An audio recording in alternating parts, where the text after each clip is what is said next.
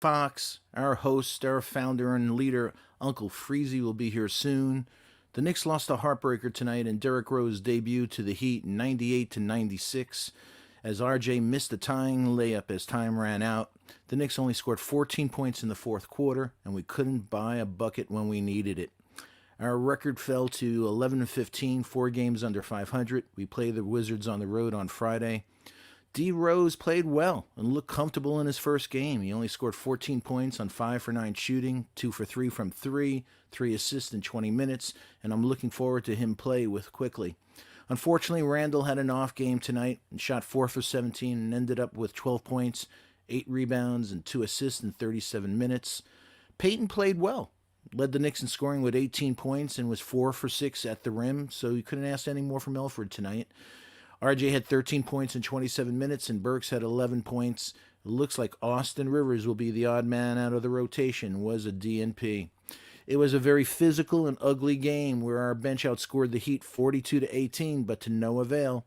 The game was also impacted by the refs who killed us tonight with a 25-14 differential in fouls, as well as missing key calls down the stretch that led to our loss.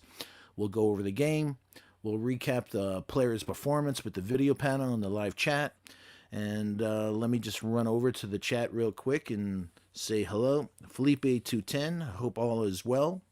Kodak Vlogs, hope all is well. And more of our family will be coming in soon tonight. Hey, I was real impressed with D Rose. We'll get into it as the people come into the chat um, and into the video chat. But to me, he looked pretty quick. You know, not to do anything on Quickly's name, but his first step, he looked real comfortable, as I said, out there. Couple of plays that I just loved. There was one play where he kicked it into Randall. Randall kicked it back to him. He took like a step like he was going to drive in the foul line, jumped up through the pass to Quick, who swung it to Burks, and he hit a three. Beautiful ball movement. That's what we're looking for. He had a beautiful no look pass, D Rose to Obi for a jam. So I'm really excited about this pickup. If this is his first game and he's getting to know the players, what their spots are on the court, wow, I think we basically didn't give up anything. DSJ wasn't doing anything and was not going to do anything, especially when he probably starts to do something, his back will go out, and a second round choice that we can get anytime. So we'll get into that. I felt bad for RJ. He's a kid. He missed that shot at the end, and he didn't come up big in the Chicago game also in crunch time, but that's part of development. He'll be there. He'll be there. And I want to thank Rob the Nick. I was going to be real harsh on RJ tonight because it aggravated me, but I spoke to Rob off the broadcast, before the broadcast, I mean, tonight, and he said some things that toned me down, and it made me realize, take a step back. He's a kid. It's part of the development process, and we've seen it with all really good players in their first or second year. These are the things that happen. So thank you, Rob. Rob will be here a little later from work, and I always look forward to him. Let me say hi more to my family. Artie Barn, pseudonym Skype, salute to you. Hope all is well. Juju92, RG Barrett needs some milk. Yeah, he needs some milk. We just don't want him ending up on a milk carton as invisible or missing.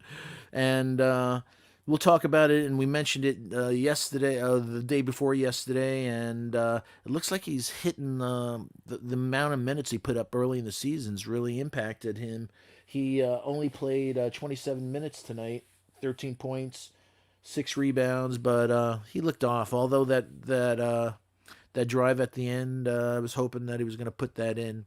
So Zakaria Anwar, D Rose should have been in there at the end for a game winner. I know, but it's real hard. The guy hasn't played with the team. You're asking a lot, even though he's a vet and everything. You got to have him have a few more practices, know the plays. So, hey, that last play, it was on RJ. You couldn't get a better shot. You couldn't. There was a 3-foot shot off the backboard that just didn't go in. So This is going to help Barrett. I agree with you, Juju92. And thanks again, Rob. This is going to help him. I remember, when I talked to Rob, I had a flashback of Kobe's first years and him missing some key things. And these are the things, and RJ has shown, whether going through his shooting woes, that he uses to build on it. So I think he's going through, from a physical standpoint, a tough time right now. And I think a lot of them are going through that. So, we'll definitely go. We'll see. So let me just put out the. Let me just see for a second.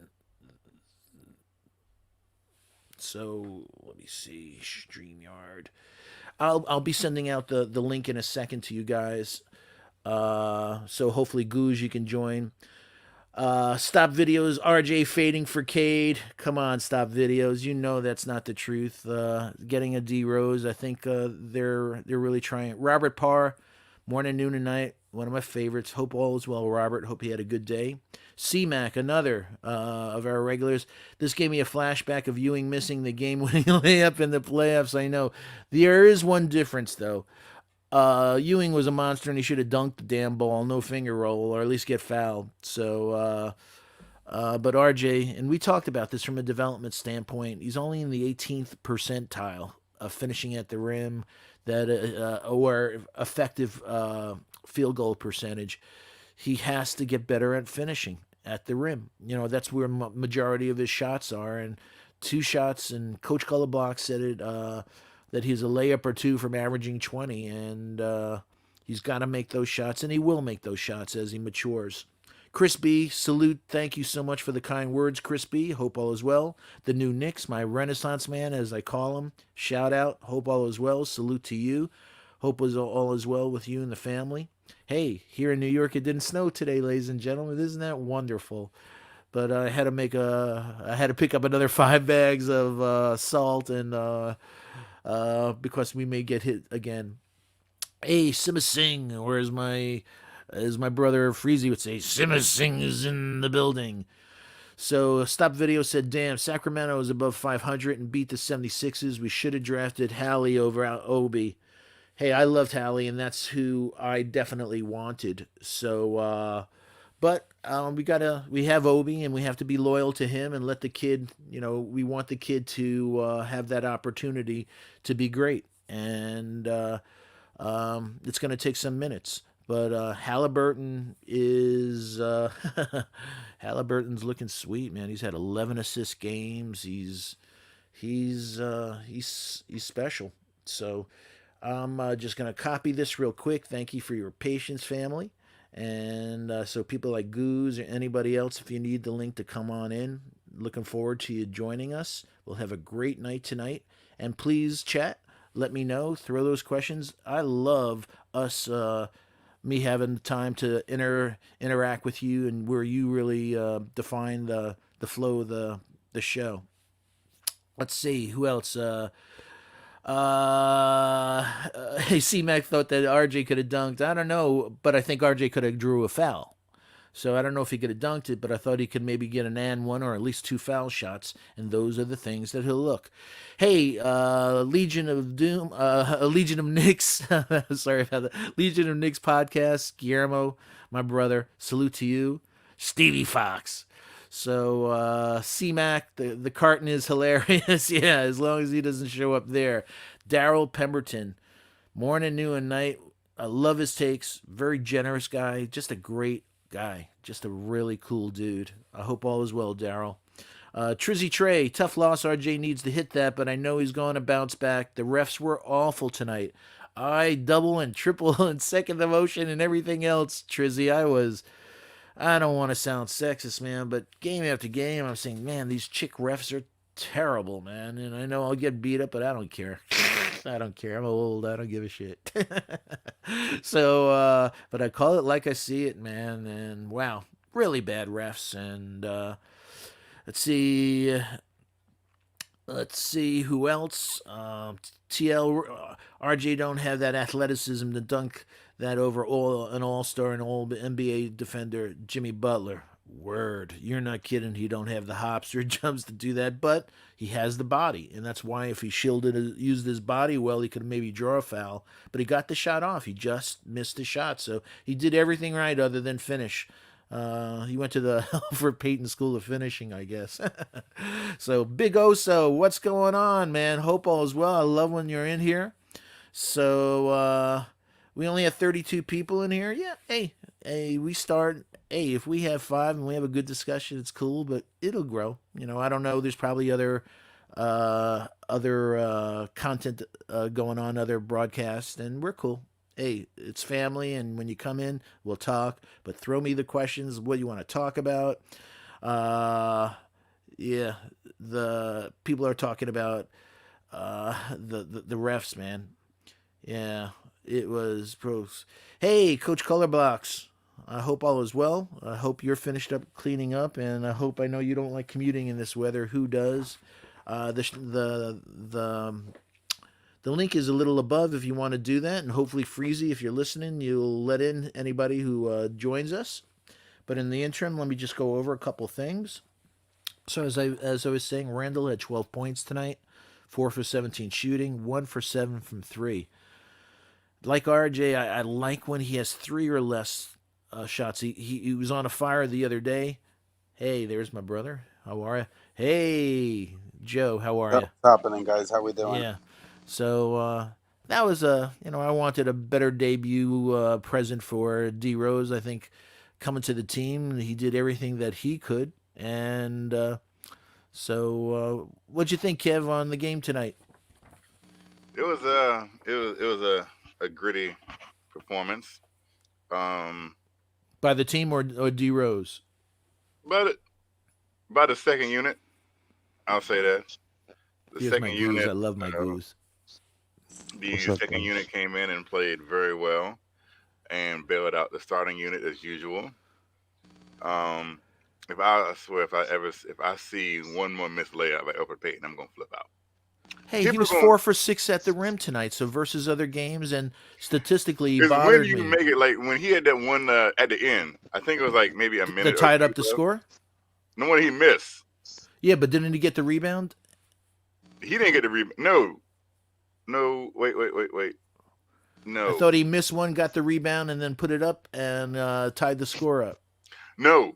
That was the one that Jimmy Butler got his Oscar performance when he was on the floor. I don't know. I think Randall or somebody or Mitch hit him pretty hard. I don't know. Nah, you just because the camera angle was like he was like if you used to go, He was laughing. he was laughing and winking. And it was like I'm like, Yeah. you get up off the floor. You are all right. I think that's the one he missed. I think that would have tied it up. I think. Yeah, I think that would have tied it up. And then he got the foul. Wait, no, I'm wrong. We were tied up, and that would have put us up. And then Jimmy Butler got the foul and hit the two free throw or the one free throw. We were down one. I think we were down one. It was one of those plays, but he missed it, and I was like, "There goes Elfrid Payton."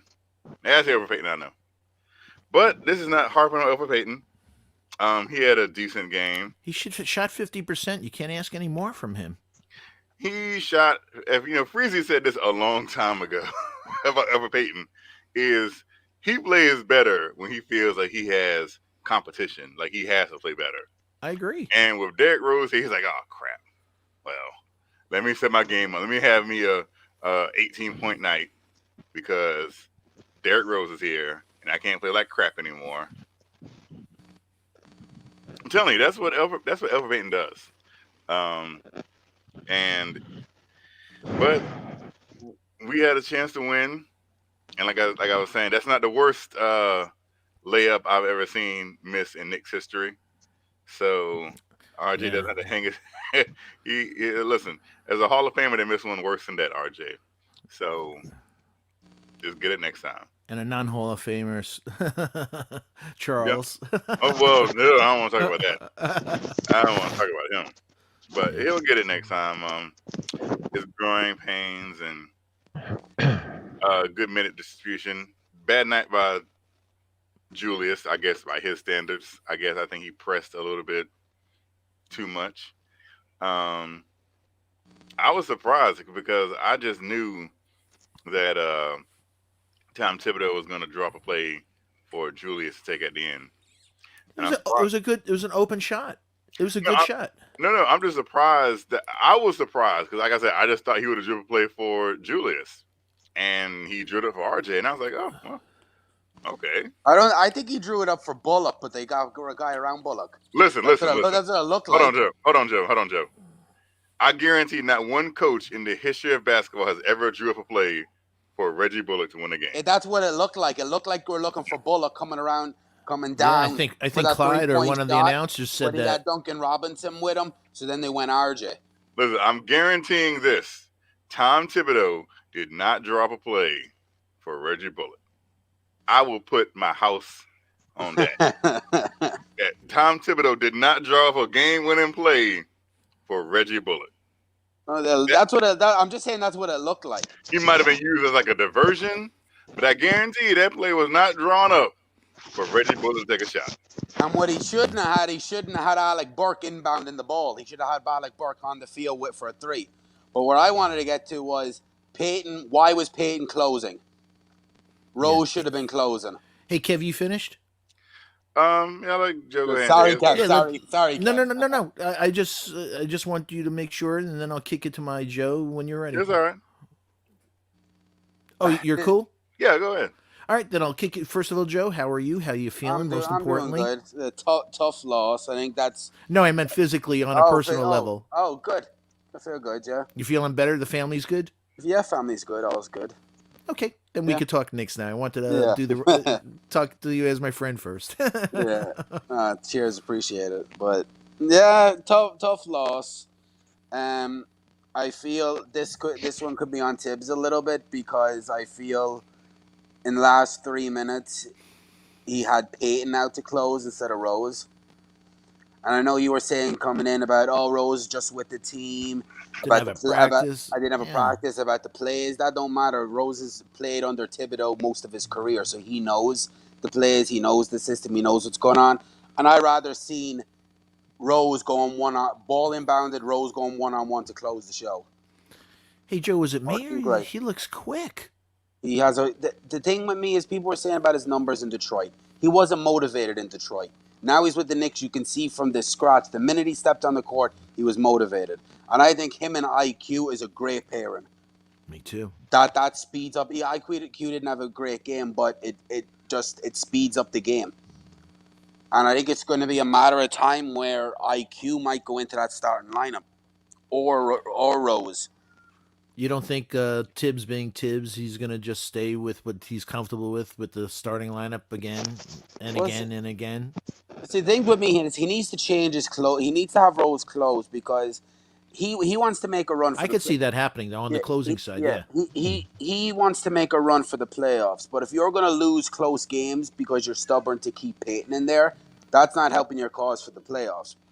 What annoyed me most was you had Randall was double teamed and Peyton was wide open for a three and he took the three and it was a brick. I rather seeing Rose on the court taking that shot, especially because he made 2 out of 3 threes in the game. That's the only thing I kind of understand it a little bit because Rose just got off the plane and just landed with the team. But Rose is a veteran. He'd know how to close the show, and he's arguably probably our second or third best finisher on the team. So I'm just disappointed that we lost the game. It was another close one against Miami because I hate Miami. I hate the Heat since the LeBron James that era. I just hated the Heat ever since. So, but it's one thing. I'd rather get blown out by the Heat than have 2 close losses by the Heat because that hurts more because you were in it. But it is what it is. We'll bounce back. We have an easier schedule now. We have Wizards on Friday. Bradley Beal and the Washington Wizards. It's game plan for that game should be simple. Shut down Beal and let Westbrook shoot. But that sounds good to me. We'll bounce back. It just this one hurts. This was the sorest one of the season so far. Yeah, but we'll be fine. Goose, I'm going to kick it to you, and the same. First of all, how are you? How's things? I got a mic that I'm not sure is working. Can you guys hear me? Okay. I can, or we can. Oh, Okay, this is Micah. It's in and out, so I wasn't sure. If it comes in staticky, let me know, and I'll just go into the chat because this is the only mic I have. Um, I hope okay, not. We love your takes. So first of all, how are thanks you, guys, I man? appreciate How's it. my guy? Been pretty busy. Been pretty busy. Busy working. Thank God for that. Joe, how you feeling, Joe? Good, You good, recouping? What's up, feel good, Kev? feel good. Salute to everyone Yeah. in the chat. Um, I didn't see the whole game, but from what I saw, I'll just comment on the things I saw. I just want to touch a little bit on what Kev said regarding Peyton. In my view, Peyton's either going to do one of two things because he feels the heat of competition Hmm. and he feels footsteps, which I think has increased his self motivation to play better and more consistent. He's either going to increase his trade value or he's going to make the Knicks more competitive with the minutes that Tibbs gives him. Either one, either one is a benefit to us. I hope he plays really well because of the heat he's feeling, that he increases his trade value, and it will only better what the return would be in dealing him. So either way, I mean, keep doing whatever he's doing. Because I notice as he feels competition, the better he plays. I think he gets lackadaisical when he feels like it's his job to lose, Yeah. and his play kind of down. He plays down to that. I noticed when as quickly was getting better, he was being more consistent. Now that Rose is there, he's being more consistent. So we'll see how that goes. Hey, Um, what do you think of this? Craig Mack from the Hope All is Well. Craig Mack from the chat. He says that don't you think that Peyton shouldn't be taking 16 shots? That's a little too much for him. Agreed. 18.6 yeah, shots. That's too much. Yeah, He gets agreed with you, Craig. honestly, Thank you. yeah, I cringe every time he goes up for a three. Honestly, what I We would, again, it's like yeah, no, no. if I was Tibbs, I would honestly tell him, listen, you're at your best on the defensive end of the ball, on the side of the ball, and driving to the hole, and either getting to the hole for to score or kick out, and concentrate on that. Because a few times I saw him taking these perimeter shots that just didn't go in, and I think they would have been better off in so the ball would have been better off in someone else's hands. Um, in terms of the end of the game, I think one of the reasons why Tibbs didn't have Rose in at the closing minutes of the game is one, he I think he should have been in there for either to take the shot for it or at least be a decoy. Draw a Um foul. right, to at least be a decoy because he was playing pretty well. Um but I don't know if Tibbs is trying to ease him in. I think if this was the third game He rather would have than the been in. first game, he would have been in. I think Tibbs does not want to kind of rattle the cage in terms of how other players feel. That's been there from the beginning of the season. Then Rose comes in, he steps right into the closing role. But again, eventually he will. Eventually he will. But as the first night, who knows? Only Tibbs can answer that question. I don't. It's But for just a a first guess. night, don't you think, fellas, he looked comfortable? Hmm. Um, Yeah, there, He looks like the best point guard we have. there was I think. Hands down, I'm with you, man. I think there, he played well with Quickly in the second unit. there was one play that stood out to me about Derrick Rose and just his presence on the court. He was, I guess he was running in transition, right? And we all know that Derrick Rose at 32 is not the same Derrick Rose he was anywhere close to his MVP Hmm. years. But he was on But the as break. Joe said, he's still the best point guard on this team in a snap of the finger. He was on the break, and then he looked around and realized that nobody else was even around him. Like he took Yeah, off, and he was gone, and nobody there was no teammates. Like his teammates, I don't even know if they're not even used to running that fast. And yeah. it's like he had to slow down. It's like wait, like for everyone, his teammates to catch up on the break. Yeah. I'm like, wow, that's I don't know what that's more indicative of him, the play style, or just the athleticism of his teammates. I Yeah. think the play style, they're not used. Tibbs don't like to run. But I think 'Cause having like I said, Derrick Rose, who likes to run and is pretty quick, him and Quickly needed to start getting up and down the court. As usual, we only had 7 fast break points tonight, Hmm. so we'll see the impact over the next as he gets into the lineup and kicks that ball up. Hey, I call him the conscience, Sima Singh. He always keeps me honest for the questions. He said quickly has not been really that good for the 4 games now. Do you think very RJ like the kid's hitting the wall a little in terms of minutes? He looks tired. Could be. Yeah, because he's not shot well, and he's a sniper. He's a very good shooter, so even his floater is being impacted, I think. So thanks, Sim, as always, for your input. What do you fellas think?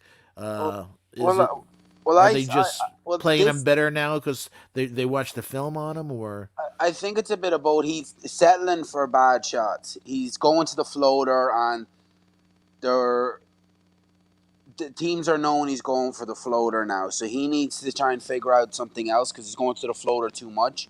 I see a couple of times where he has an open basket, instead of taking the guy on, he'll throw up a floater. With me too, I think just today's game, I think he was adjusting to playing a little bit off ball now because he's with a point guard. He's not the backup point guard, great so point. I think I he just think getting maybe into the adjusting. flow where he should be, but we Yeah. got to get him a couple of things for his development. Is he has to stop dribbling into traffic, man. And when you need And to start doing, if he's playing off ball, where's these off ball screens? thank you, Teams do thank this. you. You have a shooter to get a shooter open, set an off ball, have Obi set an off ball screen, have Rose pass it to him and shoot. Like Yeah. I know Duke And can get Obi his own just has to shot, but be it's told. He'll easier do for it, man. yeah. I And think the kid will do Obi anything looked a you little tell bit him. better too. Obi defensively was it, but he looked a little bit better with Rose. I think as the games go on, Obi and Quickly are going to look a lot better with Rose. And Yeah. I like the fact that Rose came in and sat and had dinner with the two guys. Talk about that. I thought, Yeah. you know what? I got to apologize, folks. A couple of days ago with Coach Color Blocks on the air, I said, you know what? From the first stint that Derrick had with the Knicks, and just the rumor around the league that he's just an introvert. He's just a quiet dude. I didn't think that he'd be that much of a mentor or he'd be for the kids. And then I hear today that he went out to dinner with Obi and Quick, and I'm like, you know what? Just like all of us, some of us, as we get older, we get a little wisdom, we get a little more mellow, and we change some of our behaviors. And I couldn't ask any more of not only that, but what he said to the press that I'm here for the. Wow, that's a huge pickup for us. Him coming in with that attitude, Yeah. that's a major coup for us. What do you think, Joe? And I think too is we might not have to draft a point guard. You have to see how this goes. Remember, Shea Alexander, he's a combo guard. But Chris Paul's not the D Rose and Chris Paul, but you seen that year of Chris Paul grooming and helping out Shea, and then Shea's balling this year as a point guard. And he So also he also helped Schroeder. yeah, so I think it'd be good for Rose just to help Quickly. Like Quickly to me, I don't know will be ever a pure point guard, I but at agree least he with you. can pick up. Rose might teach him how to facilitate a little bit more or be a better point guard than when he is now. Because Quickly, that's to me people were saying. I heard Tim on my man show was like, oh, he's a point guard because Clyde said so. But I'm like, if Clyde told you the sky was pink, would you believe it? Yeah. And And then also, another one he he said used the was future tense though, Clyde. He said will, didn't yeah, say is. yeah. And then they also said, oh, he was talking to Damian Lillard on the phone. He's a point guard. I'm like, that doesn't make any sense. The dude's a combo guard. He can play on the ball, off the ball. I wouldn't put him a point guard full time. You switch. That's what people were saying when Rose was getting in. Oh, will it affect Quickly's minutes? No, because Quickly can play on and off. So he's still going to get his 25 minutes a night playing off ball, on ball. You've seen it tonight. They come in together. They come out together. Yeah, he had 21 So tonight, so you're right in the range exactly. yeah, so they're going to have it's the two of them together in the second unit. I think it's going to be a very short because we were down by 10 and I think we were up by 10 going into the second quarter. So that they turned it around real quick, the two of them. So Obi looked a little bit better enough. There was a couple of passes Rose got him. Oh, that no look pass for the Yeah, jam. Oh yeah, man, I hope we see a lot of that. and Boy, that was sweet. Rose took some risky passes, two cross court passes too, but. It, It's nice to see we have a point guard. We haven't seen a point guard in since Rose, I think. Yeah, Because you I think agree. about, was it Moutier, it, Jar Jack, Moutier, Peyton again.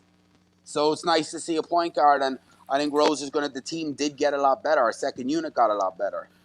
Yeah, I think we need to get. I think we need to get a switch guy, a three and D guy, and that'll help this team. And I think that's something that there's another move coming. I think Rivers and maybe Knox and Frank might be packaged in something for a 3 and D guy yeah. or something. So we got to see. Hey Kev, did you see that play I talked about where Rose kicked it into Randall? Randall kicked it back to him. He faked a drive at around the foul line, jumped up, Yeah. kicked it to Quick, who swung it to Burks. That's the type of ball movement that I'm looking forward that he'll bring, man. That's everything. We haven't, we're not known for the ball movement on this team prior to D Rose arrival. Well, we have a lot of ball dominant guards. A lot of guards that like to do a lot of dribbling. Um, I mean, And don't get one me of wrong. them I was think on the Derrick bench Rose tonight, will thank have Yeah, God. his. yeah. One of them I, didn't see minutes. I think Derrick Rose will have his moments where he'll be guilty of a lot of dribbling too. But that's just what That's who he is. the major. Well, it's unfair to say that most guards do that. When they're trying to set up things, because Austin Rivers doesn't look to facilitate. I said this a while ago. There's a difference between passing the ball and facilitating the ball. When you facilitate, you're setting up and you're orchestrating an offense. I can drive to the hole, get trapped, and kick out to an open man for a shot, and then get it in a stat for being an assist. But that's just passing. That's not facilitating. And Austin Rivers does not facilitate. He does not orchestrate an offense. Um, Hold on a a little bit. second. Hey, Goose, can you go on mute for a second? I think it may be your mic. Okay, I'll swing it to you. You'll hear me. But in the interim, thanks. It was a little staticky. Keep going, Kev. I apologize. Oh no. A little bit of me was happy Austin Rivers did get it. I know it sounds bad, but y'all know I've been on Austin Rivers for a couple weeks now, and I'm glad that Tom Thibodeau, and you saw this on the writing on the wall with Austin Rivers, his playing time, and the only thing I wanted was just a consistent approach with everyone, and not just some players when it comes to playing time. And But that's fair. I agree with you. because if you're playing bad, then you shouldn't still be playing. I think it's unfair to say that about some people and not about everyone else. But I agree there's probably some more moves that will be made because we're very guard heavy right now. Um, what that move is, I don't know. But they'll probably I heard some people saying in the after the game were saying, "Oh, Zach Levine." we're not getting Zach Levine. I think people Yeah, can put that to rest. I wish people would put that to rest. We're not getting Zach we Levine. don't have I enough. don't know why Chicago would give him up. Yeah, like that's. I hear As people Kevin say, has "Oh, let's said, get Zach Levine." Like, no, we don't have the assets thank you. unless you're going to give up a whole bunch of draft picks for Zach Levine. Well, see, Because, the thing with me was like I wanted to keep the picks for next year's draft, but if we're going into trying to win, and the Mavs aren't going to be that bad, the Mavs are going to start winning games. So them picks might be in the mid teens to the end of the draft. yes, And that's that why kills you because then the Bulls mightn't want them as much. I just like I said, I just don't see why the Bulls. My whole, like I said, the argument that I had against that is the whole Billy Donovan thing. That Billy Donovan went there to try to win, and so you're not going to give up his best player in his first season. And it's just, I think a lot of that is just fan speculation. Like you haven't heard anything from Zach Levine being unhappy. You haven't heard anything from the Chicago Bulls. That's just a lot of it is media driven and fan driven, uh, picks for clicks kind of thing. That I haven't really ever fell into. Like I never thought like Zach Levine was an option to come here. Woj said he's not. He's unhappy, and teams are calling around. But that's not a good thing for us because teams have better packages. So a I playoff mean, team will probably teams get him. teams I think will call to do due diligence, but when a play here's my, this is another thing. Like this is just from a business standpoint, right? A team doesn't have to trade a player, especially when they have multiple years on contract, because that player has no leverage. Now, if you are a superstar like James Harden, there are exceptions. But when you're a player like Zach LaVine, you have no leverage because you just signed. Well, you didn't just sign a contract, but you have multiple years. Like as Bradley Bill has no leverage whatsoever. You get on Bradley Bill because he signed. I don't feel bad for Bradley Bill one iota Yeah, he signed a because stupid contract last year. he signed that contract. He signed it. Nobody forced him to do that. So you can't sit here and then complain because of the situation you're in when you put yourself in that situation. You pulled a mellow basically. You wanted the money, you got the money, so live with the money. I Yeah, don't feel sorry for him. You can pound on the sidelines all you want to. Oh well. yeah. Hey, Goose, we played a really ugly game today, and as in the chat mentioned that we came down to the wire with a team that was in the championship. So, like I said, you hate moral, you try to take some positives at it. We want to be as positive as possible. It's easy to be screaming and everything, but hey, it was an ugly game. But again, we played them to the end, and we had a new guy in there. What's going to happen when Rose is in the flow? He knows everyone's spot. So, what you think, Goose? Um, I think these types of close games are better in terms of teaching moments. These are the type of games that young teams help young teams grow, and they're easier to pinpoint the faults, what may have stopped you from winning when you're getting to these close games. RJ had an option, and he chose to score. They were playing him so tight, he could have tried to draw foul, and that would have tied the game as well. Um, so he could have bodied Butler to see if Butler would have got drawn in and could have drawn a foul.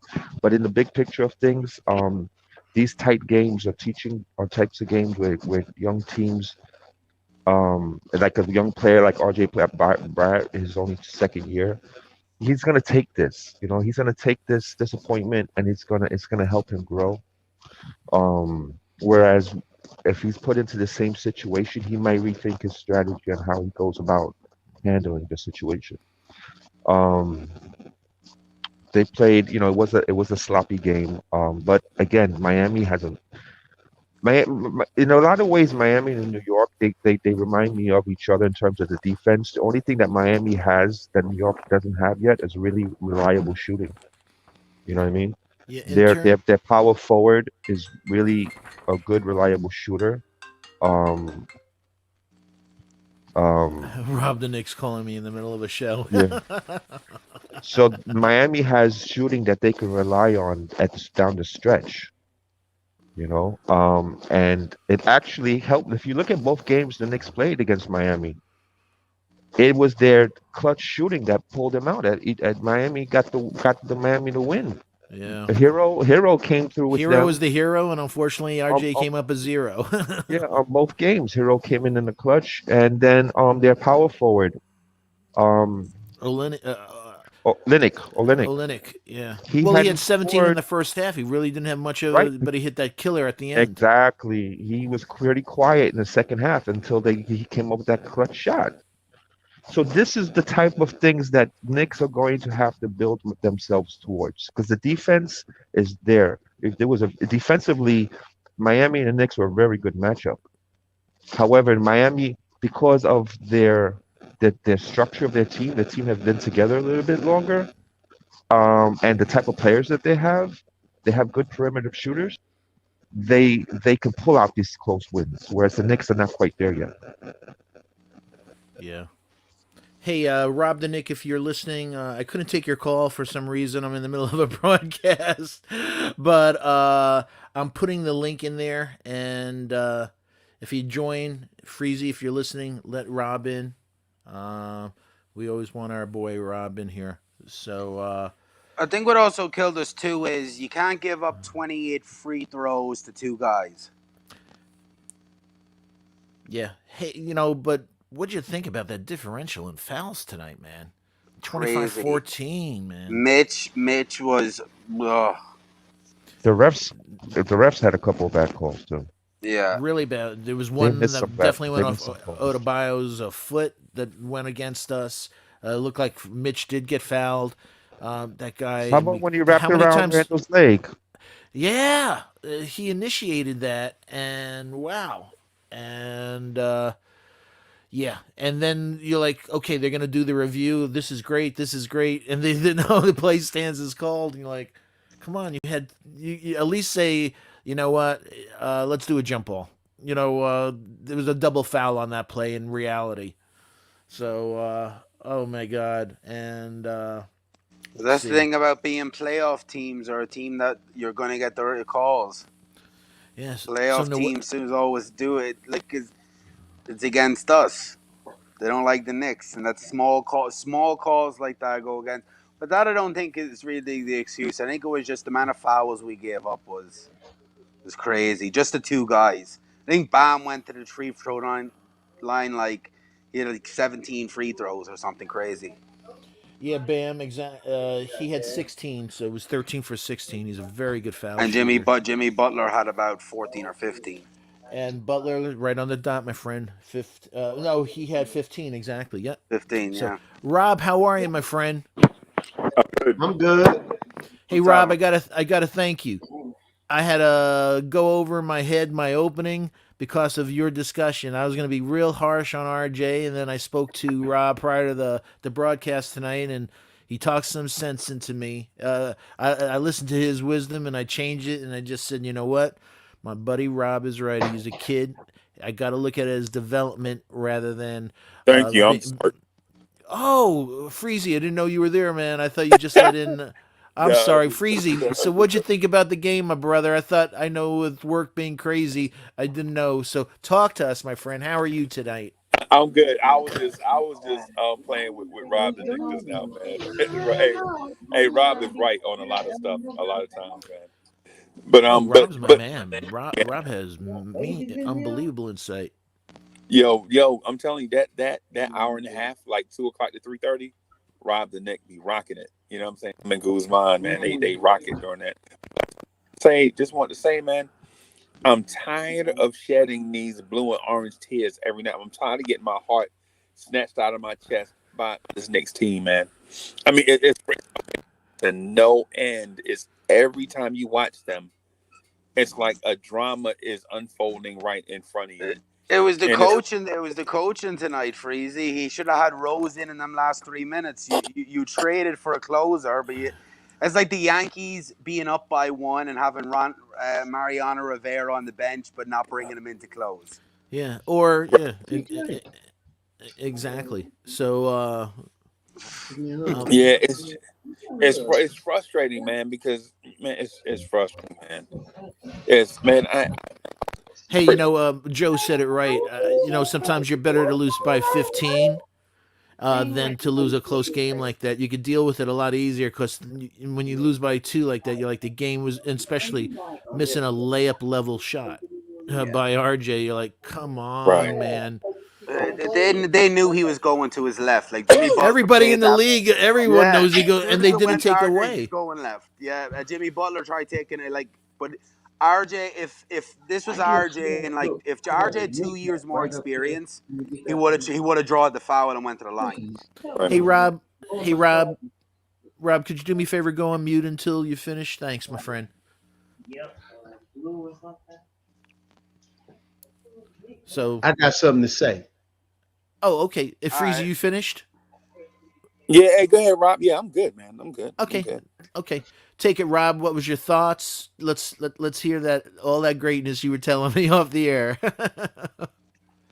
Look, It was what I told you. See, look, before we seen how he was gonna come out, Derrick Rose came out in a different way. He didn't come out 2016 New York. He came out believing in Tom Thibodeau. That's why I didn't say nothing since Thursday. He came out a different way, and that's why I didn't say nothing since Sunday. He came out in a way, and what we gave for him, let us, hey, look, can we do the Star Trek? This is Star Trek. Everybody, look, Detroit Kev, you got too? robbed. We fleeced Detroit. I don't know what this is. No, Come on. but What is look, going on? the Star Trek is this here. We Do we didn't get have like? nothing for him. Do we have communicators or something? Or are we trying to be beamed up? Hey, Scotty, you want to help me, Scotty? hey, look, you touch right here. We didn't give nothing for him. A second round and DSJ. somebody look how smart we are now. We gave a second round and somebody that was in the G League. Pretty much. And look, and he came in here and Derrick Rose is really playing for us. That's the first thing I can say. He came in here, he got with the two rookies. He said, look, here's my number. Here's my number. And that's not Derrick Rose. Yeah, I don't know if you heard That me, is, Rob. I apologize to Derek because earlier I said I don't know if he's that type of cat of being a mentor. And what he oh, did in his first few hours since joining this organization, you could not ask for any maturity, because, anything better. I was basing it on his previous stint with the Knicks, but he's a different man. but look, they couldn't even double team in the corner no more. Yeah. Him and quickly on the floor, it was done. It was Now, beautiful. It's a the perfect, only thing that they perfect didn't marriage. do, the only thing that they didn't do that I was wanting to see, not to say that Tibbs was wrong, because they bought Obi there too. The first time they bought Obi there. The second time they didn't. But we special. 98, 96, I take that. Against a team that was in the championships last year. Mhm. Yeah, I'm with Yeah, you. but we all know they really didn't belong there, but they had the right matchup. Yeah. They had the right matchup. Rob, what do you think about Tibbs' call at the end to have Elford out closing instead of going with Rose to close? You know what? In the first game, it really didn't matter. Yeah. It really didn't matter. What mattered was what we seen on the floor. 98, 96 with a team that was in the finals, Yeah. the championship game. That's the only thing that mattered. Now, Kevin Hoodie, I got a question for you. Alrighty. A question. You need to answer it. I answered all questions. No, you divulge a lot of questions. But look, this one, answer this question. Okay. What do you really think about Thibodeau now picking up Derrick Rose? Why are you insinuating I had an issue with Tom Thibodeau picking up Derrick Rose? Because you had an issue with Tom Thibodeau. My issue with Tom Thibodeau has nothing to do with my issue with Derrick Rose. Okay, so you still not answering the question. But the question again insinuates I have an issue with Derrick Rose, and I don't. Nah, you hit on Twitter. You was like, okay, I cannot talk about Tom Thibodeau. That's what you just said. But look, Kev, I have an issue, like many Knicks fans, with Tom Thibodeau's rotations. Yes. And his minutes distributions. I think that's fair. I think everyone probably has an issue from game to game, from time to time, with his rotations and his minutes. Yeah, you can say that his rotations was the detriment to this game. That's my issue with Tom Thibodeau. Do I just absolutely detest Reggie Bullock? He can listen. Reggie Bullock can hit 6 threes. He can hit 20 threes, and I will still detest everything about Reggie Bullock Why? Yeah, why? because he's a bum. Come All right, come here. I on. have a question for you. Has Kevin Knox ever hit 7 threes in a game? Has what? Has Kevin Knox ever hit 7 threes in a game? Yes. That's The last 7. preseason game was it? What? Did he had 6? He had 6. No, he said 7. Reggie Bullock ain't hit 7. He hit He did 7 the other night. He had He hit last 7. night. I thought it was Last 6. game. 6 I in the thought it was first half 6. and 1 in the He had second. 6 in the first half, 7 all the game. That's right, Rob. Well, the last preseason game, Kevin Knox hit 6. So That's preseason against the preseason. Again, Cavs listen. G League team. Did he? Against the Cavs Hold G on, League hold on. team. Did Kevin Knox suit up in a New York Knicks jersey and play in a professional game? It wasn't professional. It was It was. preseason. It There was. was Did he get it? nothing. No, he got it. It was a professional game. That was a professional game, and he had 6 threes. Yeah, but It wasn't practice. but It DSJ wasn't had a 5 pickup. steals against those type of players in the preseason where's too. he? Listen. The question And he's was, in the Detroit Express now. hey, Hey, I'll look. say this: I expect big things from Dennis Smith Jr. and I think he'll put up double digits in Detroit. I do. I think Oh God! every Yeah, game. he probably will. He'll and- probably average 20 Right before he goes about on the 2 injured years list with his after back. he Hey, starts. Goose. No, Hey, I mean I don't Goose. think he's going to be a How superstar or good was anything. What's how up, Rob? good was we today? We were Did you competitive. expect us We to were play this competitive. way? I mean, listen, I would not be, of course we lost, so there's that initial feeling of that you're going to get as a Knicks fan, the fact that we lost. Um, I think with Rose, we're playing Washington Friday. I expect us to win that game, and I expect us, because today's only Tuesday or now Wednesday morning, a few more practices together, we're going to see a better chemistry, I should say, with the second unit. I'm not see, the thing is, this trade I don't feel was made for the benefit of the first unit. I think this trade was made for the benefit For of the the second second unit. unit. Right. I like that take, Goose. I like that a lot. Yeah, I don't think it was really made for the benefit of the No. the first unit. Because the thing is this, They even brought though the them word on both the in street, together. yeah, the word on the street is that that Rose, it was Rose who requested for his minutes to be for him to come off the bench, and maybe he sees himself getting older, and maybe that his longevity is better off in the big picture of things if he does come off the bench. So I don't. There's all these rumblings about when is Rose going to be made the starter. I don't. I think they would do him a disservice if they try to make him a starter. I think they should utilize him the way Detroit did, in terms of giving him 15 to 25 minutes a game based on back to backs or whatever. And do I like Bullock as a small forward? No.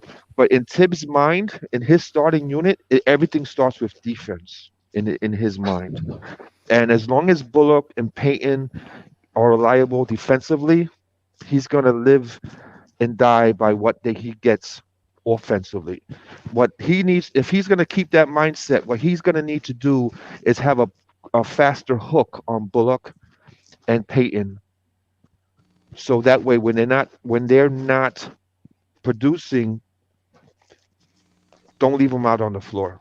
Yeah. Have a quicker hook with them, and then input your bench players. Yeah. I wish they had a more reliable small forward after Bullock. I don't know why. I really don't know. I would love to know what the heck Knox did to get to Nothing. dig That's the himself so much in problem. a hole. It's got to be, like I said, it's got to be something defensively. I think Tibbs' mind is in his Defensively, and mindset. he just likes a small. He likes a tight rotation. He doesn't like that many Yeah, I players, think and everything unfortunately, with him. he's a casualty. Well, I Hey, think the problem with Knox was Knox got killed in 3 games in a row. Twice in each game got killed back door. yeah, but hey, to So that Knox's kind of thing, thing was I kind saw of the like, same thing on RJ. I saw the same thing on Bullock, and I saw we were getting, it was equal opportunity offenders. It wasn't just Knox. Hey, fellas, just 1 second. Let me just do a quick shout out to our family, brother BKL Contreras. I hope all is well. Boost Mobile, as always, thanks for your support. Daniel Anglero, Mitch is $100 million player. I said it first. He said it first. So Daniel Anglero, I agree with you. Those 2 points and 7 rebounds is something that could definitely drive and those great hands at the end of the game or throughout the game. Every time those hands drive me crazy. But So Mitch does what you don't see. Mitch does what you don't see.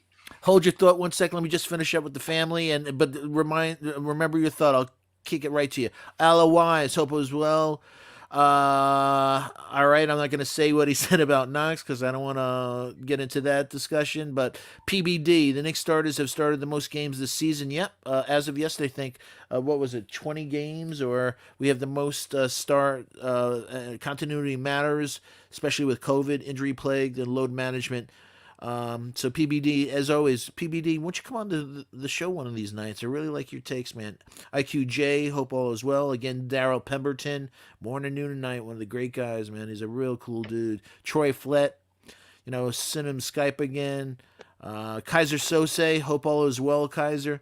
So, and just family, do me a favor. We have 91 people. It's about 20 minutes of one. And just please remember to hit those like, subscribe, and remind the bells so you don't miss out on any Knicks at Night and Knicks Morning Drive broadcasts. Please share the link on your favorite social media platforms so we can grow the Lawrence Tears family.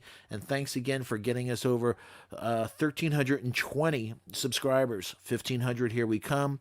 We greatly appreciate it. Special shout out to the best mods in the land, Sima Singh, Bodega Wi-Fi, the new Knicks. We appreciate all you do. Take it, Rob. Look, this game right now, this was a good game. We battled, we played. Derrick Rose stepped up in there. But guess what? We know he is not going to give us what Rivers gave us. A fake in the game. Rob, I want to ask you a question, Rico. I hate to interrupt. Wait, no, I ain't finished yet. No, I just want to ask you a question. I just want to ask you one question because of the statement that you just made. You always say the one questions. Okay, No, go ahead. you did. I can ask you one question. Go ahead. Are the Knicks a good team? They're a better team today than No. Are they a good team? A good team? What's your definition of a good team? I would say yes. Is this They're a good playoff team? Just because you're not a playoff team doesn't mean that you're not a good team. We are a good team. We're playing good basketball. We're playing basketball. We're playing basketball the same way every day. Whether We're leading the league in multiple defensive categories. So, we've grown leaps and bounds. What I was getting at is this, and I keep harking on the mindset of Knicks fans, right? No, your mindset is different, Kev. No. The mindset of Knicks fans is that's not my mindset. You asked me a question. The mindset of Knicks fans is there's good in losses, right? But you know the Clippers team. No, you just said it was a good game. No, Kev, it was. If you are a good team, Kev, did you enjoy the game? No, I didn't. So you always looking for something bad in the game? No, I'm looking. No, you misunderstand me. It's a bad game because we didn't win. Well, my mindset is no. My mindset is if you're a good team, I expect to win. I do not see good in losses. No, that is the mindset that Knicks fans have. Kev, I understand. Kev, that's at the end. No, it's not at the end. Kev, I thought you had one question. The end is like at the end. You're either good or you're not good. Because if you're not good, You can see good in losses. Kev, you're wrong. Change the Kev, look. mindset to where you are angry that you lose. No, But Kev, what makes you think they're not angry that they we are lost? not a championship team, Let Kev. let We're Kev, let me growing. Kev, let me answer your I question if like I the can. growth. Can I say this first? And Yeah, then yeah, we'll yeah. kick it right to you, Goose. Let me And get just this real quick, first. everyone. Hi, Ralph. Hope all is well. Good to see you, fam. Hey, Kev, we're growing. So therefore, we're not the Lakers. We are not the Bucks. We are not Boston. We are not them. We're growing in our own area. Our area is this here, growing. I know you want us to be there. I know you want us to put us in the championship, but we're not there yet. I don't think that you have to be a championship So you can enjoy a contender. win.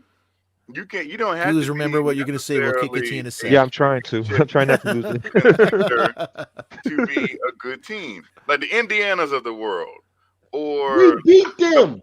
you're not listening. I'm saying the Indianas of the world or the Portlands of the world. Those We are good beat teams. them. You're not Well, listening. Rob, let me Rob, you're say, not listening to what before I'm you go saying. too far off track, let before you let go go, too off Goose track, go. let me just go back to the point you made. You had asked if the Knicks are a good team. I would say no. I would say the Knicks are a competitive team. What makes a good team Okay. are That's a teams nice that way can of putting it, string Goose. I will agree teams, with you. yeah, Competitive.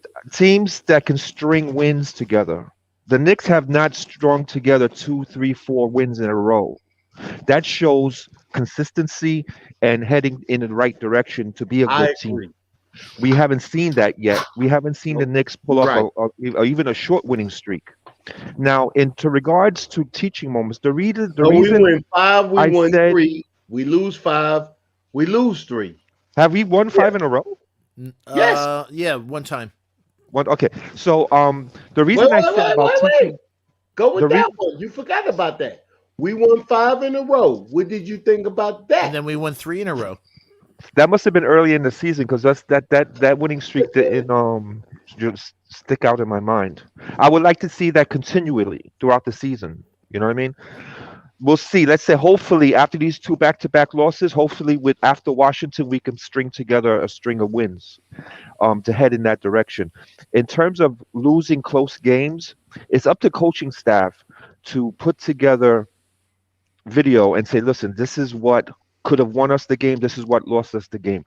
I don't recall any team, most teams that get deeper into the playoffs, they usually get bounced after the first round and they're back the next season. They go a little bit deeper and a little bit deeper. I don't remember one team that got into the playoffs with a young core and just exceeded straight through and got to the semifinals, what have you. You was right. So We are it's a competitive progression. It's too. a progression thing. This is a progression thing. If you look at this year, this might be only the I second agree year with that this team has played together.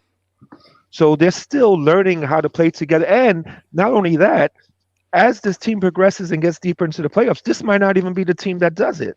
You might have only six players out of this team that's still there when we do When that become day comes. consistently well. You know what I mean? I So, agree. that's Can all I I have to say. can I say something to Yeah, that real quick? yeah. Please, Ralph, take it. Just meaning I'm hope gonna all I'm is gonna keep it. well. Yeah, I'm gonna try to No, no, make it. don't worry about that. We're having freestyle night, so Yeah, but what's ever on your mind. everybody wants to. But I was gonna say, we're coming from tanking, so I don't. There's no way we can go from tanking to being a good team just like that. It doesn't work like that. You have to build your way to be good, and Hey, through free Ralph, agency. do you think Tibbs has any tanking in his DNA at all? I don't. No, I no, agree no, with and you. I'm glad, and that's why That's and why we that's have D Rose. right, and that's why but Stephen Fox, how many we I'm not gonna act like people we don't have a huge fan base that still wants a tank. It's because we've been losing for a long time. We're coming out of that culture of tanking and losing and losing and tanking, and so I don't think Rob, I think Rob has a valid point. We are competing because we're coming out of a tank. I'm not going to act like last year or the 2 years before, the last 3 years, we weren't terrible. We're figuring that out now. Are we a good team? We're learning that now, and with Tip's coaching, I think so far it's looking like we're pretty good, and we just need pieces. And I want to keep it that short. Yeah. Or as thanks, but as Goose said, I thought he captured it beautifully that we're a competitive team. And that's one of the first steps that you have to take before you get to good. So, Kev, you have something on your mind? I, I, I didn't know if you were looking up for a divine intervention or what. You just had that look on your face. my thing is this, and I was talking to Freezy on one show about how Freezy always says he wants to win because he's been a Knicks fan for 50 years, never seen championship. Those Blarens tears. I just feel like I don't want to live in a gray area. Like if you're going to be good, be good. If you're going to be bad, be bad. No, but you are in a gray area, and you got to respect the gray area. Saying that you are a competitive team is competitive a gray area because you don't know if you're good or you're bad. That's no, you don't have the talent to be great. I didn't say great. You know that either you're good or you're bad. So then, therefore, what you're saying is you want to live in a gray area. And no, for this season, if we were still in this gray area in the middle of next season, and then I'll be in the boat with you. Yeah. But for this season, after first year coach, we are not a great we're team. doing better than anybody thought we would be doing right now. We will not win the championship. Hold on, there's two things. You're a good team or you're a bad team. Can you be a good team every year? Kev, the problem. For a really young team, take it, Ralph. Kev, the problem is the concept of the way you look at it. You can't. Nobody goes from tanking to great in 1 year. I mean, it takes time. You building. It's a building thing. You don't go to Portland. Portland isn't Portland without drafting, going through the process. After they've been doing that for. A good team. Is who a good team? Portland. They're a pretty good team, right? So I mean, are they championship contenders? No, they're not. They're a good team. They're a playoff team. So that means they're a good team. They're a good team. I say, yeah. If they're a good team, you think they sit around like, you know what, we lost. It was a good loss. No, they don't know the piece that they're missing. Losing teams can find good in losing. No, Kev, you're wrong. Yes. No, look. You know what Portland is missing? You know what Portland is missing?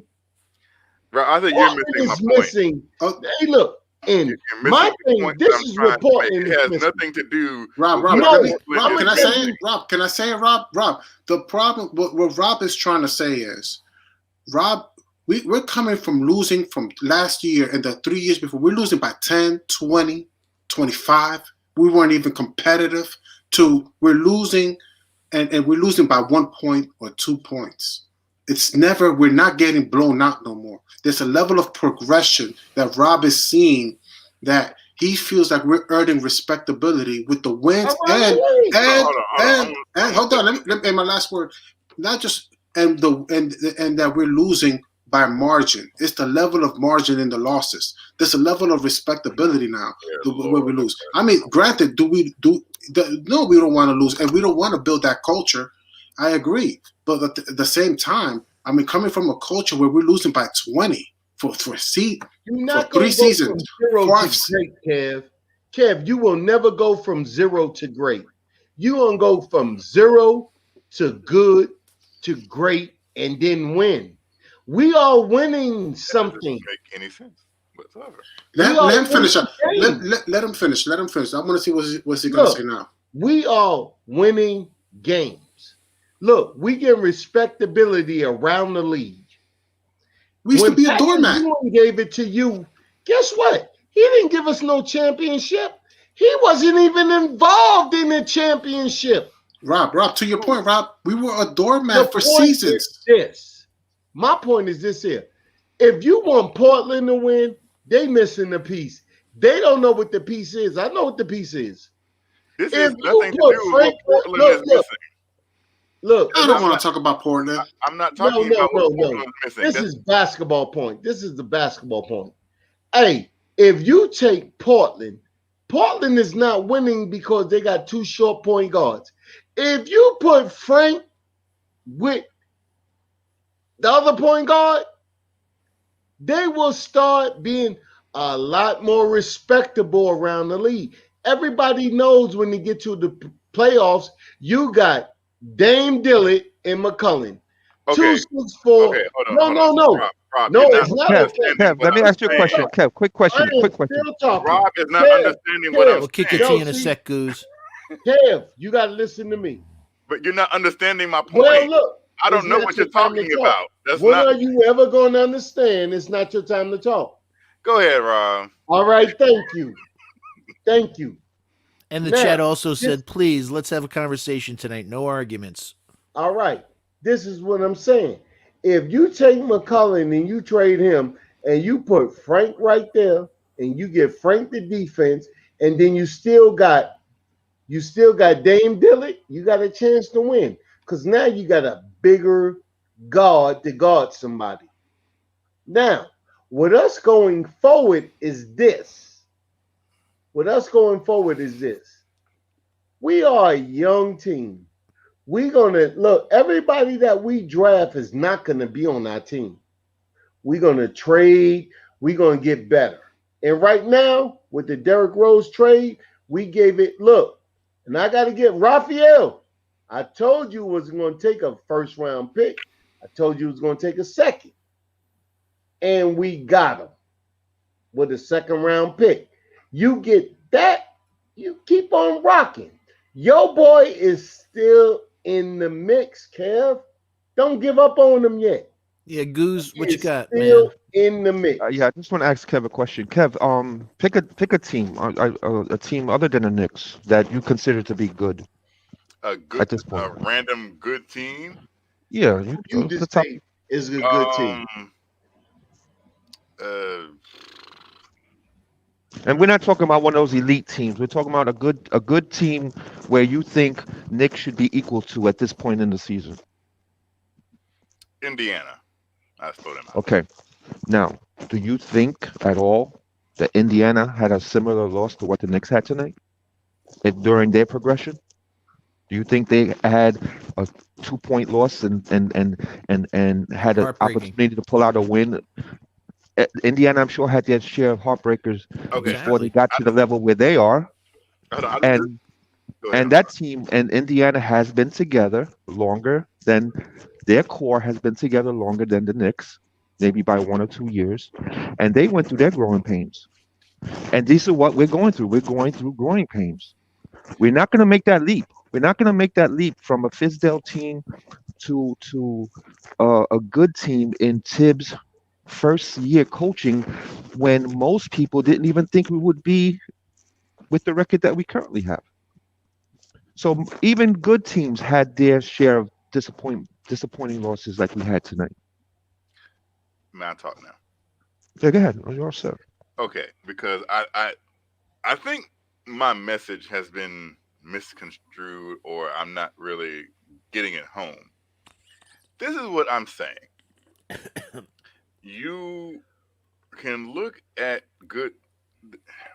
I said when I first got on here, there's only two things that matters in sports: wins and losses. How you get those wins and how you get those losses are irrelevant, because at the end of the day, you're only going to remember who won and who lost. But Kev, we have a young team. Don't you think it goes No, beyond no, winning and because losing? no, it doesn't. Development is part No, of it. because Part of you're not. it. This development crap is really becoming nonsense. Really? And we're winning? We're not winning. Yes, we are. We're winning if we're over 500. That's winning. No, We are not that's winning. what you look at the end of the Rob, can I year. talk? Can I talk? Can I talk? Don't talk no bullshit, Kev. I'm not okay. Because I let everybody else talk, and then when I will try to go. Take But Don't talk whenever no I go, bullshit. when You I want to go, hit the coach. You want to hit Knox. Talk some real New York Knicks shit. I'm trying to. Okay, I'm My listening. thing is, this is winning teams. Winning is if you're over 500. You are considered to probably be a good team. If you're going to get to that point, don't justify losses. We're Because not you'll have the justifying mentality. losses. Huh? We took a loss. How many lost. times in the last week or a week and a half have we got on here and be like, you know what? That was a good loss. There's things we can take No, these we losses. 2-3. We look. Every if time you we take get a our last loss, 5 it's, games, you know what? we That was a good 2-3. loss. Just because we're not getting blown out, by 20, 30 points, a loss is still a loss at the end of the day. But we're learning. We're learning. We're a young team. No, we're not learning because Julius Randle's been in this league for a long time. But he's still 26. Alex Burks has been in this league for a long time. Reggie Bullock he's has still been in this league 27. for a long time. So Austin what? Rivers has been in this league for a long time. Don't Nerlens matter. Noel has been in this league. We are But not If developing. you never was in a winning position, Fellas, let's make this a conversation, not arguments. That's not what the chat wants, but- please. Kev, Because the thing about it is this. I am not now or ever, I don't care the last 20 years, I'm not going to justify a loss. since I'm not Matt's doing doing it. it, hold up, Kev. You got some good points, and I understand. But my whole thing is, he has none. to some extent, how many times have you seen? I mean, this is the first time. This is the first time, or maybe one of the few times that I've seen RJ, get the last possession and help us win the game. I mean, we're losing. I mean, that's why we're saying we lost. We're losing. We're a young team because we're giving the ball to RJ, and we want to see what. This is what we expect from him to do, to win us games. We're gonna put him in pressure in pressure situations like this. It's not like we have I mean, Julius Randle's doing his part, but we're losing with RJ, hoping that RJ can win the game for us now. This is like I'm going to throw out one team. Mm-hmm. One.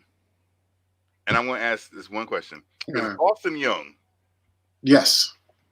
They're winning. They've been in the Eastern Conference Finals. They're Eastern Right. Conference contenders. They're young, right? Yes. And Yes. what's They're a good team. They're a good team. That's Who? the definition. That's the definition of a good team. Who? no.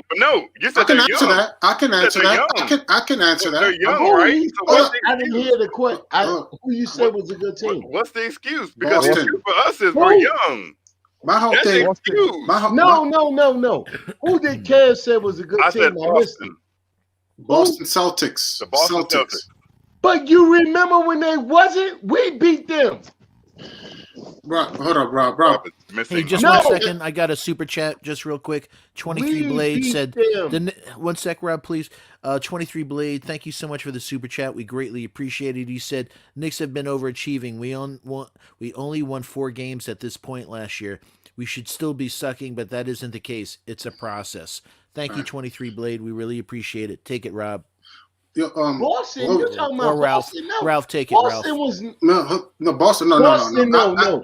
You're wrong. Rob, I disagree Boston with you. was not always good No, until they drafted the players that they had on them teams. But when them players first got on the team, they was like RJ and them. You know what the difference was?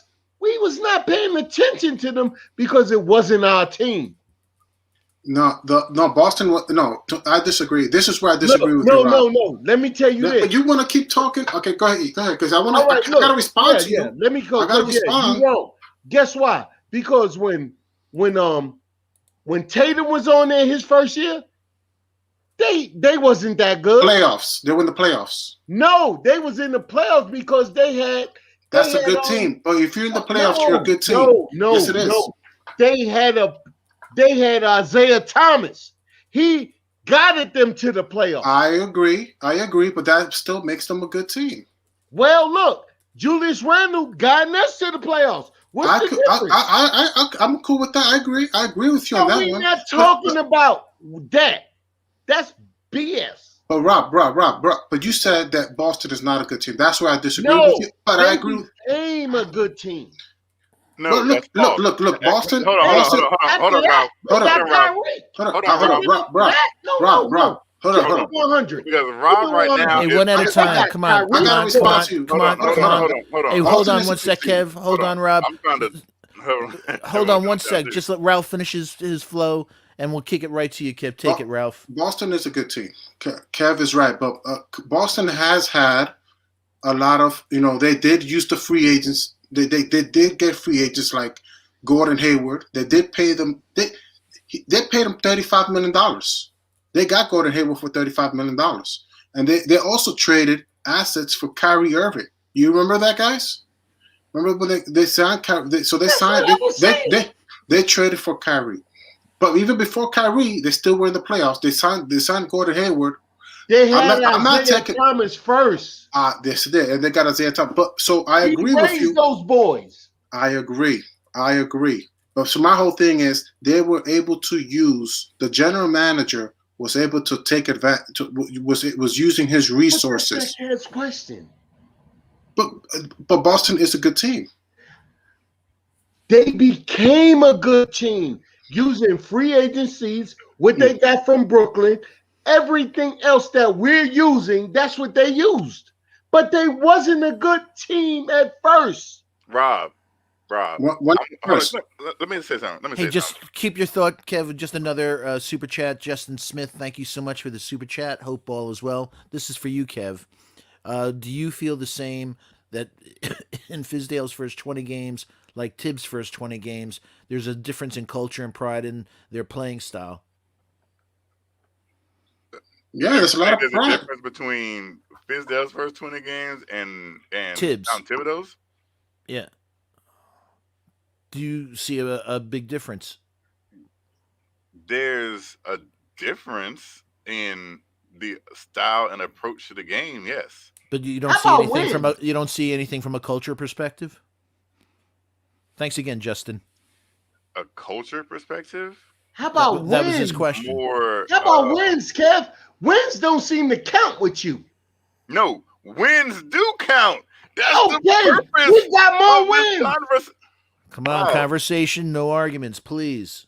Because Rob does not understand clearly. He wants to be right so bad, but doesn't even understand. He keeps saying that wins are important, but we're under 500. So you're upset that we hold up. So Kev, are you upset that we're under 500? Is that the situation? I'm pointing out I am not happy with losing. Regardless if we lose by 1 or we lose by 25, it's a loss regardless. You got a good point on that. And my whole thing is we're losing. I agree. Period behind that.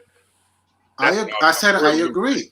Look, most Knicks fans wanted this win today. A lot of Knicks fans wanted this win today. We lost to them the first time. We want to win the second time. So we never lost a back-to-back to a whole team all year until Miami. Yeah, but this is the whole thing. This is becoming a weakness of the team. You know, I remember when we played OKC. No, let me make my point, and then you can see what I'm going to say. Al Horford got the best when he was in OKC. We played OKC. He got the best of Mitch and was shooting threes. And now we see Chicago, Lauri Markkanen shoot threes against us. Yes, we beat him the second time around, but now we're seeing Kelly Olynyk, who the first time when we played Miami got the best of us. And then the second time, Kelly Olynyk, again in the first half, has 17 points. So now we're good defending the three, but now a lot of teams who have a big man that can space the floor, they know how to get the best of us. And all you got to do is just shoot threes. And he was able to knock down 6 threes in the first half. And it's hard to recover. It's hard for this team to adjust to that situation. Now, let me say this. Kelly O'Quinn is not. Olynyk. You made him Irish. He is not Mitch's man. That was Randall's man.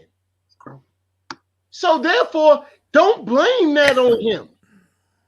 That's Randall's man. He beat him back though in the first play of the game, and then he started lighting him up from the outside. That is not dude's man. So therefore, going forward, we lost the game. We watched the game all the way down to from the first quarter all the way down. Mitch played great. RJ played better. The only one who didn't play good this game was Randall. But it's okay. Randall had a bad game this game. Everyone does. The guy's been so No, it's consistent. okay. I agree. It's I agree. okay. I agree We're with you. not killing our team because you played a bad game. But look, the first game that Barrett, yo, he scored 3 points. But your boy had 11 free throws for 17 points. On the floor, he locked down Butler. So he spent all his information, he spent everything guarding Butler the first game. And guess what? He locked him down. He got to the line. The ref gave the vet. RJ did not play a bad game the first game. He did not shoot, but he put more defense on him, and the ref put him to the line. The ref put Butler to the line. Butler would have had 6 points if he didn't go to the line. So therefore, RJ played a great game. He didn't shoot, he defended. This game, he scored and he still shut him down. So therefore, look, we lost the game. You got to look at the totality of the game. Are Yes, you we saying that lost. RJ shut down Jimmy Butler? No, Huh? the totality of the game is this here. We played a team that played in the finals, and we lost by 2 points. And then you take the whole totality of the game, of both games, we only lost by 8 points to somebody that played in the finals. After a year that we only won 20 games. So are we trajectorying in the right way? Yes, we are. Let's keep on playing basketball. Yeah. Hey, let Every me game counts, Kev. let me We're jump not in. going to win every game. Let me jump in here. Hopefully, we're going to win most. Yeah. But the team is getting better. Well, That's all. Goose, is that you or somebody? Let me mute my mic. Go on mute for a sec. It was you, Goose. Okay. Hey, let me just take it for here. Hey, chat. This show's all about you. Please let us know your questions, the topics you want to discuss. This is all about you, and more on every show. I want you to be more and more part of it. So, Ronald Miller, my brother, hope all is well. Ronald said Randall, RJ, and IQ played inefficiently. It's hard to win when your main scorers are not putting up buckets, and especially, in crunch time. Ronald, you couldn't say it any better, man. We couldn't buy a bucket. We scored only 14 points in that fourth quarter, and as Rob just said, to be a basket away when you only score 14 points in the quarter. So, and it's part of the process. So, everyone, again, Boost Mobile, thank you so much. App Trader, yep. App Trader's with you, Rob, when you come back. So, people, yeah, we need an around the horn mute when someone makes a bad take. Delano, I wish it. Only Freezy has that power. I wish I had the power, but maybe someday when I grow up. Mr. Rocket, hope all is well. We can't get over the hump. I've been saying this. We're scared to win games. It's obvious it's not expected, so they don't play with the same confidence on a nightly basis with no fans on the stands. I don't know. Abe Goose, can you hear me? Yes. What'd you think of that take right there from Mr. Rocket that we're scared to win games? No, I don't think we're scared to win games. We're inexperienced to win games. We're better defensively than we are offensively. I think anyone would agree with that. We both games we lost to Miami, we've held them below their scoring average. The only problem is that we barely break 100 ourselves. So offensively, and I think that they're trying to address that problem by bringing in Derrick Rose, and we're really not going to see the results of that for at least another week, or maybe or two. But if Derrick Rose can increase our scoring average, and we can maintain defensively against teams and hold them below our scoring average, that's going to work to our benefit. I don't think it's any secret that offensively we're lacking. The consistency is not there our starting five in terms of scoring. And not only that, Um, Sima Singh, our brother, said our role players are not knocking down their open shots, and that's a big right, problem for this team. right. Thanks, Sima. So what has been saving us is our defense. So I think what I would do is I would take Kevin's question, I would divide it in two. If he was to ask me, are we good team defensively? I'd say yes. Are we a good team offensively? I'd say no. Um, and what's keeping us in competitiveness is the fact that we're a good team defensively in Yeah, terms of holding high scoring teams below or just above their scoring average, which keeps us in games. yeah. Chat, remember to send us questions and topics. As Op Trader just said, it's a learning process, getting the experience. Hey, Drip More Baz Cuts. Hope all is well. Drip More, we always appreciate your support. So, but again, like I said, let us know what you want to talk about. You know, we want to have you really big part. Ronald Miller said we didn't hold them below their 3 point shooting average though. We had a hard time with the bigs. Yeah, Olenek, 17 points, was lighting us up in the first half. We did come back in the second half, but Ronald, our brother again, said Randall was 22% from the field. RJ was 37% from the field, and IQ was 22%. And if that's our three-headed monster, it's amazing that we only came within a bucket of tying this game. So thanks, Ronald. Appreciate that. Yeah, I think that stat is a fault of Thibodeau's philosophy. For some reason, he'd rather make it difficult for teams to score in the paint than he does from the perimeter. And when teams um, are hitting from the perimeter, it makes it hard for us to pull out a win. My, Yeah. my whole Hey, thing, my hey, Ralph. Let me ask you this question, Ralph. You saw how difficult we had some difficulty, especially Burks had difficulty with the trap. The last two games, in fact, Randall kept going into that corner and he got trapped. They looked like they said it on the air. It was like 20. They looked like at times that they had 20 guys on the court. Do you mhm. think that we're going to be seeing that type of trap going forward? Yeah, yeah, but I'm gonna be honest with you, man. I'm not. I'm more concerned defending. I'm more concerned about the defense.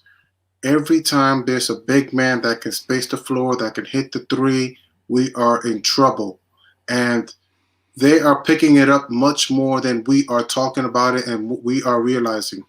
Al Horford, Laurie Markkinen, Kelly Olynyk. These guys are shooting 6 for 8 from three. I mean, it's happening. So um, We this is saw a in the Clippers weakness. game they did it to First us. half, all you gotta do is go attack them with a big man, knock down those three at the first half, and we are in big trouble because at the first half, if you ask me my opinion, we should have been winning by 5 to 10 points versus being behind by 2 points, and that sets the tone in the first half. So they're getting the best of us at the half when we're expending a lot of energy, a lot of strength into the defense, which that's what we are, a defensive team, and they are shooting the threes and all the lead that we're supposed to have, we don't have it. We Yeah, don't we have were it. down 57, And- 55 at the half. right, and not to mention that I could talk a little bit about the refs a little bit because quickly got no calls. We expected that sometimes, and but we still got a weakness that we got to address. How do we address that? Because if it's teams are catching up now. Like, hey, listen, every team, once somebody knows your weakness, everybody's trying to win, and they know our weakness. That's a weak spot. The weak spot is, make sure you have a big man against the Knicks and try to make sure and try to go off in the first half. If you could, and then that takes the wind out of them. Yeah, you know, it was aggravating, Ralph. Statistically, we played a very, if you look at the stats tonight, bench points 42 for us, 18 for the Heat. Second chance points, we had 18, the Heat had 8. Points in the paint, we had 36, they had 14. Fast break points, we had 7, they had 8, which is basically so against the team, like we played them tough, but as we said, we couldn't buy that bucket during crunch time in that fourth quarter, only scoring 14 points. It killed us. It absolutely killed us. Mm-hmm. We came back, like you said, Olenek had 17 in that first half, and we pretty much shut him down. and Yeah, but it shouldn't be that much. He shouldn't have that much. We should have with the kind of and it look and you can see by the effort of the first half, it looked like we started to somewhat look like a team that's about to finish the first half with an 8 or 10 point lead. yeah, And but Kendrick Nunn. So it was weird. Kendrick Nunn did a little bit of damage. But in the first half, 11 didn't have a point the rest of the way. Didn't have a point in the second half, and Olynyk had the 17, but he had the dagger of that 3 ball in that put us out. So so it was hard. So Yeah. so Kev, what'd you think of Mitch's game tonight? People keep talking about the fact that we need to. I like Mitch. I do. I think Mitch is good for what it is that he does, but we need more production from the center position. Like we're not really getting anything at all from that position. Like people think with Mitch, like it's development because he doesn't foul out of games anymore. And it's like that's not development. That's just playing smarter. That's playing less aggressive, as Chuck likes to say. The last 2 games he had 5 though. He was on the brink of fouling out. Yeah, so I don't know. All I know is I expect more, and we didn't get anything. He got outplayed, and we can say that a lot of times when Mitch getting outplayed by other centers or other bigs. But okay, should I let you speak up because I want to make a point with that because I feel like Mitch. If you want to compare Mitch, you got to compare him to his draft class. I don't think it's fair to compare Mitch to veteran centers. Compared to the people he was drafted with in 2018, he's only been in the league for 2 years or 3 years. He's I don't want to say elite, but he's definitely one of the best ones. Best ones by far. What do you mean best ones? In his draft class, 2018. Look at the 2018 draft. He's doing better than even the people in the lottery. He's people in the lottery are not even staying on the floor. They got torn meniscus, torn ACLs, out for the some of them are even considered busts in his draft. What class. I can compare him to is the other players at his position. I can't compare him to people. That's because let me compare Mitch to Trae Young. Is that fair? Can I compare him to Luka? At least, I mean, they have been in the league for 2 years. I mean, 3 years. So compare to a center. So now I have to narrow it even further to I have to compare him. Yes, I think that's accurate. If you want to be accurate, yes, because he's young. I think you're forgetting the fact that he's young. This young thing is killing me. It really is because whenever you want to criticize somebody, no, you can criticize. They're young. Well, you can criticize. You can criticize. I criticize him too, and I even wanted to trade him for James Wiseman early in the season. Yeah. But hey, hold your thought for a half a sec. Hey, Freezy, if you're listening, hey Eric, I put the link there. Eric or somebody else you want to join, the link's there. Freezy, if you're listening, could you let anyone in? Take it, Ralph. Sorry. Mitch is the only one, might be the only center besides DeAndre Ayton that is logging the kind of minutes he is and producing and defending. Everybody else is dealing with injuries or can't defend or can't rebound, can't even block, can't even get steals, can't even be on the floor. Hey, Ralph, in the chat, do you think Mitch is hurting? I think it's a possibility too, Steven. I think we're ignoring that too. We're treating this guy as if he's like a 5-year vet. Bro, by the time Mitchell Robinson gets on his 5th or 6th year, he's going to smoke a lot of people. Yeah, he's lacking experience. I don't know if it's that ankle that he twisted earlier in the year. I know he has tape on his shoulder. He just doesn't seem to have the bounce that he had a year ago, he looks hurting. I think we got to remember that he lacks experience, and that's why I said we gotta slow down with comparing him to vets that have the experience. Miles Turner has the experience. Cody Zeller has the experience. All these other guys have that experience. They've been doing it for 5 years, 6, 7 years. They know the game. Mitchell And they also Robinson, had years in college, which Mitch went right basically from high right? school. So imagine with Mitchell Robinson. So you got to look at Mitch as what's going to happen when he has 5 years experience. Is he going to be valuable? You have to think. He's on his 3rd year. Mitchell Robinson is on his 3rd year, and I have seen him take one jump hook. 3 years. Not a shot, not a floater. I've seen him take a jump hook. One in 3 years. And Mitchell Robinson has been on the disabled list. He's been missing any extended period of time. Nothing. No offense whatsoever after 3 years. And so we're going to use the excuse that we're still developing Mitch and blah, blah, blah, blah, blah. What have you seen different from Mitchell Robinson from tonight's game to a game in his rookie season? Name one thing he does different. Name one element or wrinkle. I'm gonna answer that. Can I answer that? I'm gonna be real quick. I like the simple fact that finally Mitch is on the floor and he's not fouled out. That's discipline. That is not a skill set. Staying on the floor. That's your coach saying, don't fall for pump fakes, you idiot. A lot of people can't do it. A lot of people do that. A lot of people in his draft class can't do it. A lot of players in his draft class can't do it, Kev. Does James Wiseman foul out a games a lot? Yes, he's injured right now. He's not even playing. No, does he foul? But the games that he played, does he foul out? I have to double check. I can do the research. No, he doesn't. He doesn't. I can tell you that. So, why don't you talk about Jaren Jackson Jr., Wendell Carter Jr. of centers in their first 3 years?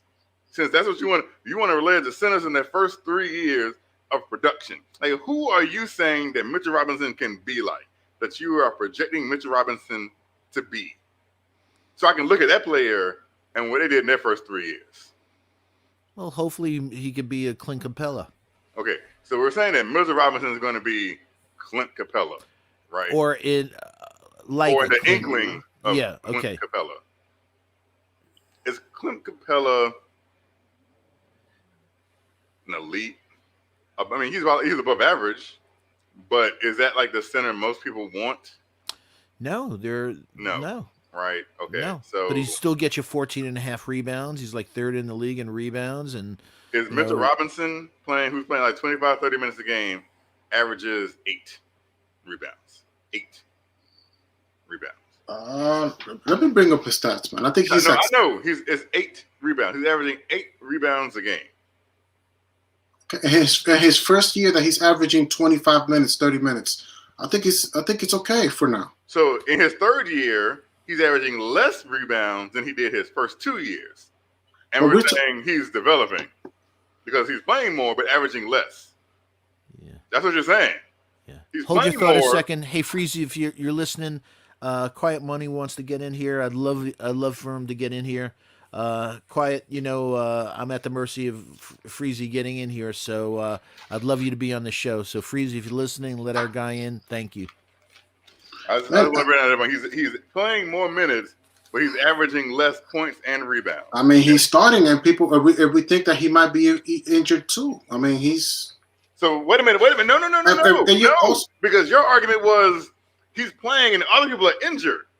So let's start the injury thing. So either you're on the court, that means you can play. Right. So he's playing and he's averaging less points than he did his first 2 years, less rebounds than he did his first 2 years, less blocks than he did his first 2 years. And we're saying he's getting better because he's not fouling out of games. And he's still one of the better prospects that was drafted in his draft class. By far. He's up there. Best prospects. One of the best players that was drafted in that draft class. He's up there. You know who was drafted in his draft class? Luka, Trey, Ayton. Hey, Kev, you Devontae Graham? Mitch is one of the best offensive rebounders in the league. He's top 10. He's like I would say top 15 being modest. Definitely. Top 15 what? Players? Players drafted in that draft class? In that draft class, by far. Let me ask you a question. It's not even close. Is Mitchell Robinson a top 15 center in the league? Possibly. No. Right now. Right now. Possibly no. Can he? Yes. Can he? Yes, for sure. All I'm saying is, okay, let me ask you a question. Is James Wiseman right now better than Mitchell Robinson? Yeah, that's a top 3 pick. Yes, he is. So, but That's you a just top said 3 he's pick. one of his best draft picks in his class, but he can't be better than the person who's the top 3 pick. You understand? You're comparing a top 3 pick versus a second round pick, and So Mitchell saying, Robinson is pretty damn good. Still gives him a run for his money. Mitchell Robinson defensively can compete. Right? Defensively, Mitchell Robinson can compete with James Wiseman. Mm-hmm. But the offense, you got it. I'm not going to disagree with you about his offense. So you're saying a second round pick can't be better than a top 3 pick? Very difficult. Look at Jokic. He did it. It's very difficult. Hey, Kev.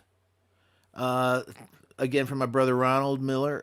Can you name 14 guys better than Mitch at the 5? Yes, I can. Please do it. Not right now? Yeah, right now. 14 guys is better than Mitchell Robinson at the 5. I guess we can start with Jokic, Embiid, Towns, Turner, Wiseman. I say Steven Adams is better. Gobert is better. Yeah. He's a $30 million player you're comparing him to. But it's okay. The question was name 14 players better. Yeah. So I'm naming them. Capella's better. DeAndre Jordan is still better. Brooke Lopez is better. Andre Drummond, what is that, 11? Now you're at 11, yep. I still think Marc Gasol is better than Mitch. Ayton is better. I thought you said that already. I said Ayton? I don't think I said Ayton. All right, but you're in the vicinity. That's cool. Okay, I can keep going. Mm-hmm. But I'm not. Mm-hmm. But my whole thing is you're talking as if you drafted him in the lottery. You didn't draft him in the lottery. You drafted him in a second round pick. Somebody asked me a question. Name 14 centers better. I got you. But you're trying to make a point. But my whole thing is again, Mitchell Robinson is still worth like he deserves criticism. Yes, he does. But he's a starter now. He's a starter for this team, and that's the reason why you give him criticism, because you're like, hey, listen, you're a starter for this team. We have expectations of you, and Leon Rose said you are part of the core. RJ and Mitchell Robinson is part of the core. There's a reason for that. And now if they want to trade him, yeah, they could trade him. And Mitchell Robinson is the main reason why the 2018 draft class that year isn't considered somewhat of a bust, because they got a steal on him. He's very talented in this league. League wide, it's arguable he could be a starter in the team besides the Knicks. How many teams could Mitchell Robinson go to and be a starter? Today, this year, I mean, this is his first year starting. Maybe there won't. Maybe there might be one other team. This is his first year starting. Okay. So let's change the subject. So Quick's game tonight. What you think of Quick? Is it me, or the kid definitely needs to get a mid-range jumper in that repertoire? No calls. No calls. You got lucky. Sometimes you don't get lucky. I hate to say this, and I hope he's not watching, because if he's not, I'm not going to give him credit. And maybe Chuck was right. I'll just leave that out there for. No, expand on that. What was Chuck right about? About the calls. Because he's right about a lot of things. Mm-hmm. I would not tell Chuck that to his face. Why not, man? Chuck is good people. Come on. Don't be on Chuck like that. I have not given Chuck the satisfaction. But remember when Chuck made the argument? Chuck. Remember when I like Chuck too? I just give him a hard time, because he gives me a hard time. But remember when Chuck said that quickly looks for contact, but there's going to be games where he doesn't get it, and what is he going to do then? He literally actually said that like a week ago. And And everybody like laughed at him and they went at him like Chuck, you crazy. You just talking about Quickly, but it's like, well, no, he tonight was has that a night. point. Like if Quickly doesn't get that call, then he doesn't really offer anything else because that's what he does. He looks to initiate the contact. Mm-hmm. But if the refs, I guess, don't give him that, because here's the thing: some of the calls that he goes against actually are offensive fouls, because an offensive player cannot kick out their legs to draw a foul. That's actually in the new rules an offensive foul. So Quickly has been getting away with it because that's what he does. It's like that old Reggie Miller trick that used to just drive me crazy. Yeah, Luca did it the other night, man. Yeah. But but, but but IQ again. I've been saying it, and I think the whole management team, the Knicks front office, been saying it. I think they're expecting him to be a good backup. You know, I think they're expecting him to be a backup. You do need a player that can draw fouls, and there's nothing wrong with Quickly. It's not the His fact that game. you're drawing fouls. It's the fact that your offensive game is predicated on you drawing fouls. I think that's good too because that's what Trey Young is doing. A lot of other players are doing it. So I think that's okay. I think it's okay to have one player that can draw fouls, and sometimes you win, sometimes you lose, but you gotta compete and trying to win the foul game because a lot of other teams are playing that same game. Yeah. Hey, fellas, What's up, fellas? just real quick, I wanted to say how you doing, Eric, man? I'm doing well. Good to see you guys, man. I watched the last couple nights, from the Good, sidelines, good but to it's good see to you. see you guys. I got a special shout out for my friend Quiet Money. I wanted him on. I love Quiet Yeah. Money's takes. Quiet Money is one of my favorite people. Good to see you, my friend. What you think Salute. about the game tonight? What's on your mind, Quiet? Uh, First of all, I got a real bad distaste for Miami because I'm old school. I look young, but I'll be 44 in like about a week. Oh, you're a young buck, Oh yeah, you 44. look I good. give I'm I not young. give my I'm left older than leg to most be of the panel. 44 again. I'm older than most of the panel. I ain't older than you, but most of Only the your panel sure. hairdresser knows for sure. Definitely. But it was a tough loss. It was a tough loss. I felt like we couldn't get no calls. Like when you send the opposing team to the line that many times, and they got good free throw shooters. Like, I mean, I hate to put the conspiracy theories in it, but the refs can control the game every game. It's just when they pick and choose to do it or not to do it. Like if you're letting one team be, we're both physical teams. Miami's a physical team, and we're a physical team. But if you're letting Miami be physical with us, and you're not giving them calls, and when we go back, when we get the ball, and we're playing defense, and we're being physical with them, and you call a foul every single time, we're gonna lose. You don't have a chance.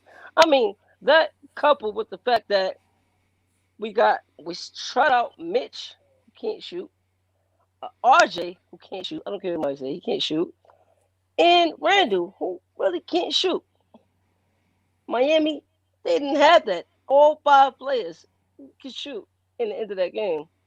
And that pretty much is something that I mean, you sip your hat to the Knicks every night because one thing we can hang our hat on is that our team plays hard every night.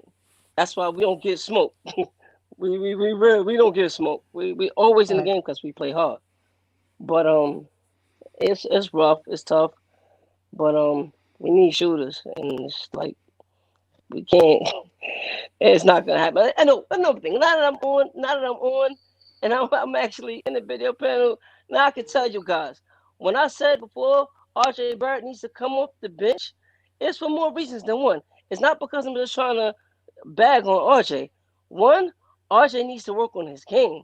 He has a lot of flaws, and in teams like Miami that have Eric Spoelstra, who's a defensive wizard, who's up the same coaching tree that Tibbs is, but only more innovative, you're gonna see RJ struggle.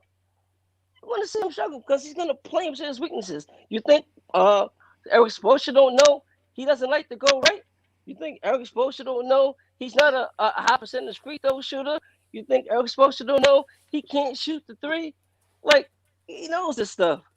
So him coming off the bench, I feel would allow RJ to play against team's second units, and they won't be as game planned for somebody that's starting. They have a scouting report for every game, and it's mainly for the starters. It's not really for the bench players. Anybody that plays over 30+ minutes, there's a scout report. So I would much prefer RJ to come off the bench. Let him get his 30 minutes off the bench. That's all I was saying. But This- hold up. Thanks for having me on, though. Tell Priest I Oh, said Q good looking for man, letting me on. you're I awesome, appreciate man. you guys. Yeah.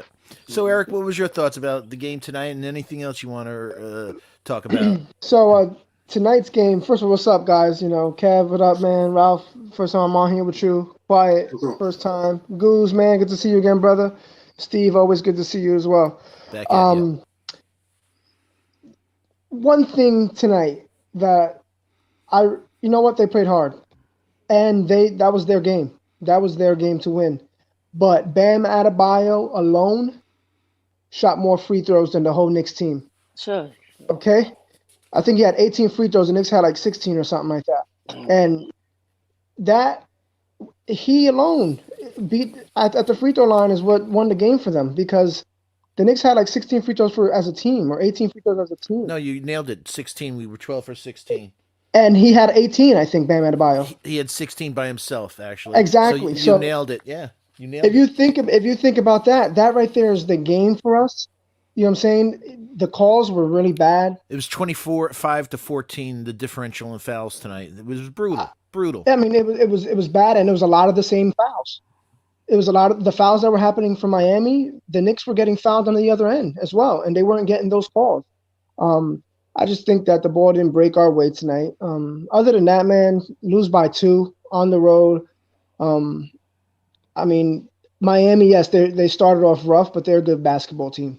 It's not like they're some scrubs. They're not the Detroit Pistons or nothing like that. They're a good basketball team, and we had to go and try to. That's why the first one was important, man. At the Garden, that was the one you were supposed to win, because going on the road is really hard to beat a team that's a good team that make great adjustments, not only in game, but if you're going to play them on the back-to-back, they're going to adjust well. That's what Eric Spoelstra's done his whole career. You know what I'm saying? So he did that tonight. He got aggressive, made sure his guys got to the free throw line, and he stopped us from being able to get comfortable, man. They trapped us the whole second half. Yeah, like I said earlier, Burks had issues handling that trap big time. They full press us. They did it to Randall in the corner a couple times. They did it to the second game in a row. They did it to Rose. They did it to Quickly. They did it to Burks. Everybody. Whoever was Eric, the guard. do you see that coming down the line now? Since people watch film, you think we're going to get hit with that a lot? I think they're going to. I do think that's going to happen, but you got to have guys ready to get rid of the ball. Yeah. Put guys in a position, streak guys up the court, streak guys up to the 3-point corner. You know what I'm saying? To the side, to the middle of the floor, because there's almost three guys on these, on these box outs, and you got to be able to find an open guy. But that's not the biggest problem. The biggest problem is the open guy hitting the shot, and we can't do that right now. Yeah, that like you said, there's no way you're going to beat a team of that caliber scoring 14 points in the fourth quarter. Also, again, Ronald Miller, you're awesome. He makes the job so much easier. He says Miami was in the bonus with 7+ minutes left in the fourth. Yep. And that's really hard to beat a team of that caliber. Us not scoring and then putting them in that situation, man. Yeah, the refs really they won the game for Miami. I'll tell you that. That's what I think. I mean, they did, but I didn't like Tibbs using that challenge early in the game. I thought there was a call that late. Ball off there was Bio's foot. That I would would just let it. Huge if There we was a had that late in our call. pocket. Yep. If you would have been able to do it, then you didn't need that. Then you were up a couple points. They took the lead anyway before halftime. They're up 2. They really didn't change the game. If you have that challenge in the back pocket with 2.5 minutes left, then you can use that call, maybe get the ball back or negate a basket. You think That that's helps part me. of Tibbs learning because he's old school. He never really challenged. He He never never had was a that in the challenge past. guy. That Yep. challenge, so it's part of him So learning I mean, when to do it. When's the best time to save that in your back those are the pocket. little things that I think he'll, as the season gets on, I think he'll adjust to that, try to keep those challenges, as momentum changer back late in the game. That's what really, I think there was the fouls, that challenge he could have used off Adebayo. I mean, those are the couple of things that you just got to look at the film and kind of get better at. But I thought Rose played extremely well. Didn't he look I was really comfortable, proud of man? him. And also, I I said, forgive me for repeating myself, but I'm like, man, I know he's 32, but he has that first step looks quick. I loved him look quick, Burst. Yeah, and I and loved him he look even quick, and I'm looking and forward to those Toppin. two. He looked good. And He even gave Toppin some that bad. look away for the Yeah, gym, and yeah, I oh loved it. man, The and one. yeah, It was a nice play. But I think they'll grow. I mean, I think we need to get some more continuity with the guys we have on the court. We can't have Bullock hit 7 threes one night and then one the other. Like there has to be, all right, hit at least three. You got to have some continuity where thank you. guys are consistent. If you can be consistent, the Knicks could win their fair share of games down the stretch here. Yeah, And that's I'll why. take it. You guys can have the rest. Nah, I'm here, but we love I don't want to chat all the whole way.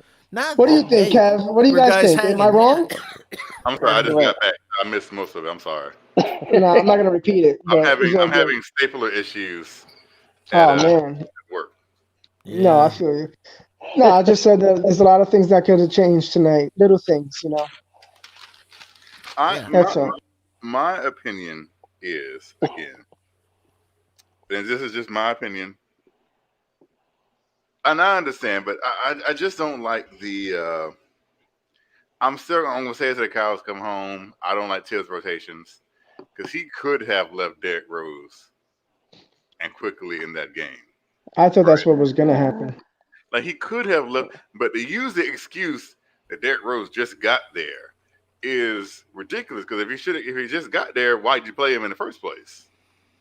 This is No, I what think is the hypocrisy. No, I think he didn't want to. I think he didn't want to. What happens in that situation, Kev? I think for Coach Tibbs is, Rose. He knows Rose is his guy. He's been his guy since Chicago. He went to Minnesota with him. He's been everywhere that Tibbs been. He knows what Rose is. But what happens is when you have a team of young guys and young vets that even though they're vets, they're younger vets. You can't. I don't know that the first game you can. Not for Rose. I think Rose would have handled it perfectly fine. Let me just hold on. Hold on, real quick. Hold on. You can finish it. I promise you. What I'm saying is, I'm going to shut that argument Tibbs. down. I don't think Tibbs wants to put his team in a position to feel like, man, we've been here working our asses off. Excuse my language. That's we're all. after We should be midnight. down We the don't mind stretch. that. You know what I'm saying? Now you're gonna have this guy come in, and I know he's Derrick Rose. He's gonna take over a spot that we usually handle. You know what I'm saying? Okay. I don't think he wanted to do that to his guys. Okay, so He lose the locker room that way. how many minutes did Austin Rivers play?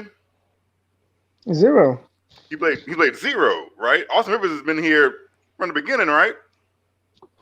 So your argument is Derrick Rose can't come in here and finish the game, but he can come in here and cause a DNP for a player that's been playing. If you think about it, Austin Rivers hasn't really been in the rotation 3 games before Rose got here. No, He played Austin 2 minutes Rivers- one game. He came in on before half with like 4 seconds left to try to get a shot. They try to get shooters on the court. He hasn't played really since that game. He came out after the first 6 minutes he played. So that's not really Austin Rivers can't go to Tibbs. Austin Rivers can't go to Tibbs and say, "Well, you hadn't played me because Rose is here." No, he hadn't played the last 2 or 3 games. Austin Rivers' last game played 21 minutes. No, he didn't. He did. He played 21 minutes last game against Miami. He played 21 minutes. 21 minutes. 17 the last game. Oh, excuse me, 17. He played What did he 17 do? minutes. How many minutes in the It's not second half? It's not the minutes. He played a majority of the minutes. And the he game didn't- before that, how many he played? 6 points for the game, Eric. How many? Yeah, in the first half. How many That's correct. minutes did he play? Yeah, he didn't do anything in the second half. You're right. What? You're right. Totally right. But no, this point is, so again, Hey, Austin real Rivers quick, has been playing. one quick Ronald Miller again. Thank you, Ron. said D Rose is on a minutes restriction more than likely. He was on a minutes restriction in Detroit. So So let me get this straight. A player can be in it because if this was a playoff game, if we were winning or something, would he still be on a minutes restriction?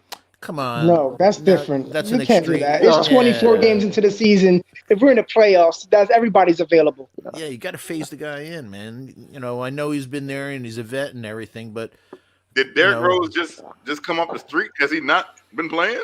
He hasn't been playing the last few games. Who, Derrick Rose? Because they were trying. Yeah, because they were trying to find a trade for him. You can check. He didn't play the last game. He didn't play the last 2 games, I don't think. And there wasn't like back-to-backs.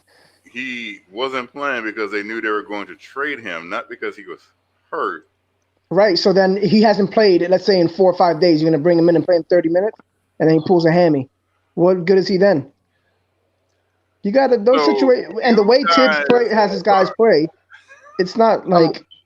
I mean, Eric, I don't think it's about health. Anything that has anything to do with health. No, me either. But more about execution. I don't think Derrick Rose had a practice. No, he came in yesterday. Yeah.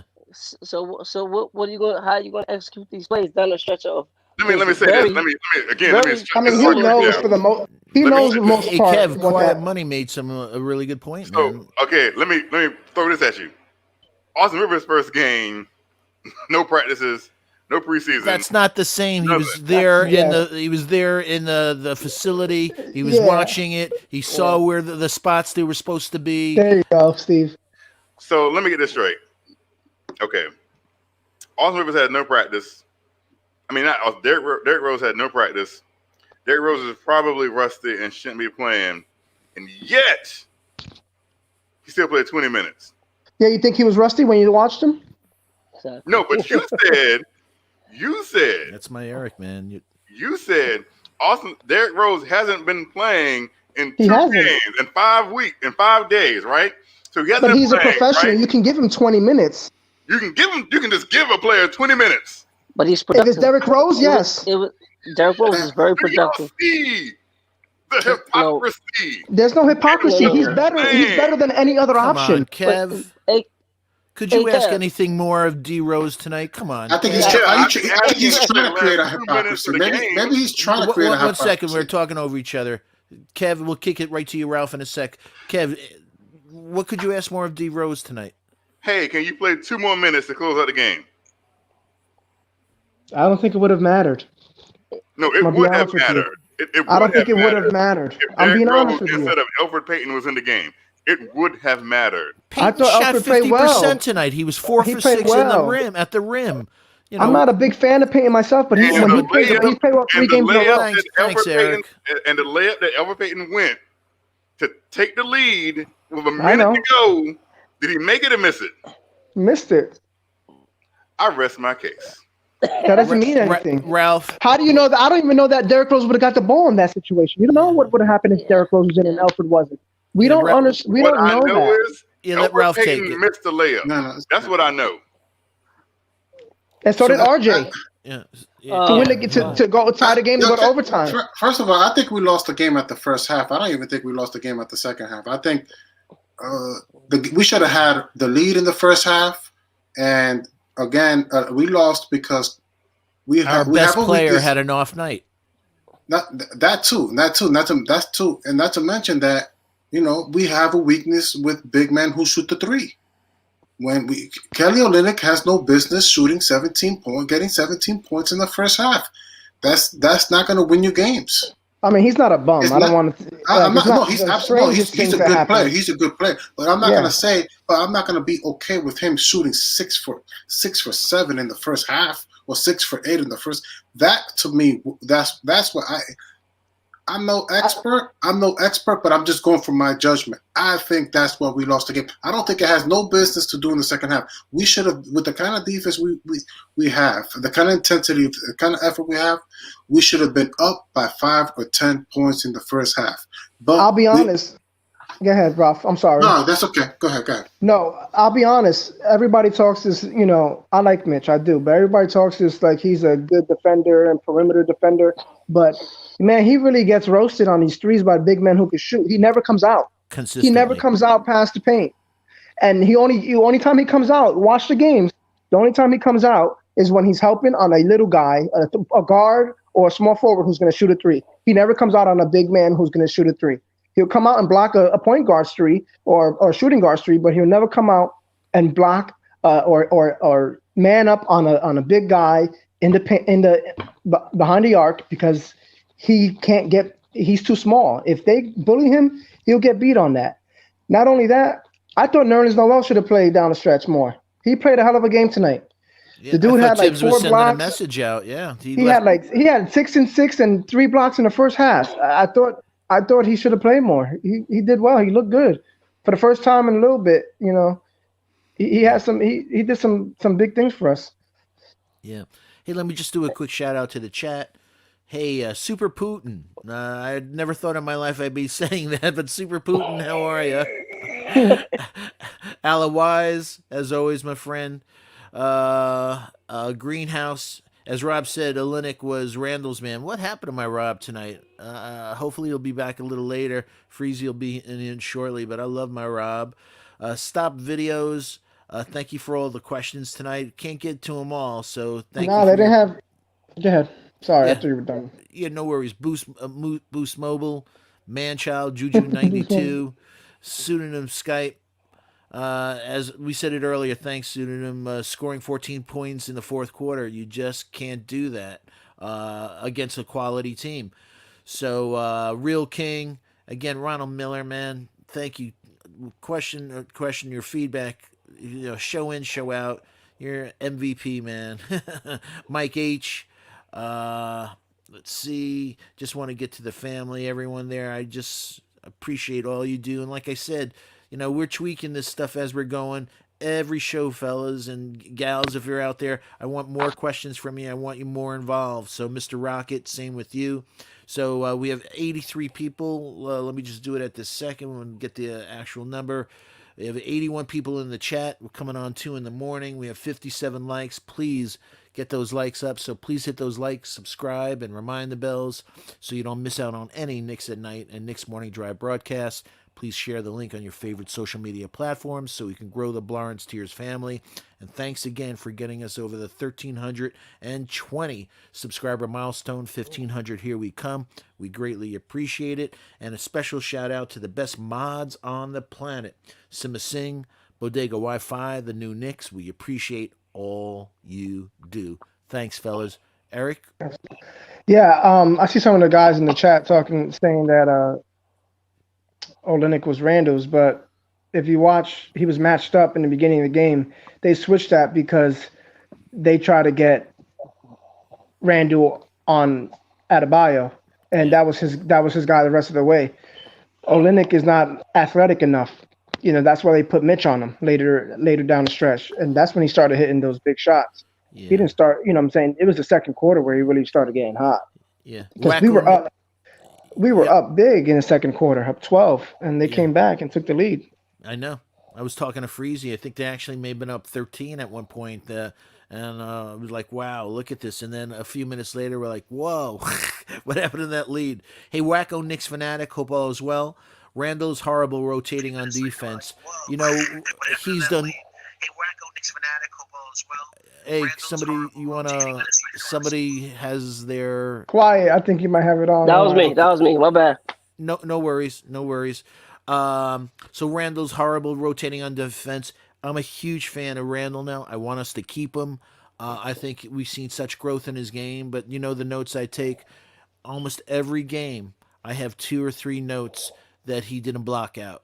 So, Julius, if you're listening, we love you, man. Thank you for turning your game around. But can you please, technique-wise, just 2 or keep it consistent, 2 or 3 possessions a night. Got to block out, and also Mitch, if you're listening, what I just said for Randall, son, you gotta block out. There was so many possessions. There's so many game after game where his technique, the other game I said, with Taj when he played. Now that's how you set a screen. So Mitch, hopefully with Taj back, do other things. Uh,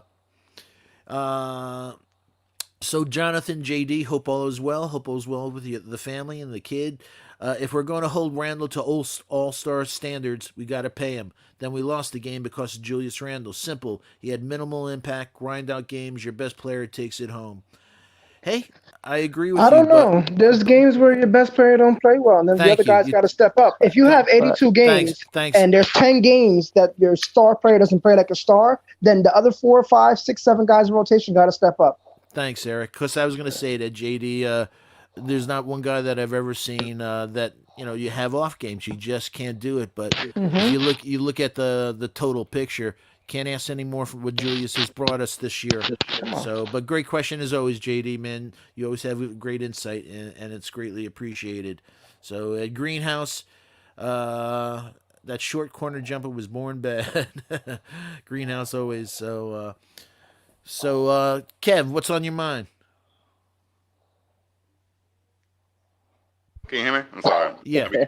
I be Hey, people in the chat are wondering if you're ironing.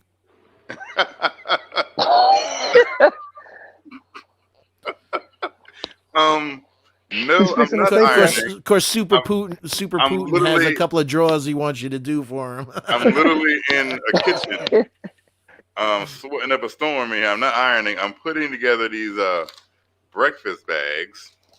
Thanks a lot, COVID. That's what I'm doing.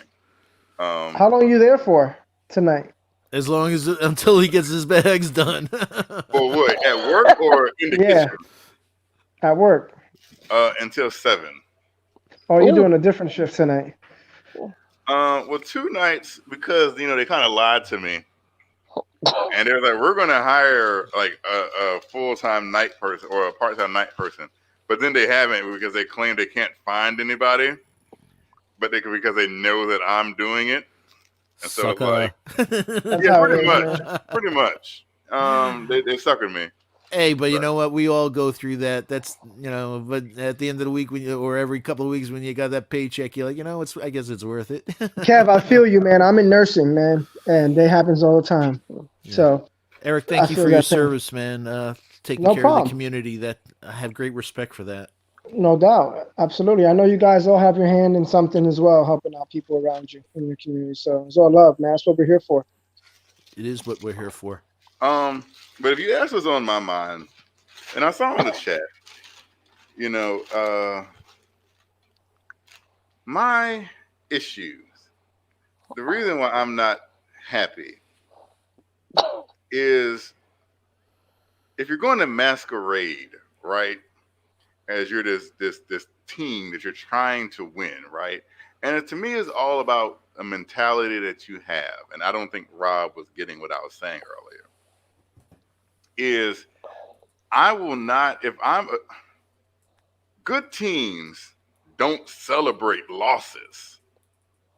Good teams don't go back like, you know what, we fought hard, but we lost. No, they're not happy with that. And if you're going to change the culture, that's something that you have to change also. You can't be satisfied with losses. Kev, I think you're right. If you're going to transition into being good, and people keep saying, oh, well, we're young and we're learning to be good. Well, that also starts with the mindset that you have, not saying a loss is good. Be angry that you lost because you want to be good and you expect to win. That's where I'm coming from. But did you see RJ's face? He wasn't happy he missed that shot. He had that look on his face. No, yeah, I'm saying he is upset, but then you have Knicks fans who's like, oh, that was a good loss. See, that's different. No. That's what I wanted to say. You're right. You're right. You shouldn't, as a team, be celebrating close losses when you're building and you're trying to change the culture in your organization. You want it to hurt. You want it to hurt. I think the Knicks do have it hurting, but I think the Knicks fans say, you know what? I'll take that. Yeah, it's not the team. Don't say the team. I'm saying fans. Us. But Knicks fans are like an abused fan. Like, I'm used to losing by 23. I'll take losing by 2. That's what I said. I was like, because we're not getting blown out losing by 20, you're okay with losing by 1? 19, you're a 19-point difference in the loss, and you're happy that we lost by 1. No, I'm not happy that we lost, period. That's my thing. I'm not happy that we lost. Period. Because if you're going to say we're building and we are trying to progress to become a good team, then your mindset has to change also. And it's not that, oh, we're young, we're, this and we're that, because every other team is this and that and this and that too. Boston, like when Rob came up here and I don't know if he knew what he was talking about, right? Where's Rob, yo? So, That's my and guy. I love Rob. I do. Rob has my back a lot. But when it came to Boston, the year they had Isaiah Thomas, they didn't even have Jason Tatum. They didn't even have Jason. Jason Tatum's first year came when they had the first year of Kyrie Irving. And Kyrie Irving I think it was the second didn't year. even play the last 20 games of the season or the playoffs.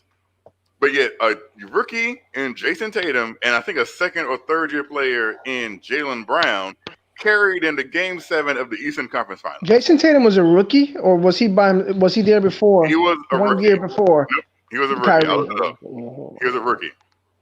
The first season when they lost the I Game don't 7 know. in the Eastern Conference, I looked it up. He was a rookie. I think he was a second year player. He was a rookie. I'm telling you right now, Jason Tatum. I don't think so.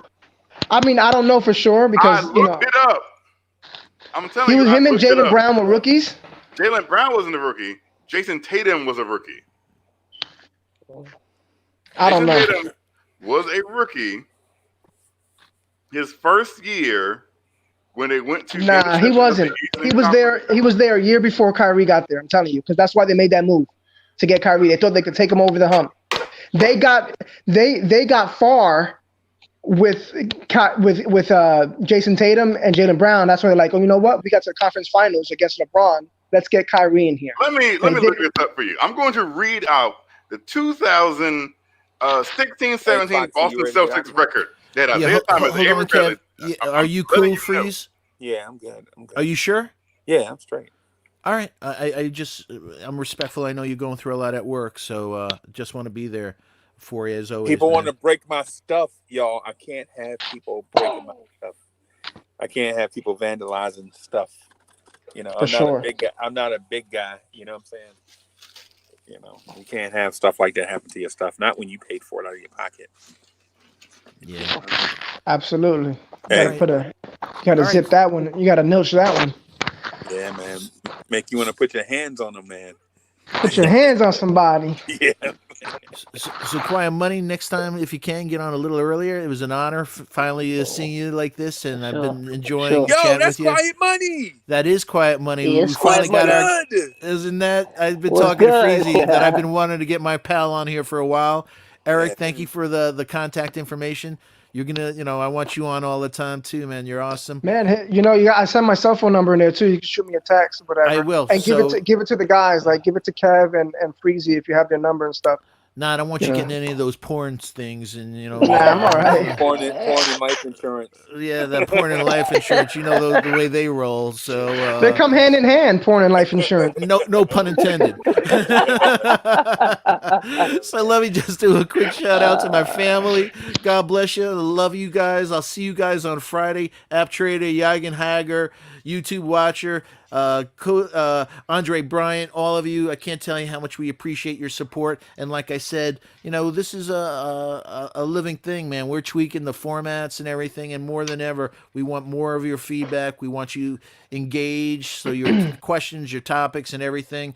We love bringing all these, people in, Eric and Quiet Money. We're so happy. We want more people coming in. As Freezy says, we have an open door. We want to have good conversations. We don't want arguments. We don't want yelling. We want conversations. We want people. I'm not going to make no promises, Steve. Yeah, I can't. But Kev, we're dedicated and we're committed to our chat, man. We got to deliver what makes them happy. That's our family, and so if there's an exception to the rule, I think the chat likes me getting angry and upset. Yeah, but how many times you want to do that Knox thing? I'm proud that on the last few the things that we did is very, very small. That thing is getting old. Well, man. Listen, you all know that I have two rules. Oh, and here we go, ladies and gentlemen. One of my rules is I don't talk off players who don't play. I'm just saying. I can't sit here and say that as much as Oh my god. Kevin Knox might That's be my great. favorite player, and I want to root for Kevin Knox. He's not playing, so I can't talk about him. That's a Hey, perfect hey, way for me to say I'm getting the hell out of here. I don't want to hear Kevin Knox shit at all. So I was about to say, I in love fairness, you, chat. I love my brothers in the panel. I love you, Freezy. I'll see you guys Friday, Salute. and God bless. hey, peace, bro. God bless, brother. Yeah. Yeah, in fairness to the conversation, it was about Foxy was talking about, piecing up the chat. It wasn't about Kev talking about Kevin Knox. But He man, found a way to do it. yeah. But man, I'm frustrated, man, with constantly shedding these Lawrence tears over like close games and near misses and all this stuff, man. It's frustrating, man. At some point, the Knicks have to give us something back. We give the Knicks so much energy, and they never give us anything back. We got to get rewarded at some point, man. You know what I mean? We got you got to give us. If you can't give us a championship, can you give us a star player to watch every night? You know what I'm saying? Something. If you're the Knicks, you owe your fans something, man. For sure. Can I say one thing? A point I was just trying to make. I tell you, you might be right. Jason Tatum's first year was 2017-18. That was the year they lost to the Eastern Conference Finals. Yeah, I know. It's LeBron. That was his first season. And did they have? Is that the Kyrie one when he got hurt? Yes, that's the Kyrie Irving season when he got hurt. So it was really Jason Tatum by himself. I got you. Well, that was Jason Tatum and Jaylen Brown. That was both of them. Well, I'm just saying, but he led them in scoring and everything. So Yes. I'm pretty sure Jason Tatum is what it took him to the finals, and it wasn't Kyrie Irving. I never said. I said it was Jason Tatum. You argued. Oh, I know. That No, I just said I didn't know. I didn't know if it was. I didn't think it was because I was remembering that he wasn't playing. Kyrie wasn't playing, so I didn't know if it was the IT when IT hurt his hip, or it was Kyrie when Kyrie hurt his shoulder or whatever. Jason Tatum did not play with Isaiah Thomas. Jason Tatum's first year came playing with the first year of Kyrie Irving. Yeah, I know, which So was a disaster. that is all I'm going to say about that. Yeah, I wish I had Jason Tatum on the Knicks. Yeah. Well, we have a tall, light-skinned forward. No, he ain't nothing like him. No. Nothing like that, man. No. We have a tall, light-skinned forward. No, Kevin. We're not, don't even say his name. is Obi No, Toppin. Kevin. His name is Obi No. Toppin. And so We're not doing it. right. So the thing is, man, with the Knicks, man, the Knicks owe us something, man. Can we get something, right? Because we legit dedicate our fandom to a team that doesn't give us anything in return. Close You know what I game, mean? close losses. Yeah. I mean, think about over the years what you've gotten from the Knicks. You've gotten an Emmanuel Mudiay at point guard. Mm. You got Enes Kanter at center. You know what I'm saying? You signed Derrick Williams to a 1-year deal, right? Michael Beasley. You got Michael Beasley. Like You know what I'm saying? The Knicks gave you Torrey Murray. You know what I'm saying? And the Knicks and then so they gave you Linsanity, right? And right before it was about to blossom, they shut it down. They're like, no, you can't have joy. You know what I'm saying? You can't have fun. You know what I'm saying? They're like, no, this Linsanity thing is crazy. No. And so it was back to LOL Knicks. You know what I mean? I'm not saying turning your fandom. What I'm saying is the Knicks need to, if the Knicks gave us as much love as we gave them, this relationship would be crazy. Right? Yeah. But think about it, dog. They go out. Tom Thibodeau makes sure that we lose by 2. Right? We and then we get on YouTube and it's like 9 shows going at once talking about the Knicks, right? Showing all this love, and the Knicks don't give us anything in return. I mean, come on. At some point, and I know Mr. Rocket said he don't want a star, he want a championship. But dog, everybody can't win the championship, but everybody can have a star. At least something. Yeah, you got to give us something. I'm gonna be honest with you, Freezy. I don't. You're looking for some happiness. You know what I'm saying on a game night where you can be like, yeah, that was a win, man. That's a good win. We can talk about it and feel good about it. Right. I don't even think that's gonna happen Friday. I think the Washington Wizards, if they come out playing well, they could beat anybody really on any given night.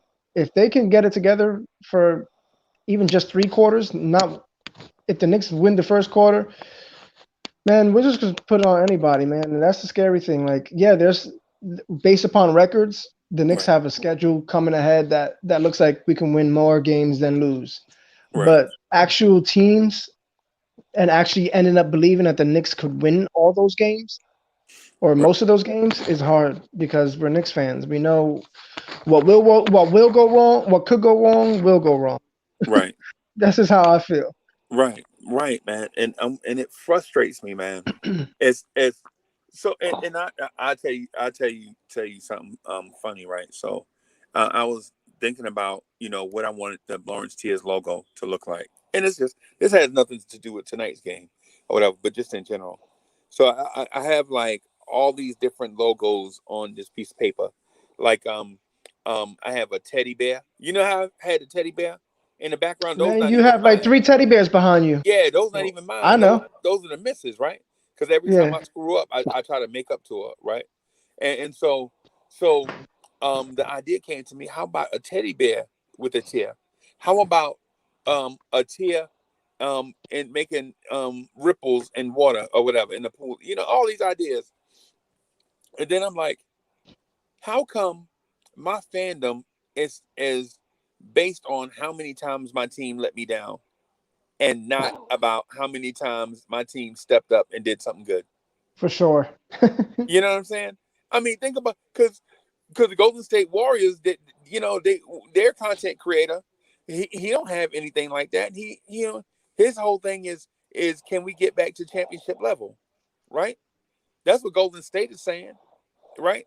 And the Bulls content creators, they're like, we have a star. All we need to do is put some pieces around him and marketing, and we can be legit, right? So their future is bright because they have a good coach, right? They have two good young players, or three or four good young 3. players. Yeah. Yeah, yeah. And so their thing is they just need to figure it out, not us, not us. You know what I'm saying? Um, we're like, well, Tibbs, your defense is number one, but such and such the rotations, the kids, he taking the kids out of, and everything everybody is saying is absolutely right. Like if you've seen like the amount of minutes that the kids have been playing recently, everybody's numbers are going down, including RJ and Quickly, right? But my thing is, for what? Why are their numbers going down? The veterans' numbers are going up, and we're losing more and more games. And it's disguised as, well, at least we're competitive in these losses. Hey man, there is no competitive losses column. Either you win or you lose. You know what I'm saying? So I'm trying to figure this whole thing out, and it's got me. This Miami game, I'm not gonna lie to you. After the way we lost Sunday, I was like, this is a must win right here, and we didn't win. So now what? Freezy, I spent 2 hours before we got on this show saying that the mindset is I don't believe in good losses, because if you lose, you lose. And I think good teams, you don't hear good teams in the locker rooms after the game, but you know what, that was a good loss. You know, we fought Sure. hard, but we lost. And so my only thing was, I don't want to get comfortable, because here's the thing: we are Knicks fans have gotten to the point where they're comfortable with losing because they don't want to get blown out. But it's like, no, at the end of the day, it's still a loss. It still goes in a loss column. Um, Nobody at the end of the day, at the end of the year, will know what you lost these games by, but they'll know what your record is. Right, right. they won't be like, oh, well, they played in 27 close games. Like, no, they won't. They'll be like, this is what your record is at the Right. end of the season. Yep. But we'll come on here, show at loss after loss, like, oh, it's a good loss. We learned this and we learned that, and we'll do this next time. And I said, well, next time keeps coming, and we're still losing. Right. And I got on it. Here's the thing: people got on me because they was like, Kevin's mad because Knox isn't playing. Right? Were they right? Knox's minutes are going down. Right. But no, it's not. The point that I'm trying to make is nobody said anything when Quickly was playing minutes and RJ was playing big minutes and Mitch was playing big minutes. But as soon as those minutes start to drop, they're like, "Oh, Tibbs not playing the kids now," and it's like, "Well, no, I've been saying that this is happening. Y'all didn't want to believe me because y'all thought No, Kev, that's not totally true, man. Oh, it is. Yeah, it's a little misconstrued. I was in a boat all by myself when people were talking about Kevin Knox's minutes is depleting because he's getting backdoor cuts and this and that. But Reggie Bullock can go out there and play 30 minutes and get backdoor cut all day. So let me do the qualifier, right? So first of all, chat, don't think this is the Knox at Night podcast again. And what it is, we established the reason why Kev W harps on Kevin Knox and other young players is because this Kev's generation does not have and has never had a homegrown star, a guy that you picked in the draft and you rooted for him for his entire career. Say 12. But theoretically, 13, I had 13. Kev, let me finish my point, man. Go ahead. So the point to the because you just said theoretically I had Pat Ewing. So basically, what that means is the whole thing you've been saying for 7 weeks don't make sense. Mm-hmm. We don't want to say that. We don't want to say that. Pat Ewing is my guy. Like you at your age, you hadn't had a guy that you understand everything. We about the same age, Kev. You're 5 years older than me, I think. Yeah. See, but y'all have not walked away from draft night with a guy, right? You saw him put on the Knicks cap, right? And then you see him struggle a little bit in his first 2 or 3 years, and then he finally takes your team to the playoffs, and then you make the championship, and you lose, and it's a heartbreak. See, y'all ain't had that. You know what I'm saying? That's the reason why Kev was talking about, developing the young kids, because, there's a generation of Knicks fans that legit has never had a homegrown star. Never. Right? And so that was the point that Kev was making. You know what I'm saying? I understand it. I get it. I totally understand what Kev is saying. But I don't think that it's the automatic way to do things when you don't have that in the building, in-house. Like, after a while, you got to stop developing. Dudes just got to stop playing. Start playing. But what I'm saying is that's not his opinion is not your opinion. I know. I'm saying I agree. There's some parts of it that I absolutely understand. But what I'm saying is that's the reason. My point was that's the reason why he was making the argument. Now he wasn't saying it to get people to be agreeable. That's just his point of view. That's his perspective.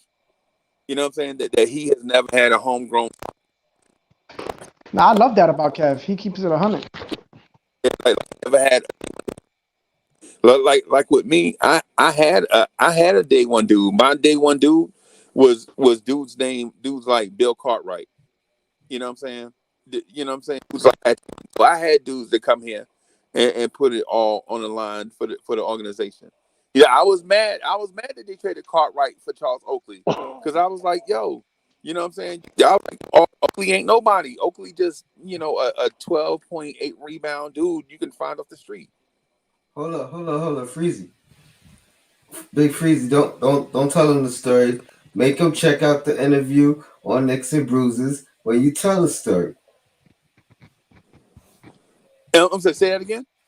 I said don't tell him the whole story. Make them check out the story on Knicks and Bruises when you tell the whole story about Bill Cartwright. Yeah. So y'all, yeah. As a matter of fact, we got proof. We got proof. You know, but the thing with Kev is what Kev was saying, and I don't know why it took him 3 hours a night for 7 straight weeks to say it's not about Kev Knox, it's about having your own homegrown star. somebody that you could pick on. Like this year when we get Cade Cunningham, it's going to be a generation of people that can grow with him as he takes the Knicks to the championship. Don't do that. Right? Okay. Don't do that. Don't give these people false hope. They not Yeah, getting. I'm, They I'm not not. getting. I'm Cade not. I'm not Cunningham. thinking about the draft. I'm thinking about winning these games. The schedule coming up. They're That's not right. getting Cade Cunningham, man. I'm sorry, Freezy. Not unless Dallas gives it to It's us. never gonna be that bad that it's that good for us. Like even when it was that bad that we were supposed to get the number one pick, it never became that good that we got the number one pick. Hey, So well, let me ask you this because I want to hear your take on this because Kev had another point. I'm not going to bring it up yet. I just want to hear you say this. what? So if the Knicks are not that bad and the Knicks are not that good, where does that put us? We're middle of the pack right now. Kev We're not even. W said Kev W had another point. He said that This is not even the same team right now that we're gonna see at the end of March. well, what we don't know that yet. But I agree with you. But to Kev W's point, he said this situation currently looks like we're gonna be stuck in purgatory, like that weird place stuck between not being bad enough to get Cade, or not being good enough to make the playoffs, and you wind up picking a guy, and when it comes, you're gonna be mad because you didn't make a decision to either go forward or to tank. This is what it's going to come down to, Freeze. For me, it's going to come down to if you don't get the number one pick, it's about hitting on the pick you do get. And if you don't hit on that pick, if you do get a good pick, it's about getting the star player, like that one time. Like it's like getting that star player, whether in free agency in a couple of years, or if it's a guy like Booker in Phoenix that wants out and he wants to go to New York, and you get him. You find a way to get him. You know, he gets back with his guy Leon. You know, because Leon was his agent for his whole career. Big dog, ain't nobody coming here. Ain't nobody coming. That's not true. That's not true. I don't think that's name true. one. Name one over the last 50 years. Name one over the last. I don't care about that. I'm talking about right now. Right. But free agency ain't open right now. No, neither is the draft, and you're talking about that. So we have to go. Free agency ain't open. You're talking about the draft. We should be talking about trades. We should be talking about how we're gonna make this team better now in season, and if not, how we're gonna get the guys that we have in the roster to play at their maximum capability. Jeff Teague turned you down. Jeff freaking Teague. That's because he wanted in position for trade. He wanted to go and try to win a championship. Not because he didn't want to play for the Knicks. It's because he had a better opportunity to go to Boston. I mean, Kemba Walker's from New York, a Bronx kid. He knew what it was. If this was Kemba Walker free agent year now, he would have came to New York for Leon Rose. Man, because it was a disaster in the front office. Kemba Walker had the chance to come here, and he doesn't. Because he wanted to win. He said he thought he was coming to the Knicks. I don't think the Knicks offered him anything. We're turning that page. From what I heard, I thought he thought the Knicks was going to get Zion and Kevin Durant, and if they'd have got Zion and Kevin Durant, I think he would have decided to come here. No, I don't think he didn't turn us down. We didn't offer him anything. We didn't even approach him. I'm gonna be honest with you. Yeah, he would have came. He wouldn't have went to Boston if we offered him a contract. Fellas, that's a fact. Fellas, I'm gonna be honest with you. This is what I think. I think the only way the Knicks are not gonna get the number one pick, so that doesn't matter. They either got to hit right on the draft picks, but the only way they're gonna get the first superstar here is to trade for him. Yep. Then when he comes here and he still has to not trade for a superstar when he has 4 months left before he comes to free agency. Get a superstar who still has 3 or 4 years left on his deal. And when he has to play here and he realizes this is where he wanted to be and he's changing the program, then another superstar is going to say, you know what? I want to go join him. That's how it's going to happen. It's going to be a guy who has 3 years left on his deal, like Devin Booker or something, coming here. And then that's how this change is going to turn. It's not going to be from. I'll give you one better because we're not gonna get a superstar. We're not. What we're gonna do, we're gonna get somebody who's gonna who's going to perform in the playoffs and become a superstar. That's the only way. That's when superstars are born. Yeah. So let's say, and we might even have the guy on our team already. We don't know because we haven't had a chance. Can I say something right quick to that? Absolutely. Point? To my point, I don't want a situation, if you remember, where Jerome James broke out in the playoffs and we signed him to a 5-year max deal, thinking he was that breakout superstar player. Because but we're gonna know who the superstars are born in the playoffs, and Jerome James balled out and fooled us all. They know I don't want that to happen at all. He fooled some people. He ain't fooled us all. Yeah, he ain't fooled. I'm just saying. You said a superstar is born in the playoffs. Okay. And you can say Jerome James played like a superstar in the playoffs for Seattle, and then I think was it Isaiah Thomas? Yeah, Isaiah. $65 million at him.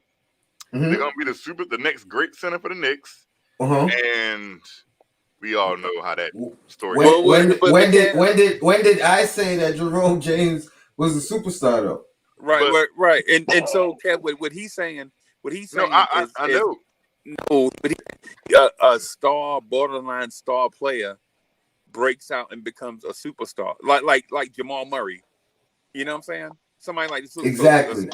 Somebody that's a borderline star right now, and then they take it to the next level. They find that next level to get to and get there. You know what I'm saying? I mean, so I want Devin Booker. This is the thing, right? I want Cat. So this is the thing, right? You just said superstars are born in the playoffs. Mm-hmm. That means they're in the playoffs. You got to get there. Yes. So you are a superstar on a playoff team, and you want to take your talents to a less competitive team. Why? Where are you getting that from? When did I say that? No, you said that this is how we're going to happen. You said a free agent or something. I think you said I said it's not going to be a superstar that we get. He's going to become a superstar in the playoffs. I also said that player might be on our team already. But because he hasn't had the playoff performance that makes you see that this guy is a star, because that's when the superstars are born in the playoffs. It don't matter how good you play in the regular season. If you don't get to the playoffs then raise your level, you don't become a superstar. And it's throughout history. Don't use Jerome James as an example to go against my point. Look at every superstar in the league. Look at them, and then look at how they became a superstar. No, okay, I agree with your point. My point is this: why would a superstar or a player ascending to be a superstar leave a team that was already established in the playoffs to go to a lesser team? Kev, the same reason why many superstars do it that have a good team, because they want to be the guy. They want to be the guy. A superstar that's going well. I never said that would happen though. And then, I can tell you. I'll give you an example. Let's say we trade for a Zach LaVine, right? And then we get to the playoffs this year, right? First of all, let me backtrack. We can all agree that Zach LaVine is not a superstar. Yes? Right. Okay. Now we get to the 8th seed, 7th seed, whatever seed. We get to the playoffs. And now Zach LaVine has some type of 3 consecutive 50-game performances, and we beat one of the teams that are supposed to be elite contenders. A Boston team. Yeah. Look, a Nets team, whomever. We get past the first round. Now this kid has arrived. Right. He could be doing the same thing he's been doing throughout his whole career, but because he did it in the playoffs, now a superstar is born. Historically, that's how superstars are born. It doesn't matter what you do in the playoffs. I mean, before the playoffs, you have to do it in the playoffs. It's like Jamal Murray last year. Jamal Murray. Jason Tatum. He wasn't a superstar until his playoff performance. Then it was this is the next guy. Hey, That's what somebody, I'm telling you. right? Somebody read that super chat for me. Somebody. RJ gets. I was at RJ doesn't. Afro He's the DJ, next guy. man, my guy Tony Crow laughed my ass off talking that talk. Look at that talk, right? So again, this is just me playing devil's advocate, right? Hey, Kev. So Kev. So ask the question that you were gonna ask. You said what star would leave his team and to go ahead, ask your question. Yeah. So again, so you have a star, like a superstar or ascending star, right? And again, they're on a playoff team already. Right. Why would they leave and go to a lesser team? All right, name the player that you're talking about, and then Hey, so You didn't name any player. I just gave you an example of a Zach LaVine. That's what I'm talking about. Where you keep saying name a star that's on a playoff team that's gonna want to leave there to come here. Right. I didn't say that. But here's the answer. Here's the answer. But here's the answer to that. So the Bulls are a playoff team. The answer to that question is Anthony Davis. Anthony Davis made the playoffs with the New Orleans Pelicans. They lost. Right. The first chance he got, had ball out, he got traded to the Lakers. Right. A lesser team because they didn't make the playoffs. Right, that's my point. They were a lesser team at the time of the trade. They didn't make the playoffs with LeBron. And they were definitely a team after the trade. Their assets to get Anthony Davis. Right? Here's another. LaMarcus Aldridge. So LaMarcus Aldridge made the Trailblazers, right? And the San Antonio Spurs regressed after the Tim Duncan retirement and Tim Duncan got old and all of that stuff. So and he signed with the San Antonio Spurs. Here's another one. Kevin Durant.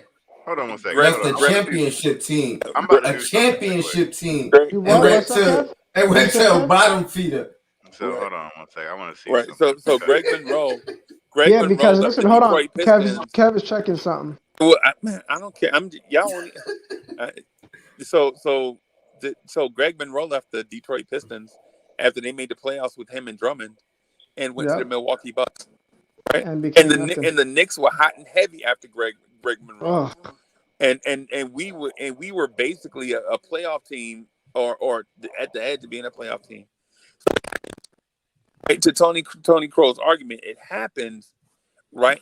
But it just doesn't happen. It just doesn't happen in that sense that we think it should happen.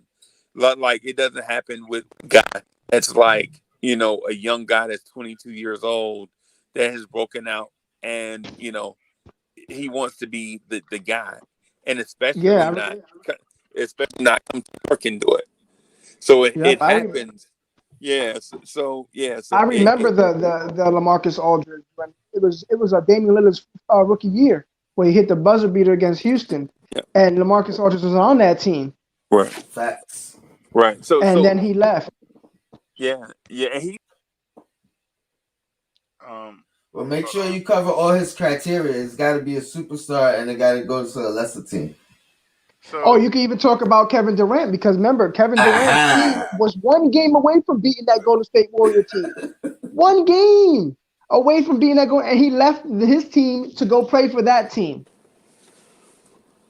He was one game away from beating them. I was about to say that the point on LaMarcus Aldridge is wrong. Just LaMarcus Aldridge, that's wrong. He did not leave a lesser team. He went to not a lesser team, but he went to he went to a team that in the playoffs, if he stayed in Portland with Damian Lillard, they could have beat the San Antonio Spurs. He didn't go to a team that was going to win a championship. LaMarcus Aldridge didn't leave Portland to go to San Antonio? Yeah, but he's saying it wasn't a lesser team.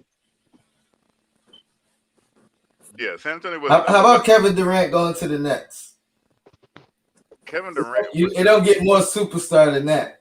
Kevin Durant going to the Nets is one, exactly. Well, no, because and that's a lesser team. They're a lesser team than the team he was on. Okay, but you also had to realize that he also went with Kyrie Irving. They had it don't already matter. kind of worked that out.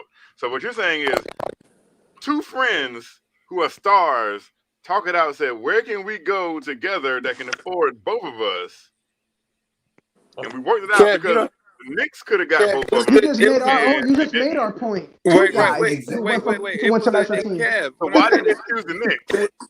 Why did they choose the Kev, Knicks? Because the Nets showed that in the previous 2 years that Because they the can make Nets the were playoffs with not right? the only that, team but that they because the had. Nets were not only that, but because the Nets were going to pay Kyrie Irving. The Knicks were not going to do it. Forget Right, that. and then plus, If we were winning, if we were in the playoffs, we would have had them both, guaranteed. Which makes my argument because we're not. So we're not a playoff team. We're not in the playoffs. I mean, I'm just saying, like the And argument is a bad argument The because year's not LeBron over. also went to the Lakers and they were trash with LeBron, didn't go to the playoffs, and then the next year they got AD.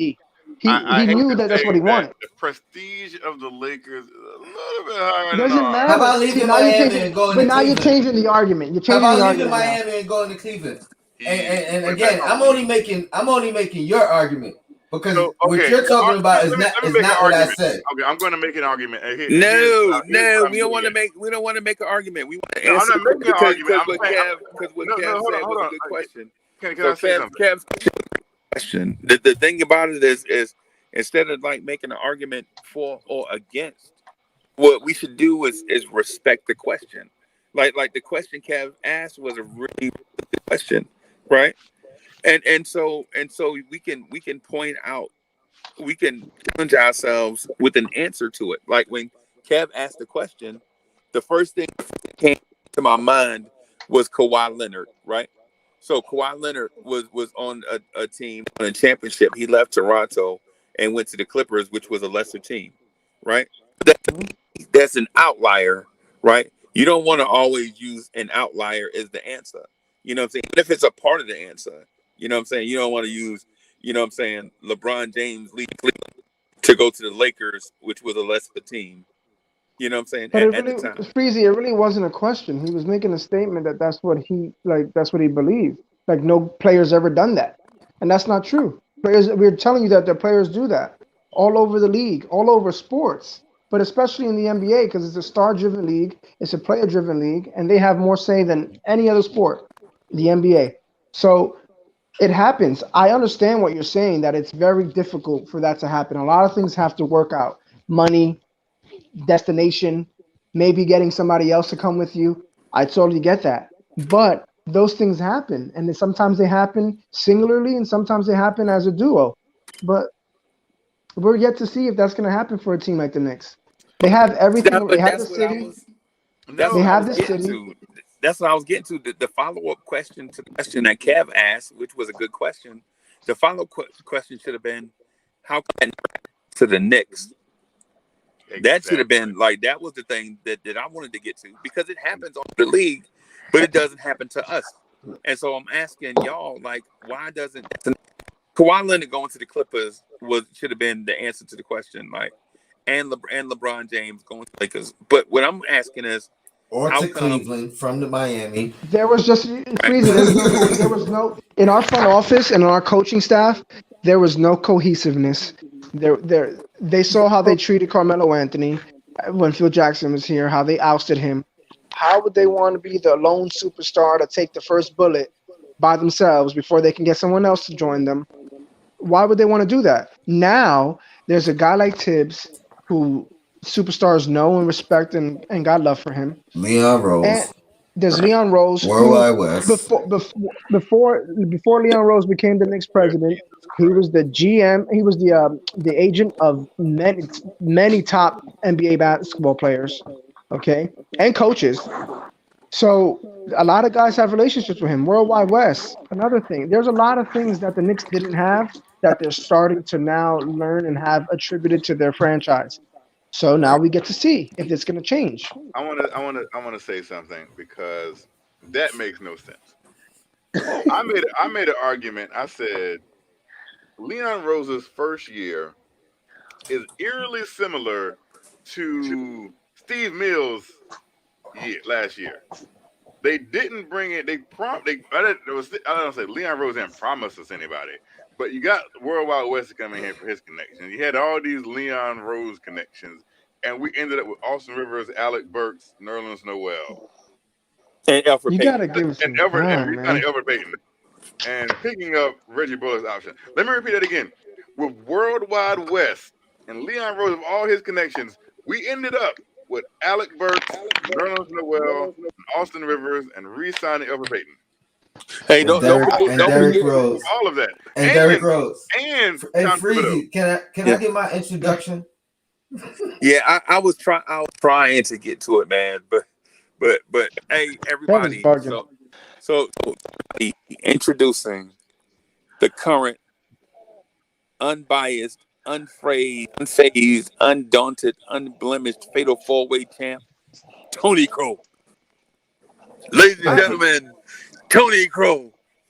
Thank you. Kev Dub just reminded me with that take of Leon Rose and comparing him to Steve Mills. He just reminded me I was the champ.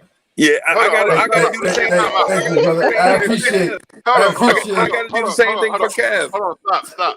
I am the entire debate league champion. Kev. Okay. Kev. How you gonna cut me off when I'm trying to do the intro? How you gonna try to? I'm trying to do it right now, and you gonna be like, hold on. And like every time I try to jump in, you cut me off. Every time I'm like trying to do the intro, and Kev jump in like, but Kevin Knox. So introducing the current unbiased, untainted, unfazed, undaunted, blowing tears debate champ, Kev W. What's up, champ? All right, that's cool. But listen, Kev, going back to your What's up, point. champ?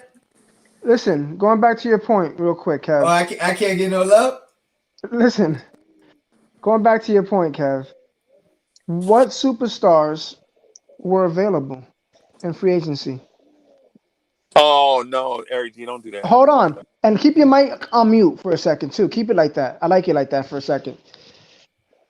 Who was available via free agency and trade?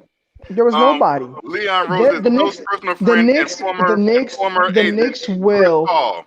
The Knicks will. Let me repeat it Make a again. move Leon when Rose's close friend and it is former okay. client, Chris It's Paul. okay. The Knicks will make a move when I it just answered your makes sense. question. I When just it makes answered sense. your question.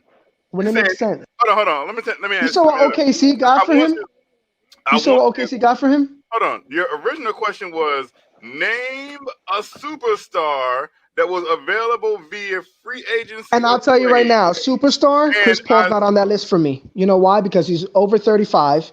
He's going to cost $40-something million. If I'm going to do that, I'm going to do it for a guy who's 26 and his first max contract, okay? The Knicks will make a move like that when it actually makes sense. Getting Chris Paul right now doesn't make sense. They're not win now. The Knicks are not win now. Your original question was name a superstar that was available. Yeah, but he's not a superstar. He's a star player. He's not a superstar. Y'all got to frame these questions better, man. Because for one, he's old, man. He's old. But for not what you said. There's a bunch of them. Yeah, but you legit saw just about a point guard in the universe get traded this offseason. Yeah, so that means that means they were available. Yeah, but the Knicks weren't gonna make a move that didn't make sense for the team. What you should have asked, if you wanted them to be specific, what you should have asked is what star point guard that fits our timeline is available. You know what I'm saying? Difference, because Dennis Schroeder got traded, Ricky Rubio got traded, Chris Paul got traded, John Wall got traded, Russell Westbrook got traded. I mean, come on, they a bunch of James dudes Harden got traded. Yeah, but those guys, John Wall didn't make sense for the Knicks. He hasn't played in 2 years. He's making $40 million. That'll make sense for the Knicks. And John Wall is averaging 18 and 8. And that's wonderful. That's wonderful for the Houston Rockets, and they're not winning many games. They actually, hold on, what's Houston? What's their record? Well, it depends on because Eric G, what you're looking for is a point guard, a timeline, right? I'm not looking for a point guard at all. I'm just looking for a star, whatever position he plays. So actually, Houston actually has a better record than us. So I don't care about that. They're gonna win a championship. I said, are they winning? Are they a winning team? But that's again. Are they a winning team? Eric G can't win the championship season. What are we talking about? Exactly. Hey, I ain't gonna front. Houston's in a good position. But that's what I'm saying. Why would I? I'm not going to spend John Wall, who's been healthy 3 of the last 7 years. I'm not going to give him $40 million to come to the Knicks. If you're talking about Devin Booker, that's different. That's way different. I'm not giving Russell Westbrook $50 million. I'm not giving him $50 million. You're talking about James Harden, maybe. You're talking about Kevin Durant. Okay, I don't care if he comes off Achilles injury or he lost his leg. I'll take Kevin Durant on one leg over a lot of basketball players. Hey, well, you know what? But you know what? Hold on, Kim. I mean, yeah. So we got to start passing this mic better, man. but the thing is Eric G. He a point guard $5 million, and guess what? He looked like $5 million. You know what I'm saying? Did your point guard look? You got a bargain bin point guard. You're like, hey man, and guess what? That's exactly what he looked like. You know what I'm saying? And Hey, I'm shout out not, I'm to not giving Moses credit and to. I get Elijah. it. Is that we're talking about saving money and having cap space, Hmm. and y'all and the best players on the team, they look like they bargain bin. You know what I'm saying? I mean, so sometimes, man, you got to spend that money. You got to go spend that bet. You know what I'm saying? Who? Yo, Like if I was making money like Crow, I would be driving the best Maybach on the market. You know what I'm saying? You know what I'm saying? But with me, you know, I don't make Tony Crow money, so now I'm bargain bin shopping, right? And my car look like it. You know what I'm saying? I mean, you got to spend that bread. You got to spend. On the right pieces. I don't get it. You get mad if Knicks fans get mad if they spend $5 on a mid-tier point guard, and then you get mad if you spend $70 on $70 million on Tim Hardaway Jr. You want to spend a lot of money for what, middle-tier stars or just good enough players? I'd rather wait until you get Tim a star Hardaway player. Jr. Why are you and going to Zach spend money LaVine. for? So Tim Hardaway Jr. and Zach LaVine is money, right? So Tim Hardaway Jr. is Zach LaVine now. I never. No. No, Oh listen, God. Zach LaVine is not. Zach LaVine is not. He's special talent. He's not. I don't see this. Everybody's enamored with him, and I really don't see like what has he done for any team he's been on besides Yeah. a couple dunk, You know what's a couple crazy? dunk highlights, a couple 3-point shots to win a game, but never been in the playoffs. You know what's crazy? Bradley You Please know, let me Beal. say something. you can say Please, that God, about let a me lot say of something. players, though. Please let me say something to Eric. Please let me say something. Nah, Go he ahead. just came in the chat. Let him talk. He No, just came in. I need to say something because he just said something that contradicts. You just said, "What has Zach LaVine done?" Right? Those are clear. What you just said. What has Zach Yeah. LaVine And done? he's injured. He gets injured. Hold on. No, you said, "What has Zach LaVine done?" Mm-hmm. Tell me this. What has Devin Booker done? Yo, Kevin, that can't be your argument tonight. Yeah, Right? that's It is. bad. No. I'm not coming in here. It is because you just No. said, "What's the difference between Zach Zach LaVine LaVine. and Don't do that. I'll just get Do off. not Just tell me to fucking get sit off. Has here. Devin Booker been in the What, playoffs? what's I'm your gonna get off. argument right now? Has Devin Booker been to the playoffs? No, Has he led his that team don't to the matter. playoffs? That don't matter. He's never He's had a not a good better team player. around. He's That not better don't than matter. He played. This is the first season. I'm gonna ask you a question, right? I sat back and watched you talk your nonsense in the Nonsense. background. You was talking straight garbage, trash. trash. Okay, because Now, y'all have. I I can't haven't been on here in 2 weeks because my laptop charger broke. So now I pay a visit tonight. I'm sitting in the back listening to you. Okay. Mind you, I'm a guy who wants to play the kids.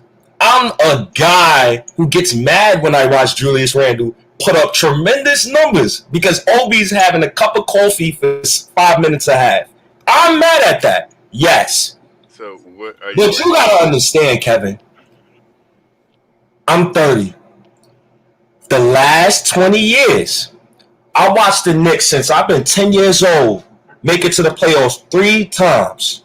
That is disgusting. That is terrible. That is egregious.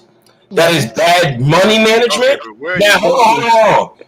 You're not going to sit here, and I'm a Kevin Knox fan, and I'm going to sit here and tell you that man don't deserve minutes, bro. I'm a Kevin Knox fan. I'm a Kevin Knox fan. I'm a Knoxer, and I'm telling you, he don't deserve minutes. When have I What said anything about Kevin? what I'm seeing from him, Bullock don't deserve minutes neither because he's putting up triple singles. But what I'm seeing from him, from a third-year player, I'm kind of disgusted at it. And I haven't been on here for 2 weeks. You haven't heard me say, you haven't heard my takes. I haven't said nothing. No, nothing. I was about to say Randall is playing so well that I cannot sit here in my right mind and say, let's trade Randall right now. You can't sit there either. State.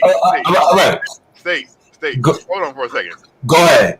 Hey, wait a minute. Hey, why my man can't finish his point? Because I don't know where this point is. Let him finish. No. This point is going to people like me who originally wanted to tank and I wanted a lottery pick this year.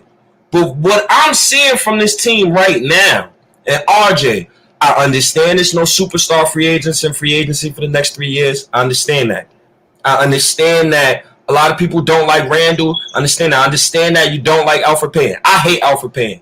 But what I'm watching right now is this is special to me, bro. I don't know about you, but I take pride in what I'm watching right now. We got the #1 defense right now in everything. We're a young team, right? If we're last in the bottom 5 in offense and we're still winning games, as we get older, we're going to get better offensively. It's Tibbs' first season. You got to give it time. I understand that Alfred is trash. I understand that Bullock is trash. Kevin Knox does not deserve minutes, Kev. I was making that argument 2 weeks ago. I will not sit here and allow you to make that argument now. So you need to stop. Hold on. You need to stop. You need to come to your senses like I have and understand that we have 2 first-round picks and he will be replaced.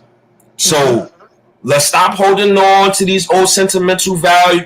These we got to keep all these draft picks and we got IQ, we got RJ, we got Mitch, we got Obi. I'm good. If they don't play for the rest of the season, I don't care. That's all I gotta say. Okay, so I'm going to sit here and say that I have no idea what you're talking about. Like, I literally have not said anything tonight about Kevin Knox whatsoever. And then you came at me like, I need to stop talking about something. I'm like, well, what?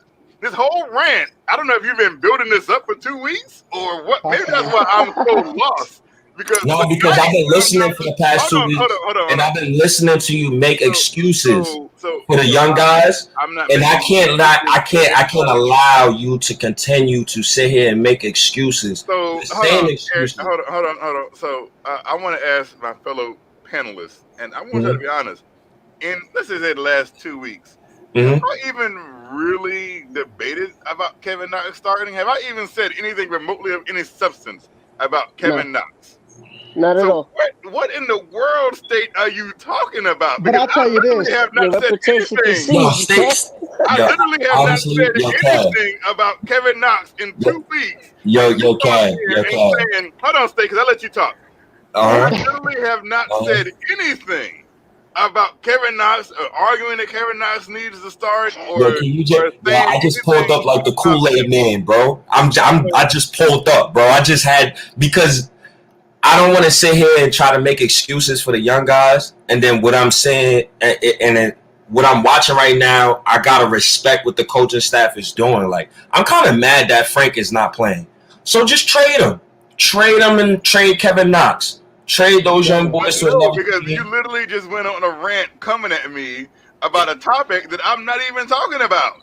Well, I'm talking about it. So it don't matter. I ain't been here in 2 weeks. So I started it up. That's the thing. You came at me about a topic that I haven't even been remotely pushing whatsoever. So what's the topic? He thinks that Zach LaVine and Devin Booker are the same player. Hold on, Eric. First, you need to give me an apology. You need to give me an apology for talking nonsense about something. I would, but you continuing on. So now it's an ego thing coming in. No, I'm just saying you literally came on here. If you would have just said, chill, stay chill. I ain't talking about Knox tonight. I haven't talked about Knox in weeks. You should. That's a lie. You should. You shouldn't. You should have. Knicks? Yeah, and hold on. But State comes on here, and Oh, what's the God. first thing he said? You need to stop defending Kevin Knox. And I'm like, well I haven't. What are you talking about? Like, I No, haven't the said chat anything. disagrees. The chat disagrees. Of They course, all no, say everything. you capping. Hold on. The first thing about Kev. the chat is this: they think everything that comes out of my mouth is about Kevin Knox. So don't listen. Nah, hell no. I don't think that, bro. No, the Hell chat no. does. There's people in the chat. I can be talking about the man on the moon. No. They think I'm talking about No. Kevin Talk about Knox. Knox Kev, every you day. gotta understand. The 3 other brothers that's on this panel right now, I'm cool with those brothers. We ain't got no venom. I've never been on panels with these brothers. But you, I've been on panels with you. So I've been meaning to say this to you since my laptop charger broke. Look here. I'll say this as the reigning Blowing Tears Debate League champion. Mm-hmm. Let me repeat that. The reigning current Debate League champion. Mm-hmm. Debating me on a topic right now is probably not the road that you want to go down. Yo, to be honest, I don't. Before, and To be honest, what is there to debate with you about? Like, the only thing that's there to debate with you about is, do you want to make the playoffs or do you want a lottery pick? Like, that's probably one of the only things. I don't know if you've if you've actually heard what I've been saying. My main topic is like you said, you take pride in where we are. I'm not about to take pride on a team that's 11-15. What's there to take pride about? Because last season we was 10-24. Last season we was 10-24, and the season prior we was 10-29. That's why I take stock in that 11-15. Go ahead. Are we under 500? And we had a way tougher schedule this year. Are we under 500? We was 10-24 last season, and the season prior we was 10-29. So we've been under 500 still. No, it's not about being 500, bro. No, it is. It is. Hold on. No, it's not. No. Stop. Kevin, can I say something to you? Can I say something to you that I said to a lot of people? Can I say something to you? If somebody asks you on the street, do you root for a winning team? Could you say yes or no? Kev. Yes or no? Kev. Do you or do you not root for a winning team? Kev. It's a simple yes or no answer. If somebody walked up and said, "Is your team a winning team? Yes or no?" What was your answer? Would it be yeah? Yeah, we're winning. We're above 500. We're getting there, but that's not the your point. Your answer would be no. That's not the point. My team is under 500. No, the point is we was 10-24 and we was 10-29. We is 11-15 right now. So let me what are you talking about? Let me say this. What I say to a lot of Knicks fans. If somebody asked the Phoenix Suns, and they said, "Hey, is your team winning? Winning basketball?" What? They can say, Leon Rose timeline is not your timeline. Stop comparing your Knicks. You know what Leon Rose's timeline is? Bro, this is his first season. Why am I not this year? like that? So hold on.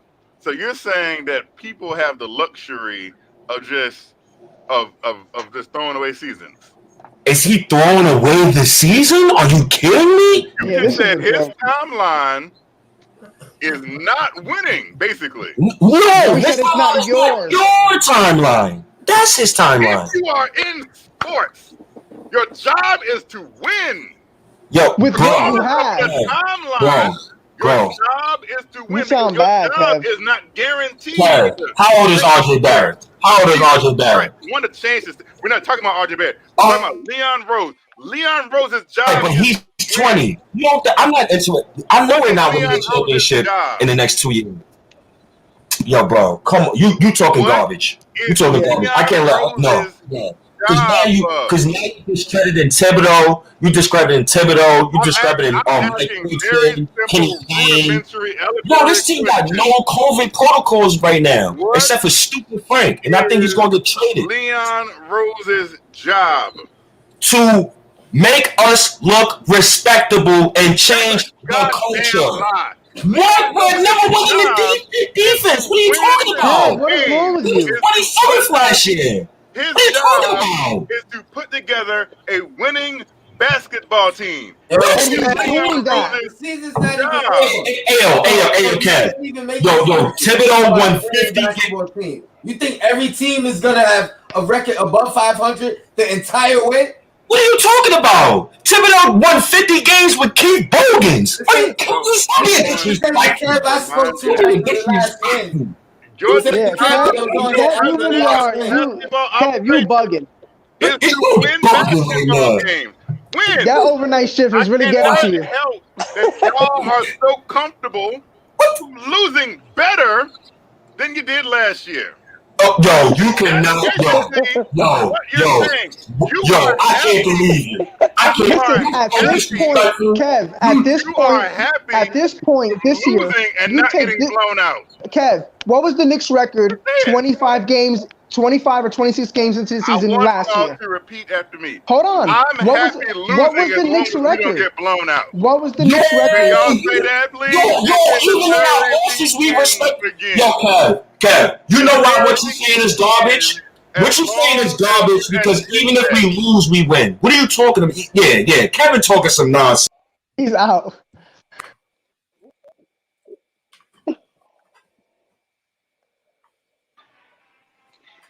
Yo, Quiet Money, what's good?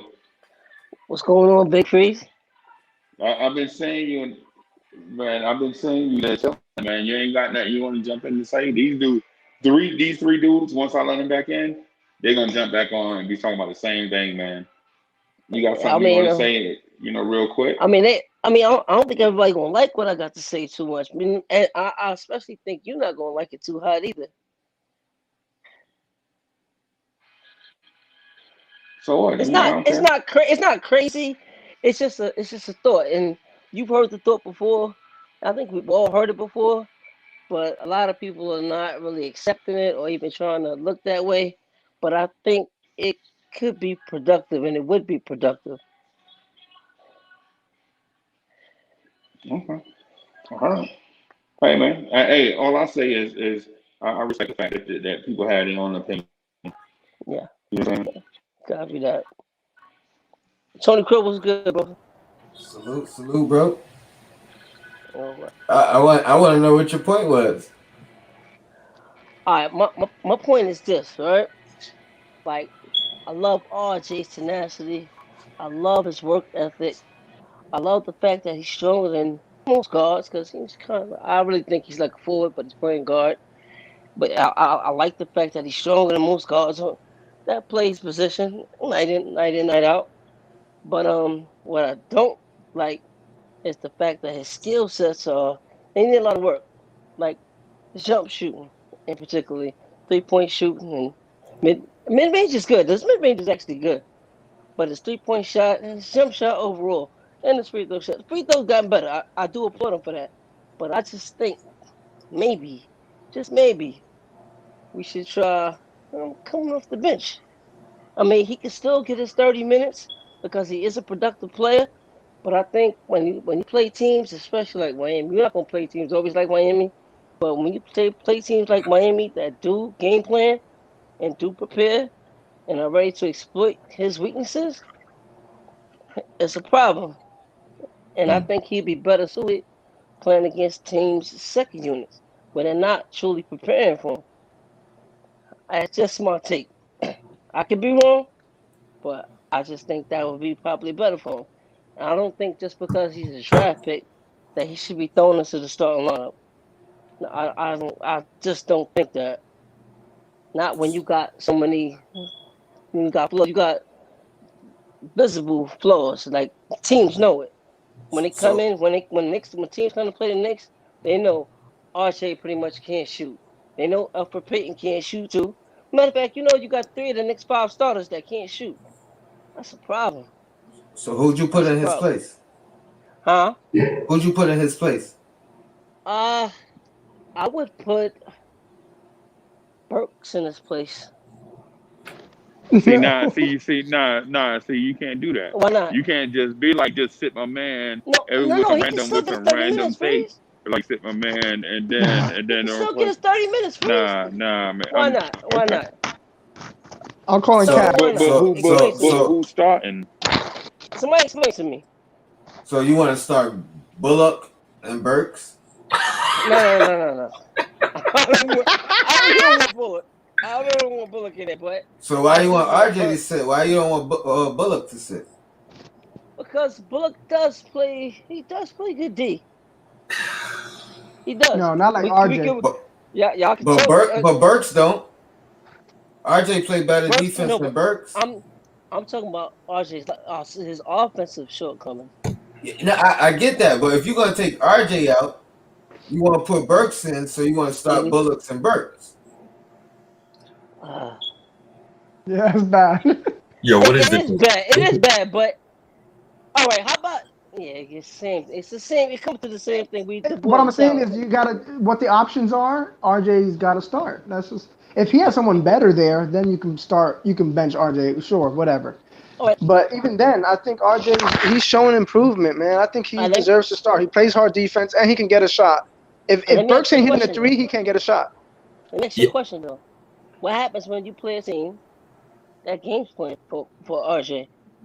They all do. Every team's going game plan for RJ. Not well. And, I mean, and that's why I sometimes he do respect so. him, because he's learning how to play with the team game planning for him. Like this is true. second year. That's how he's gonna get better. Like he's fine. He's gonna have bumps and bruises, nicks and bruises, I should say. I thought. Do you actually get better during the season or in the off season? Both. Both. You gotta get better by playing minutes. You actually need minutes on the floor. Like I would never bench RJ for. Is this a rebuild? Like, come on. Like I thought this was a rebuild. Like I don't spend money to watch Bullock, Burks with Alfred. No, I would still want RJ to get 30 minutes though. I don't care how right, it go. I would still want him to get his 30 minutes a game though.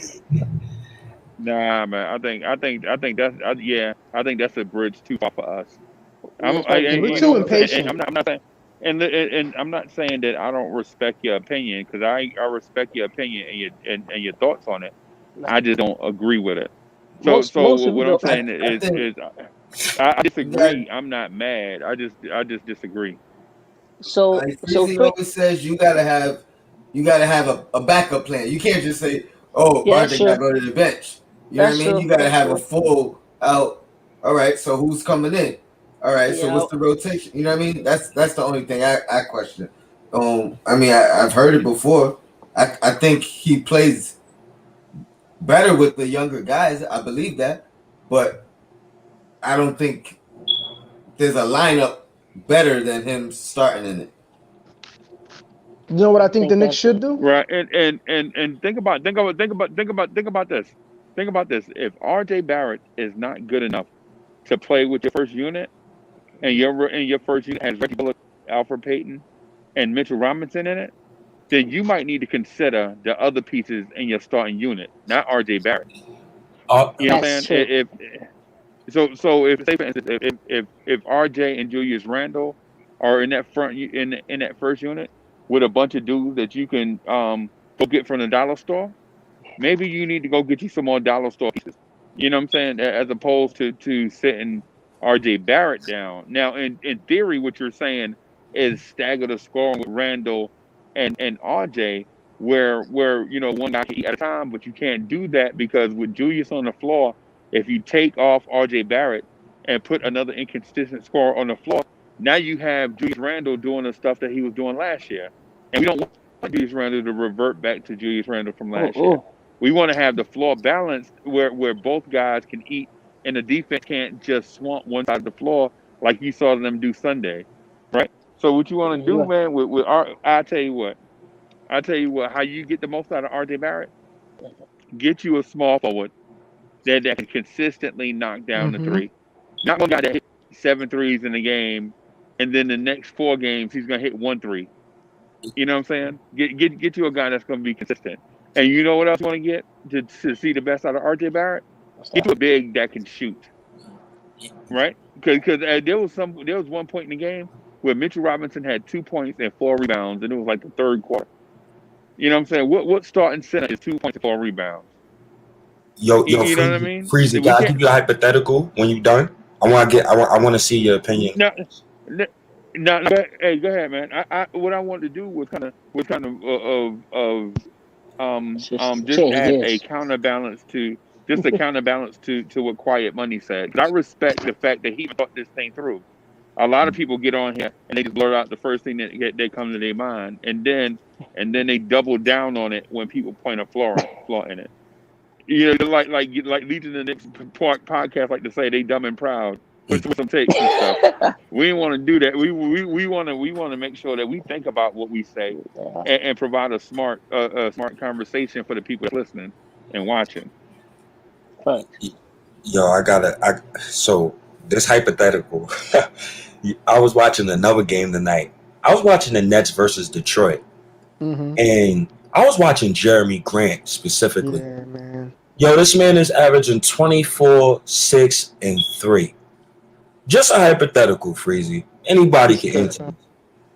If we had Jeremy Grant right now, with the way Julius Randle playing, with the way RJ playing, and Grant is at the 3, the same position he's playing for Detroit right now, what would our record be? Over 500. 500. Over Real 500. talk. Listen, State, that's a great point. Hell yeah. I have another point for the players that we do have on the Now roster. How we can I think we would probably only have 6 or 7 losses.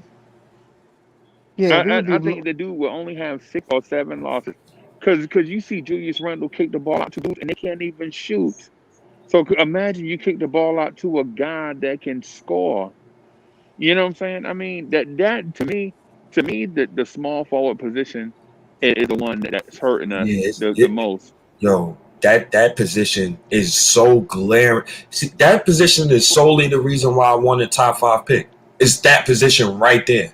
Like point guard. Okay, I understand. We could probably go get Kyle Lowry, so we'll be straight in the point guard. We got Derrick Rose. We got IQ, so that's covered for me. I get But that small forward spot, like I remember Freezy said something too, like, "Yo, would you trade 4 first-round picks for Brandon Ingram?"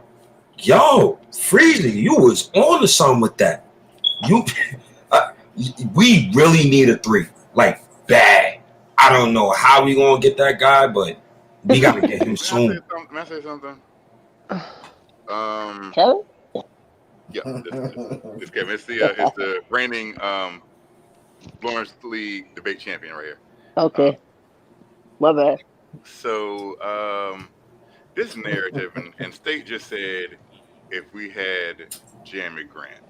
If we had Jeremy Grant, we wouldn't have Jeremy Grant because we would have ran him out of town a long time ago. Okay? Jeremy Grant is playing at a career, like this is his career high in year 1, 2, 3, 4, 5, 6, year 7. So in his 7th season. So No, listen to me. Jeremy Grant's 7th season, he's playing at a career high, averaging 24 points a game. So right? Listen to where I'm going. Stop saying so and listen to where I'm going. I'm taking you on a journey, young man. Just buckle up. I'm sorry. I apologize. Jeremy, you just said, man, if we had Jeremy Grant in his 7th season, averaging a career high 24 points, but yet when you first came on this show, you said you was ready to give up on Kevin Knox after 3 years. So let me tell you what Jeremy Grant was doing. I know I'm getting back to that. Go ahead. His rookie season, he averaged 6 points, Go ahead. 9 points, and 5 points. You would have gave up on Jeremy Grant a long time ago. Sometimes when you're a young player, you need to change your scenery. You need to change your scenery in order to flourish. For example, it's a bunch of young players right now. Josh Jackson, he's on Detroit right now, former number 4 overall pick. He's flourishing right now. Sometimes you need. Hold on. This is not about. This is the thing with a lot of people. They have young players. Okay. And they want to give up on these players because they're not giving them instant gratification. Kev, you can't So sit there. no. Yeah, Let me finish. I said enough. Because I let you I said finish. I enough. let everyone else finish. But when I make a point, I just keep getting interrupted. So let me finish. You have players, and everybody wants instant gratification.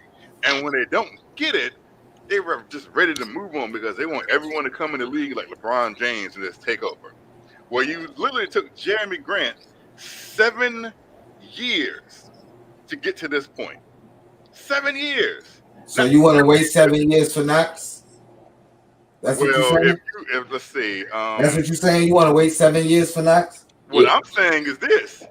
He just said he wanted a player who it took 7 years for him to get to this level.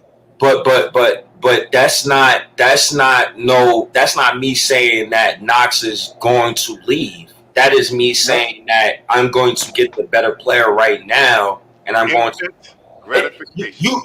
No. You think that I'm saying? Wait. Hey, state. Let me state. It's going to take minutes away from Knox, Hey, man. Kevin, let me ask this because I need to get the relevance here because Jeremy Grant taking 7 years has nothing to do with if we'd have signed Jeremy Grant this offseason.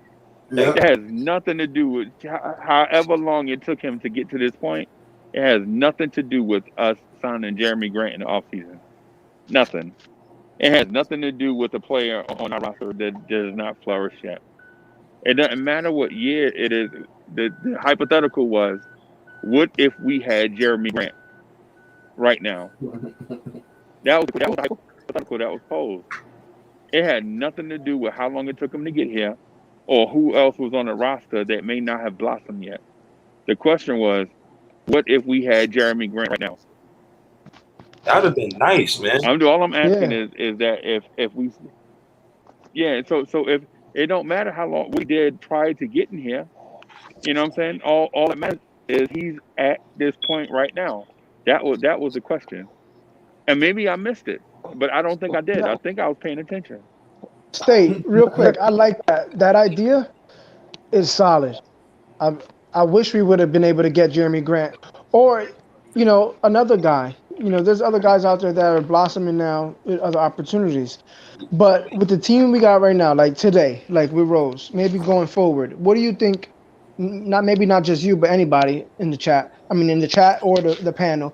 What do y'all think of maybe you start IQ with Rose, RJ, Mitch, and Randall, right? And then I know we talk about the points off the bench where we're going to get that offense from, but maybe then 6-7 minutes into the first quarter, you take 2 starters out, 1 guard and a forward or whatever, RJ and quickly take them out. You bring Peyton in or whatever, and you keep 1, 2 of those or 3 of those guys on the court at all times, scattering them so that offense is there, and you can still keep some of that defense intensity, but you get to have, you know what I'm saying, with certain matchups, you get to have Obi with Rose and Peyton or whatever, or Obi with Knox. I mean, not Knox. Sorry, see, it's coming to me too now. Obi with some of these other guys. You know what I'm saying? Like Obi and Rose, I think would be good together. So real quick, Freezy got a super chat from Wacko Knicks Fanatic. Thank you, Wacko. Everybody, press thumbs up. Kev is, I guess, correct. Fans refuse to let our guys develop. Well, sorry to burst your bubble, bro, but RJ Barrett, Mitchell Robinson, Obi Toppin, and Emmanuel Quickly is your young core now. You're going to have to just accept that we have 2 first-round picks in this upcoming draft. So I understand that we want to see Kevin produce here, but sometimes it just don't work out, man. Yeah. Hold on, because I don't know if that was. So let me get this straight, right? And because people say stuff, right? Mm-hmm. And then Answer my question. And then it doesn't make sense. Like, what exactly is a core? Exactly. A young core is a group of 3 to 4 guys that you know will be here for at least 5 years. So those. So you feel like Mr. Robinson will be here for 5 more years? Who is the good- reason? Who is you're the good reason now. why we have a top 5 defense? Mitchell Robinson's a part of that reason. Hey, He's a good leader, State, though, let because him finish. Let him finish. who, me? Yeah, Kev, go ahead. Hey, Kev, let me before you finish. Hey, Wacko Knicks fanatic said second year and Money benching RJ already, and he was like fans. But go ahead, Kev. So you have, and this isn't about Kevin Knox. This is about, I guess, the young core, as you say, because I Mm-hmm. believe it's a fallacy. I believe that it's a facade, if Mm-hmm. you may, because Obi Toppin has yet to play 20 minutes a game. Think about it. Obi Toppin has not played 20 minutes in a single game yet. He barely has even. I don't think Obi Toppin's played more than 15 minutes So in a what? game. Emmanuel quickly will be set in a dime whenever Alfred Payton has a good game. RJ Barrett, you can see his minutes starting to fluctuate, and you can see him being pulled, and we get to see more Alec Burks. So I hope you're happy about that. Kevin Knox is getting DNPs, and Franks is getting DNPs, and it's like Mr. Robinson hasn't shown any type of development. So I have yet to see development in Mr. Robinson. Can I say something to you, and then I want somebody else to take it because I want somebody else to answer this point. Bam Adebayo was Hassan Whiteside backup for 2 years. Yeah. Jalen was backing up Avery Bradley and Jay Crowder his rookie season. Brandon Ingram was backing up Luol Deng for half of his rookie season. So just be patient. So again, you just said don't. That means you're wrong. Yo, listen, man. I wouldn't be trying to talk optimism to you, optimism into you, if I didn't see something on the court that I liked. I didn't like. So, Hey Kev, you said I'm sorry. Hey Champ, you said you haven't seen development from Mitchell Robinson, not even defensively. No. So the fact that he hasn't fouled out in a single game this season, that hasn't impressed you.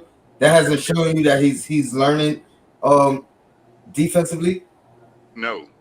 The fact that he's not jumping at every pump fake instead of trying to block every shot, but knowing that he could change his shot just with his length, that hasn't impressed you. That's not development. No, that's not development. Wow. Not fouling out of a game is not development. Wow. When you fouled out almost every game last year, or was in foul trouble every game last year, think about how That is low. development. That's not development. Think about this. This is how low the standard is, right? We are happy of players not fouling out. I asked you, is that development? I'm going to say something. Just wait for 5 seconds and let's think about it. This is how low the bar is. That we are happy with a player because he's not fouling out. Kev, That's why our defense is so good. Like State said. I'm going to repeat the best ability. The best ability is availability. You need a new team, Kev. The best ability is availability. Yeah, Kev, man. Kevin Knox gonna get replaced, man. I'm a Franker, man. Frank gonna get replaced, man. Them young boys gonna get replaced, bro. Everyone's replaced. You know why? It's politics, man. You just gonna have to accept that the guy that drafted Frank, he was fired the next day. Kevin Knox, I understand. I want him to play. How was me talking about Mitchell Robinson not showing development, and you go back to Kevin Knox? No. I'm about to get to Mitchell Robinson too. Mitchell Robinson, you gotta just let him rock, let him play. Do not trade him. He's the single most reason why this defense is top 5. Let that boy play, bro. Just be patient. We got more draft picks coming up, bro. Just relax, bro. State, real quick, I do think that Mitchell Robinson will get traded. This is the thing about it, and this is what kills me, and this is the point I'm trying to drive home so bad, but nobody is picking up on it. Mm-hmm. We had a number 1 defense in the league, and this is great. This is a wonderful news. Hooray! We're still under 500. So what? So what? Okay. I'm not even saying anything else. Is the season over? I'm not. Is the season over? We have Oh, number one let defense me in the ask you league. this. Let me ask you this, champ. We have the number one defense in the league. Can we make the playoffs with an under 500 record? Can we? We have the number one defense in the Can league. we make the So, playoffs with a record under 500? y'all are happy being under Oh, 500, and that's fine. Y'all can be happy being under 500. Go for it. Be Oh, as happy as so you are. not only will you not acknowledge me as champ, you won't even answer my question. Yo, that's crazy. So let me get this yeah. straight. Look at the super chat. The super chat, real quick. Mitch is top 10 in DRPMs, top 10 among centers in opponent field goal percentage, and hasn't fouled out. He has improved. GTFOH. At Eric Gonzalez, tell him. At State of New York Knicks podcast, tell him. We've been trying to tell Kev, man. You know what I say? I say this about Mitch. I hate his offense, but we could also say this about Mitch. He never touches the goddamn ball. We need a point guard. Plain and simple. Plain and simple. Now, That's not. hold on. Is a point guard going to get Mr. Robinson more jump shots? Let me ask you a Is a question. point guard going to give Mr. Robinson the ball in the post? How many Is a lives point did you see? guard going to give him the opportunity to shoot a 10 to 15 foot mid range jump shot? How many lives did you see go to Mitch today? Oh, so now it's Hey, just Mr. hey, Robinson going man. to do lives. Hey. So to your point, just want to say this real quick. So, for one, y'all gotta stop talking over each other because it sounds horrible, right? Two, Mitchell Robinson's not getting the ball because Mitch can't catch. If Mitch could catch the ball in traffic, he would get a lot more offensive opportunities at the rim. But the fact that the only way he could score is catch lobs means he has to get better himself on offense before somebody else is gonna have faith enough to try to get him the ball. It's not an Obi Toppin situation, right? The Obi Toppin situation is they just don't have chemistry with him yet. The Mitch thing is Mitch has been here for 2+ seasons, and we know Mitch can't catch the ball in traffic. That's the one thing that people they'll point out all these defensive metrics for Mitch, but at one point in this game that just passed, Mitch had 2 points and 4 rebounds. 2 points and 4 rebounds. Can And I don't know what he finished with. Mm-hmm. 4 And points. so what Really. I'm saying He finished at is, 4 points. but before. Oh, okay. So the thing is the thing with Mitch is we know he's not a finished product, right? We know he needs to get better, but let's not act like this dude is looking like Karl Anthony Towns, right? And he's not that guy, man. Mitch is coming along slowly, he's making incremental progress, but let's not act like this dude turned into, the Fresh Prince overnight. You know what I mean? I get No, where everybody is going with it, but sometimes we got to look at it from different perspectives. Oh no, no, I Breezy, feel you. because Mitch is a core piece. Freezy, I feel you. But we're talking about Kev is honing in on developing young players, and we see a development, whether it's slow or whether it's fast. We see a development in Mitchell Robinson. We can't say the same thing for some of the guys who are getting the DNPs. There No, is a hold on. development Let me going say on something. with Let me say hold something. on, Kev, hold on. There is a development going on with Mitchell Robinson. It's maybe not as fast as Kev or a lot of other fans want to see, but it's happening. And if he's got to hone in on playing better defense and being available and not falling out first, and then working on his offensive game and let that come second, then that's what we got to do. But he is contributing to the game, to Hell winning yeah. games. Hell yeah.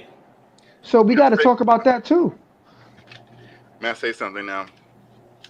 Now I'm going to ask you a legit question. And I don't want any BS or he's doing this, doing that. Because staying in the game is just being smarter. That's not someone telling you, hey, don't jump at everything. That's not development. Development is, listen, if you put your arm this way and extend your wrist that way, your jump shot will be straighter. That's development. But if I come up to you and say, hey, he's going to pump fake, don't jump. That's not development. That's just me telling you, don't be dumb.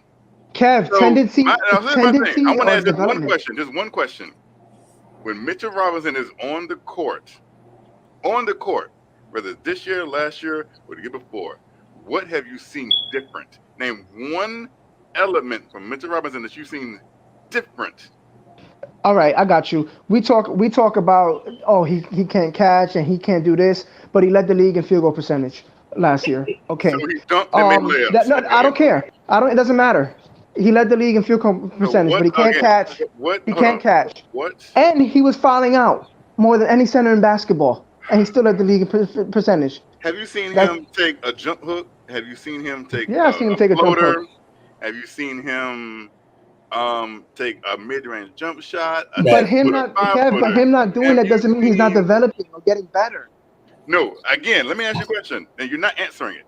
What has Mr. Robinson done different that you can say you can? I can take a video from Mr. Robinson's first year and Mr. Robinson today, and it'll be similar because he does not do anything different. If you gonna ask a question, ask the question, but don't ask the question They're not and because then here's my prompt people thing. to answer, and then start by talking. Because What was the question? What was the question you were gonna ask? people are just in denial and they don't want to Kev, what admit was the the truth. question that you were gonna ask? What has Mr. Robinson shown you that's different But that he has Kev, added to his game? I'm not. Oh, here's it. Okay, what has Mr. Robinson added to his game? okay, all right. So That's what the is question. What has Mr. Robinson from added from to his game?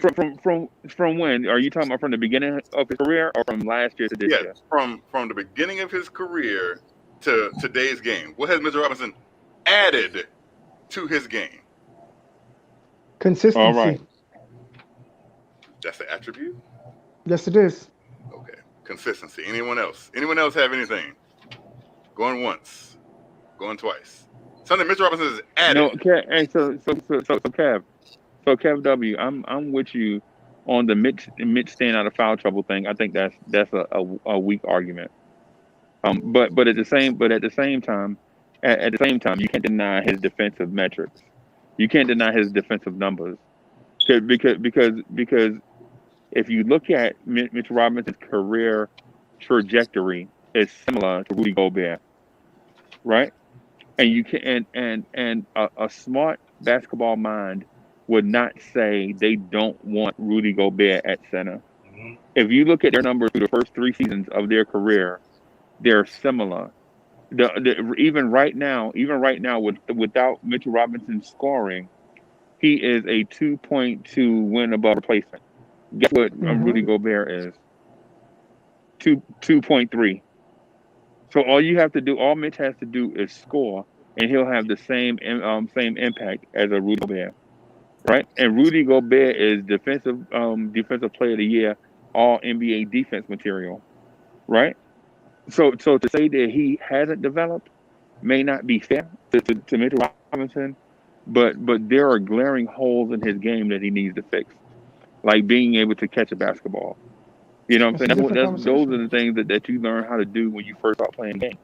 And for those, and like Eric G is in denial. He don't think Mitchell Robinson has bad hands, right? But when Frank Ntilikina used to get in traffic and throw Mitchell Robinson bounce passes, Mitchell Robinson had to corral that ball before he went up to dunk. As opposed, but somebody with good hands would catch the thing clean and throw it down before the defense can recover. But Freeze, like you said, like I'm in denial. I'm not in denial. What I'm saying is there are some things that he's gotten better at. Whether you guys want to believe it or not, your coach will tell you the best way that you can help this team is be available. Not fouling out, that helps. Being on the floor helps. You know why? Because when he's on the floor, the team is better. Look at the numbers. The team is a better team when he's on the floor than when he's sitting down. That's one. Two, okay, the kid needs to get better offensively, but really he's only been playing basketball for 4 years. He's playing basketball for 4 years. So you missed out on what we just said. So you just totally missed out on what I said. The being on the floor thing is a weak argument. But no, to you it is. But not having hands is a weak argument to me. I don't agree with what you're saying. Right. So just because I'm not saying it's a weak argument. Your argument's lame. That's a lame argument. How is it lame when data supports it? And data supports that the Knicks are better when he's playing, and he's playing 30 minutes a game. The Knicks are better than when he's playing 15 and fouled out. What's Mitchell Robinson's free throw percentage? What? Because I want y'all 48%. So what did Thibodeau say? 28%. What did Thibodeau say before the season starts? Mitchell Robinson will start shooting jump shots when he starts shooting well at the foul line. What is he shooting from the free throw percentage again? 48%. That man should not be shooting jump shots. 48%. Like, no. I'm good with Mitch right now. What he's doing. Right. Yeah, because if he shot jump shots and he missed them, then everybody say, "Why is he shooting that trash?" It's not even that. It's this. Be patient. We just don't have no be patient. The kid is good. Yeah, I know OG right next to me. I know he wanted to say something. He had his hand up for a minute, so I know he wanted. So you might as well just let it rip, man. I don't even remember. I'll get back to it. Oh, Mitch Robinson.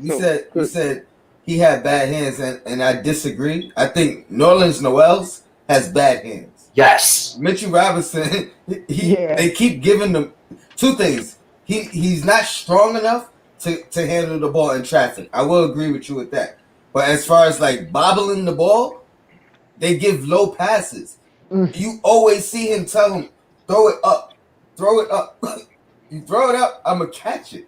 You got to throw it away from the defenders. You can't give him the ball where the defenders can grab it. Let me ask you a question. And I'm sorry, I just want to ask a question. So you're basically saying, and this is a weird thing, don't throw Mitchell Robinson bounce passes because he's not going to catch it. No, that's not what he said. Listen to what I said. You need a point guard to give him the right pass. Thank you. The right pass, he's going to finish it. Boom. And if you don't have that, throw it up where he can go get it.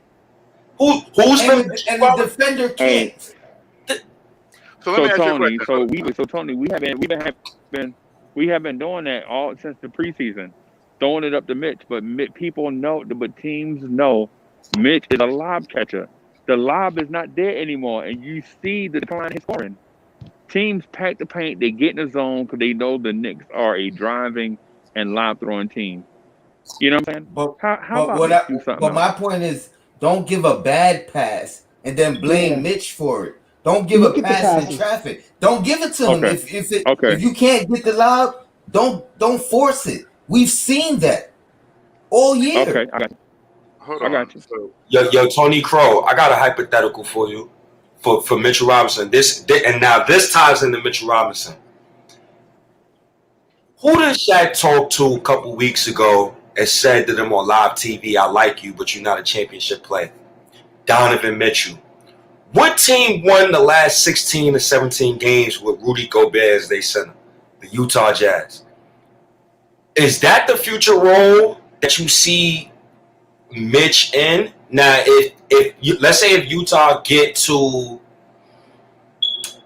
the finals or the Western Conference Finals, do that lower your okay, I'm really good with Mitchell Robinson. It gives hope. But yeah, that's been my comparison. So what does that have to do with? That's been my comparison. And guess what? What does that have to do? Well, we would need a Donovan Mitchell. We would need a guy like that. That's for sure. So Freezy, you said what do that have to do with Donovan Mitchell? That he has a player that could do that for him. No. The reason why I said that is because the way they play around Rudy Gobert, they got a lot of floor spaces, and they got a lot of guys who run pick and rolls a lot, and they give them a lot of space. And Rudy Gobert is not an offensively gifted player, and also Rudy Gobert does not guard in space. I've seen him get played off the floor in the playoffs. And to your point, Freezy, throw the ball to Rudy Gobert in a crowd. Can't catch it. And guess what happens? He got bad hands? He do, though. He do. But he can't catch it. But that's why you got to give it to him in the right spots. If you look at the passes, he got bad hands in the crowd. You throw it up, he's going to get it. You got a point guard to deliver the right pass, he's going to finish. Look at the passes that they give Mitch. Like even tonight, there was two of them that they throw it right at the rim. And he's this way, he's above the rim. He got to throw it above the rim. They throwing it right at the rim. The guy in front of him just comes up, just puts his head in front, slaps it down. You got to throw it up. They're throwing line drives to the rim. They're going right to the rim. They got to throw it above the rim. Finesse. I would like to make a statement, and because I'm trying to follow this narrative, right? So I'm a point guard, and I can. It's like a football player. If I'm a quarterback, and I throw you a pass, and the ball bounces off your hands, they're going to say that's a bad pass, or are they going to say you just dropped the ball? No one's saying that it doesn't happen. Because no, listen. You're saying don't pass the ball to Mitchell Robinson in traffic because he can't catch it. But that's not a flaw. Kevin, who is his point guard? His point guard is Alfred Payton. Hey, let me make it so you can understand, Kev. Getting to Mitchell Robinson where he can catch it. Oh God. That's it. If the ball is getting to you and you can catch it, like you can, it might be a bit, but you can. Like Tim Duncan had great hands. We can all say Tim Duncan had. Tim Duncan was catching everything. Yo, this guy. So I can get you the ball. Next subject. And you're gonna fumble it. Next subject. You're gonna Not only that, but he had Robinson in front of him to watch first and help him for the first couple of years. So. And hey Kev, remember a little while ago you mentioned. Remember a little while ago you mentioned Chris Paul. Ridiculous. Can you imagine a guy like Chris Paul with Mitchell Robinson? A guy that can get the ball to him in the right spots like a point guard does, that makes his players around him better. That's like what it means when they say make your guy better. That means another point guard wouldn't be able to get that pass to him in that spot. Listen in to that what pocket. Y'all are saying. You're saying it has nothing to do with Mitchell Robinson's hands. Oh God. But I acknowledge I know his that flaws I with his can't hands. throw him the ball and a bounce pass a low because he can't catch it. But you're saying it has nothing to do with his hands. Kev, Mitchell Robinson with any other starting point guard would flourish, and he would average 10 plus points. Put Mitchell Robinson with Michael Conley, he's averaging 10 plus points. Put him with Kemba Walker, he's averaging 10 plus points. We have the worst starting point guard according to net rating on both sides of the ball in the NBA. Kevin, please stop. This doesn't make any sense because it do make sense because Mitch is a bad basketball. Robinson the ball, like okay, if I know I can't pass it to him low because he can't catch. So that's not me putting the ball in a better position. That's me as a point guard saying, I know this player can't catch the ball low, so I can only throw it high. Most centers can't go down and get it. Hands. There's most centers. Tell me centers who can go down and grab it below the knees. Has bad hands. Yeah, all right. He has bad hands, but he could be useful if we had an adequate point guard that would not throw the ball in traffic and expect him to get it, or knows when to give him the ball and when not to, because they know he has bad hands. Bad hands. Oh my God. He's talking about Mitchell Robinson and him fumbling the ball and not talking about his starting point guard averaging less than 5 assists his last 10, 15 games. And we over here talking about Mitchell Robinson 8 points per game. Next subject, man. Kevin, you. Yeah. We got to talk about something else. So you want to, all right. Okay. So let's talk about Elfrid Payton not passing, or let's talk about Elfrid Payton just cannot being able to shoot. I don't even want to talk Reggie Bullock, who goes one game hitting 7 threes to one game hitting 1 3. Let's talk about something good. Yes, thank you. No, I want to talk about something good. Let's talk about something positive, please. What's positive? I guess you have a negative aspect on everything. What's your thoughts on Derrick Rose? How'd you like his performance today? He started off slow, but he picked it up. I wish he would have finished the game. He probably would have won. I agree with you. I think he should have finished the game. And I think down the road, he will be finishing the game. I think he'll be starting them. Nah, I wouldn't start him. Need that firepower off the bench. He could still play with that second unit. No. I agree. He could play the first 7 minutes, sit for 3, and come back and play with that second unit. He could do that. Tibbs got to adjust too, though. He said that he was going to adjust to the new NBA, and he got to, because if he doesn't, it's going to get real bad. He has to adjust. When you You say know that, that. you mean what? He got to Shoot, adjust. He got to shoot. be able. He got to be able to the rotation. He can't run no 8-9 guy rotation all the time. He's Well, not. I think he's building for 10. Yeah, but he's got to be able to have 2 or 3 guys. Like I like when he has now, like seeing Rose and Quickly together. That's dope. But I think he can't have all 5 bench players on the floor at the same time. He got to intertwine some Yeah, starters with the bench, I think he's because been doing that. Yeah, tonight he played all five bench players. This was like the first time he's done that in a while, is what I'm saying. I don't like that. Usually he has either Randall or RJ on the floor with the rest of the bench players. Yeah, because he was doing that for like an 8-game stretch. I just don't. He been doing the Noel with Burks and. Go back to this is Tibbs' rotation. I'm gonna tell you this in a nutshell because he does it every single game. Tom Thibodeau goes to his starters a minute, and then he'll bring in like 2 guards. No, he'll bring in like Noel first, then he'll bring in Burks and Noel at the same time. Then he'll bring in Quickly until about a minute or so left. Then he'll bring in whoever is the other backup guard. But Julius Randle will usually close out the quarter. But that's the beginning of the second quarter. That's with the bench, right? At the beginning of the second quarter till about 6 minutes into the second. That's All nothing bench. but the backups. That's the bench playing. I like to have some starters he in does there. that every single game. That's a fact. I would like to You go have back and some look at starters. every tape. Yeah. From the beginning, from about a minute left in the first till about 6 minutes in the second, that's straight bench. And then I would he'll like for bring him to back the take starters one of in. his starters or 2 of his starters out early in this first, like maybe 3-4 minutes left in the first, and then bring them back in where they can run with that second unit, and you got some firepower there too. You know what I'm saying? Because he's been running that straight bench unit for like 7-8 minutes, and it gets real stagnant. Then he got to call timeout or 2, and bring a guy back in anyway. So you might as well just try to run with Rose now. I think you should start Rose to get that offense going early, because we've been tragic in the beginning of games for the most part this year, where we come out slow starts.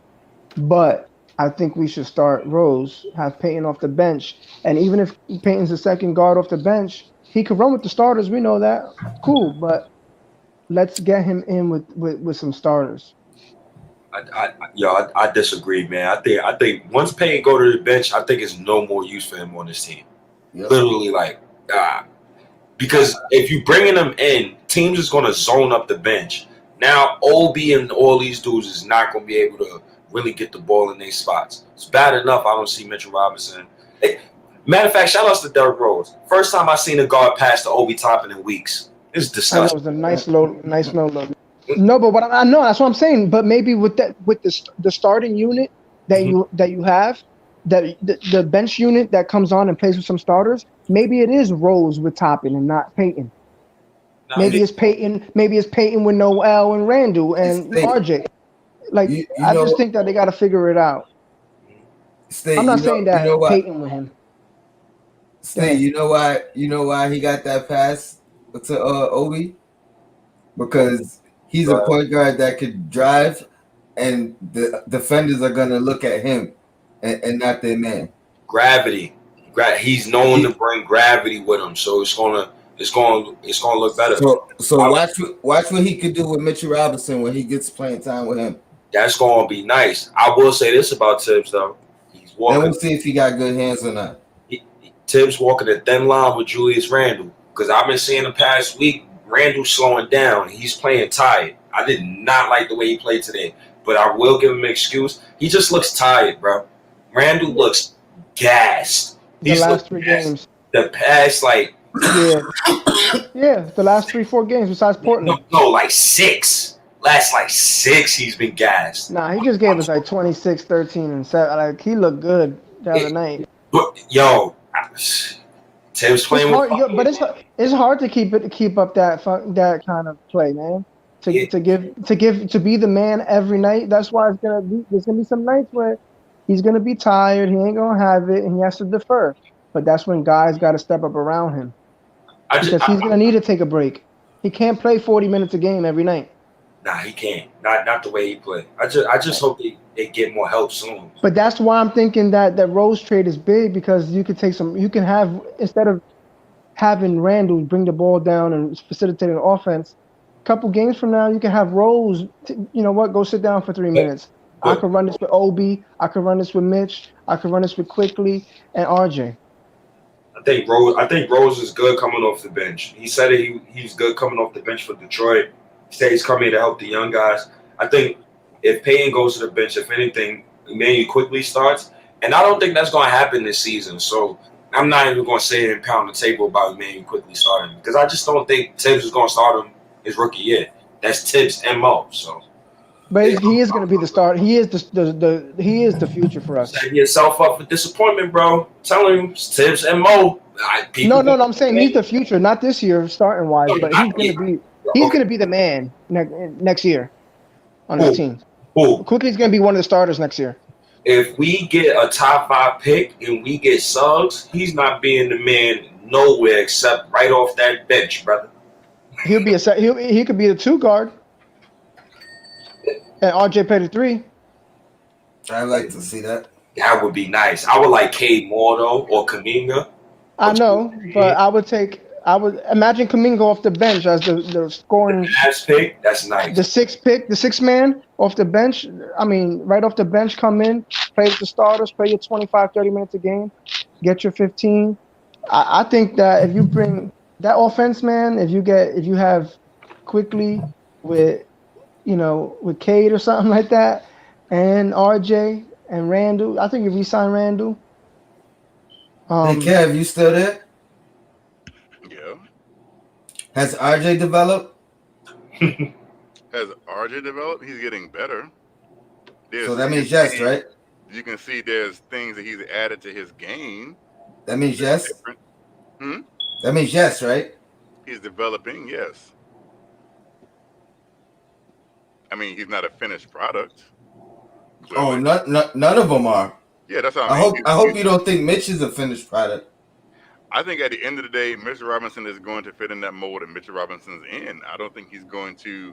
You're not going to see Mitchell Robinson become like Kevin Garnett or anything. Like, nobody expects that. I don't think. No, but I'm just saying, you're not going to expect that kind of production or anything from Mitch. You're not going to see him do that. I can see him be Tyson Chandler. I think that's his ceiling. And Defensive player of the year? I mean, not bad. Does he have to win one for him to get to that point? Or can he just have that kind of production? I think. You discrediting his defensive player of the year? Who, Tyson Chandler? Yeah. No, that's not what I said. I said, does Mitchell Robinson have to win Defensive Player of the Year to reach that level that Tyson Chandler had? No. But I think he's more than capable of winning Defensive Player of the Year. No, that's not what. Yeah, like I said, I was just saying I don't think he has to win it for him to say he had a comparable type of career that Tyson Chandler had. Yeah, are you okay with that? Is that a good career for Mitchell Robinson? For him, I guess. For you? For me, no. No, it's not. So you have high hopes for him? State, I think D Rose is coming back, by the way. You said, do I have high hopes for Mitchell Robinson? Yes. No. I think he is what he is. I think. So wait, you think his ceiling is Tyson Chandler? Yes. Okay, I got you now. State real quick. I think the Knicks are going to re-sign Rose to help. I agree next year with the young kids. I mean, former MVP, he step in the locker room. You know, them young boys gonna respect Derrick Rose. So I mean, re-sign him. And he's still productive. He had a nice 3 today. I was happy. I felt refreshed when I saw him hit a 3. I was like, yo, we got a guy. We got somebody hitting a 3. I wouldn't be shocked. I wouldn't even be shocked after Jimmy Butler contract is up in Miami. I wouldn't even be shocked if he came to New York. for a vet minimum or something. If we're winning at the time, I wouldn't be shocked at all. I also wouldn't be shocked if Peyton gets traded before the deadline. Who? Peyton. He's not gonna be here by the deadline. I think Me gonna be either. There's some teams that I don't know why they want him. Clippers. Some contenders.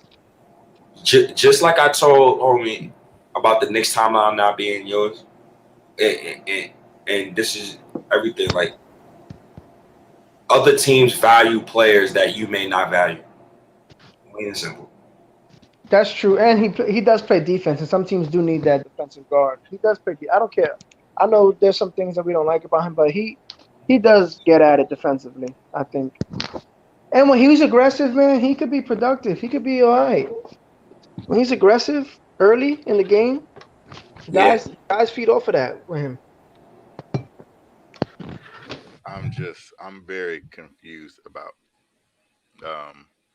what I I don't know if I do a good job of relaying the things that I'm trying to say, or I'm just so confused about some people's takes.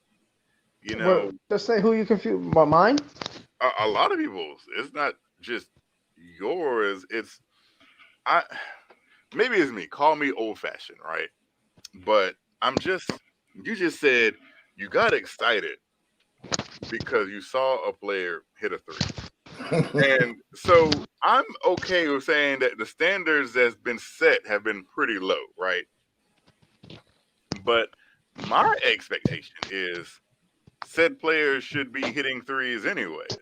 No, And I'm talking about having Rose on the playing with quickly. He knows exactly what you're talking about. No way, I'm talking about Rose hitting a three with quickly, and instead that would have been Peyton with quickly, and Peyton would not have been able to hit that three. That's what I'm talking about. That's what I mean. It's like, and I understand that's not a take. That's a fact. Expectations is the fact is how you felt. That's not a fact. That's a feeling, like how you felt. You said I was excited when I saw this. So that's not a fact. That's just how you felt about it. And it's the fact that it goes to a larger picture that the standards and the bar has been set so low that we can just be excited about something that shouldn't be happening. Like other teams have players that hit plenty of threes. But Knicks fans, think of it as you just said you were excited because you saw a player hit a three. Not a player. I saw Derrick Rose hit a three. It was nice and refreshing. Derrick Rose hit a three, and it was refreshing. A guy who's wasn't really good at hitting threes, but he's worked on that over the past few years. As his legs got a little older, and he couldn't drive to the basket all the time and to get his own. He's gotten better at hitting that outside shot. He's a great free throw shooter, something that Peyton's also not very good at. It was just refreshing to see that the guard that was playing with quickly can too hit a three. That's it. It wasn't that, oh my God, nobody's ever hit a three that played point guard for the Knicks. It was I was happy to see that the first one went down. And the only one he took went down. And okay, like that's cool. I look at things from a bigger perspective, and as Freezy always wants to allude, I grew up, even though he claims that those aren't my teams, but they are, with winning. And granted, the last 20 years, give or take, hasn't been that much. But the thing about it is this: either you're rebuilding or you're trying to win. And it is my personal belief that this isn't a rebuild. Like this isn't a developmental team. Like every team has young players, right? So you can sit here and say that every team in the league is developing. So to sit here and say, "Oh, this is a developmental year," like no, because every team does this. Every team has rookies and young players. So they said that. Who said that? Who said what? They said that this is a developmental year. Yeah. Who said that? Tom Thibodeau said it, and Leon Rose came out and said it, and they said we're developing the young talent that we have.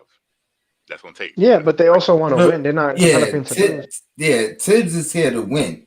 Yeah, it's both. Yeah. There's no question about that. Oh no, I Now, believe that also. you- But the now- narrative that they said that's on tape is this is a developmental year, and we're going to develop the young kids that we have. I remember them saying that with That is Fizdale. on tape. No, they said that. Tom Thibodeau came out of his mouth and said that. He said, "I'm going to develop the young guys, yes, but not the team. This is a development year. This is a year for the young guys to develop. He wants, Yeah. You're painting two different narratives. It's not the same narrative that they said with Fizdale. No, Fizdale said this is a playoff team. That's what they said. They came out and said this is a playoff. They didn't say anything about development. They said this is a team that we feel that we can win and make the playoffs. That's what they said. Yeah, that turned bad quick. Tom Thibodeau came out his mouth You and talking said about the year this he is got a fired. I'm talking about the developmental first year. year. Oh, I don't even remember that far, but I don't care what David Fizdale said. All I know is what they said last year and how that turned out. So my thing is this, and we can sit here and say all day and have disagreements about the types of development that different players are having. But what is facts is you brought in journeymen, regardless whether it was 15 power forwards or 15 guards or whatever. You brought in journeymen, just like Steve Mills did, and you said we're trying to win with career backups. I just don't see the difference. Now, maybe my takes are whack. Maybe I'm crazy. Maybe I'm delusional. But you can't sit here and tell me that Leon Rose, when you had regardless of the timelines or whatever, because if the timeline is to win, it doesn't matter who you fit in with. If you feel like player X can help you win, it doesn't matter if they're 25 or 35. If player X gives you the best opportunity to win, it shouldn't be about a timeline if you're trying to win, because you can't paint two different narratives. So if Chris Paul is available and you know that Chris Paul is going to make your team better, regardless of the timeline, then you go out and get him. But they didn't. They stuck. Yeah, with but I think the Knicks are developing, and they also are trying to win, and he is developing the young guys. The young guys that are not being developed are the ones that aren't that good anyway. So that's what happens. This is one thing that I do agree with you on, and let me tell you, I was one of the first people that was saying the Knicks should trade for Chris Paul. As a matter of fact, I said it back when he was still on before he went to OKC. Before that trade to OKC, I wanted the Knicks to trade for Chris Paul, and I said that in Sims chat, and they killed me. Everybody, and the same reasons: the money, the years, but I knew what he could do for the young guys. So I do agree with you as far as going for Chris Paul. Ultimately, I think the price for him was too much. See, that's the thing about this, the price. And I'm saying this time around, not when I said they should have did it. Here's my not after he showed what he could do with a young team. Before that, but after what OKC got, they weren't willing to go. They weren't willing to do it. I agree. Well, that means you're not serious about winning then. That's not true. He's not going to win your championship. That's just the reality of this fact. You're not going to give 3 first-round picks and take $40 million in a contract. He's not winning your championship by himself. You do that for one guy who's going to win you a championship. You do that for Kevin Durant. And to his LeBron James. To his point, we can get to the playoffs without him, with another guy, and still have the. He's not gonna. It's not gonna be the same development. That's not what I'm saying. I'm saying we can get to the playoffs without Chris Paul. Yes, that's what I'm saying. So let's say compare Zach LaVine to Chris Paul, right? Is Zach LaVine going to make RJ Barrett better? Is he going to be in? Oh, hold on, let me say this. Let me rephrase. Who's going to make RJ better, Barrett? Chris Paul or Zach LaVine? Chris Paul would have made every single player on our team better. It's not about making the playoffs. It's about, can this player over this player make everybody getting to the playoffs is different. But if if player A can make everybody better, then he is a better what's the word I'm looking for? He is a better. You're right, Kev. You're correct, but at the price, it's not going to happen. But for the price, yes, it wasn't going to happen. You're correct. I agree with you. But at the whether price, we wanted it to, whether everybody wanted it to, it wasn't. And believe me, everybody doesn't feel this way. Like a lot of people agree, the price was too high. Chris Paul will make us better for a season, and then you don't know. Listen, you're gonna be paying $40 million for him. You know who would do the same thing, and to a lesser extent, but the same thing. Kyle Lowry. Yeah, I agree. Who will be available this offseason?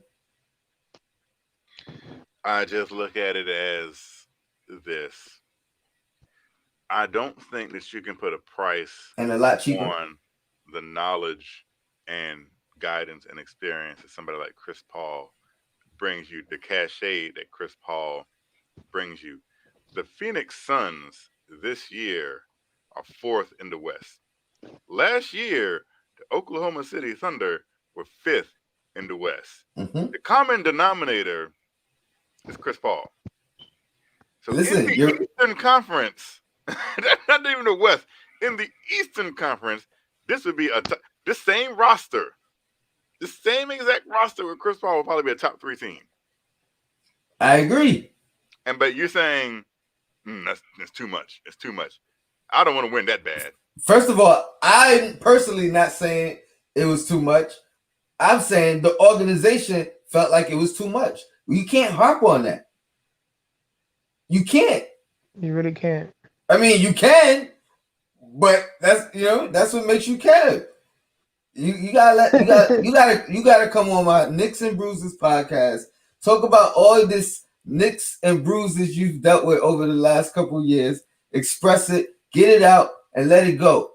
And then we can start worrying about this current roster, because that's the point of my podcast. Shameless plug. I'm sorry. But yeah, man, you gotta let it go, man, and think about the future, the current and the future. Here's my thing, Kyle and again, Lowry, I can't. Listen, one last point with Kyle Lowry, because he can bring something to the team that Chris Paul can't, and that's championship experience, which is priceless, and he'll be at a cheaper price without giving up any assets. Now, Kev, if Chris Paul was a free agent, then that would be different. I would have went for him for sure, because then the price you can he knows he's not going to get $40 million. So with this whole price thing, let me ask you a question. It costs too much money, man. Who are we spending this money on? We don't know, but to have the freedom. Know. Okay, this season. Listen. To have the freedom. Listen. Hold on. I know who we spend the money on. We have this conversation. We have the conversation all the time.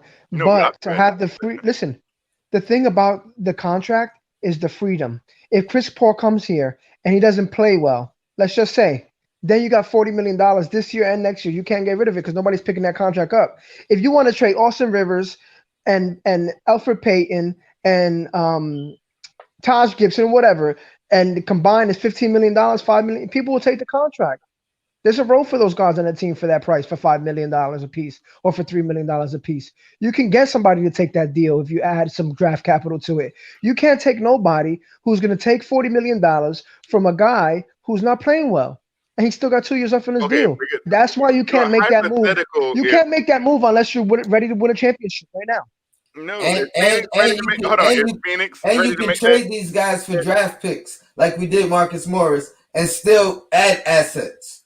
Okay, so you're adding assets to keep adding assets to keep adding assets to keep adding assets, and at the end of the day, these assets are bringing you what? Eventually a Chris Paul. Maybe we felt like we didn't have enough assets to give up and still have assets for the future. Listen, Maybe the they're Suns, building for that way. the Suns have a star Booker. They have a good first round pick, two good players in Bridges and Ayton, who they hope with Chris Paul can take the next step. And maybe they can win 2 rounds in the playoffs and get to the second round or go to the Western Conference Finals. You don't know that. We don't know that. We didn't even think OKC was going to make the playoffs last year.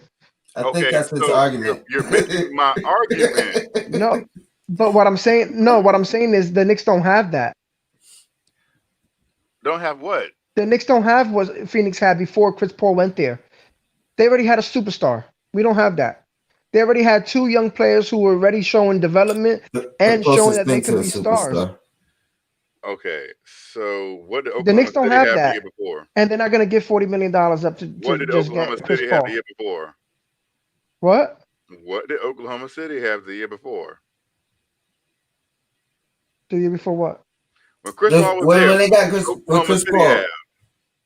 Steven they Adams, had Russell Wilson, Shea Gilgeous they had Russell Alexander. Westbrook.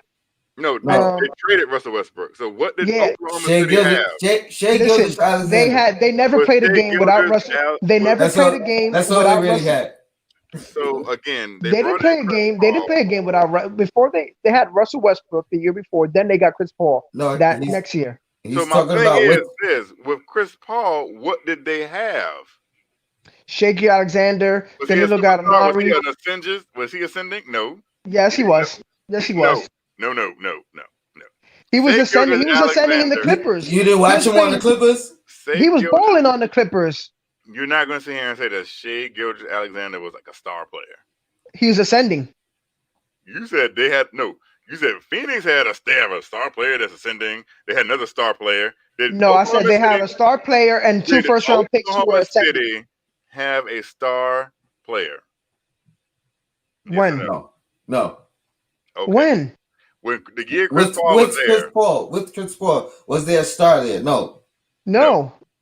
But That's okay. They didn't even expect to win. They brought him in so that they can get rid of Westbrook and get the draft capital. And so that they can get Shai Alexander. That's what they wanted, to get him. So they said, you know what, we'll take Chris Paul, whatever. We have Adams, we have him, we have Gallinari. Hold on. Let's see what we can get. What can happen. Shai Gilgeous Alexander did not come with Chris Paul. He came in that deal for Paul George. But you said we're making this deal to Chris Paul to get Shai Gilgeous Alexander, but that was to get him developed. To get him developed. They wanted Chris Paul with him. Okay, so you're making his argument again. No, I'm not. I'm not making it. There's no player on the Knicks right now that Chris Paul was gonna develop at that same position. The reason why, because they had at the same position. RJ Barrett's a at two the guard. same position. At the same position. RJ Barrett plays two Chris guard. Paul's not a 2 guard. Shai Gilgeous Alexander's a 2 guard. No, he's not. He's a point guard. Did Shai Gilgeous Alexander was a starting shooting guard when the year Chris Paul was there? Yes, but because they want him on the court with him. So let me get this straight. Shai Gilgeous Alexander was playing the 2 guard. He's the point guard right now on the OKC Thunder. No. The year he was there. I don't care about that. Shai Gilgeous Alexander was a starting shooting guard.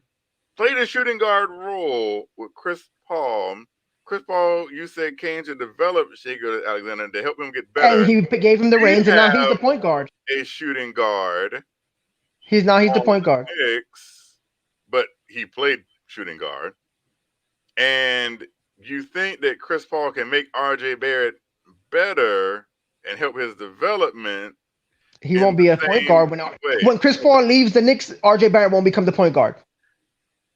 Phoenix brought Chris Paul in to help with their shooting guard. No, to help win now. This is actually for them to help them win.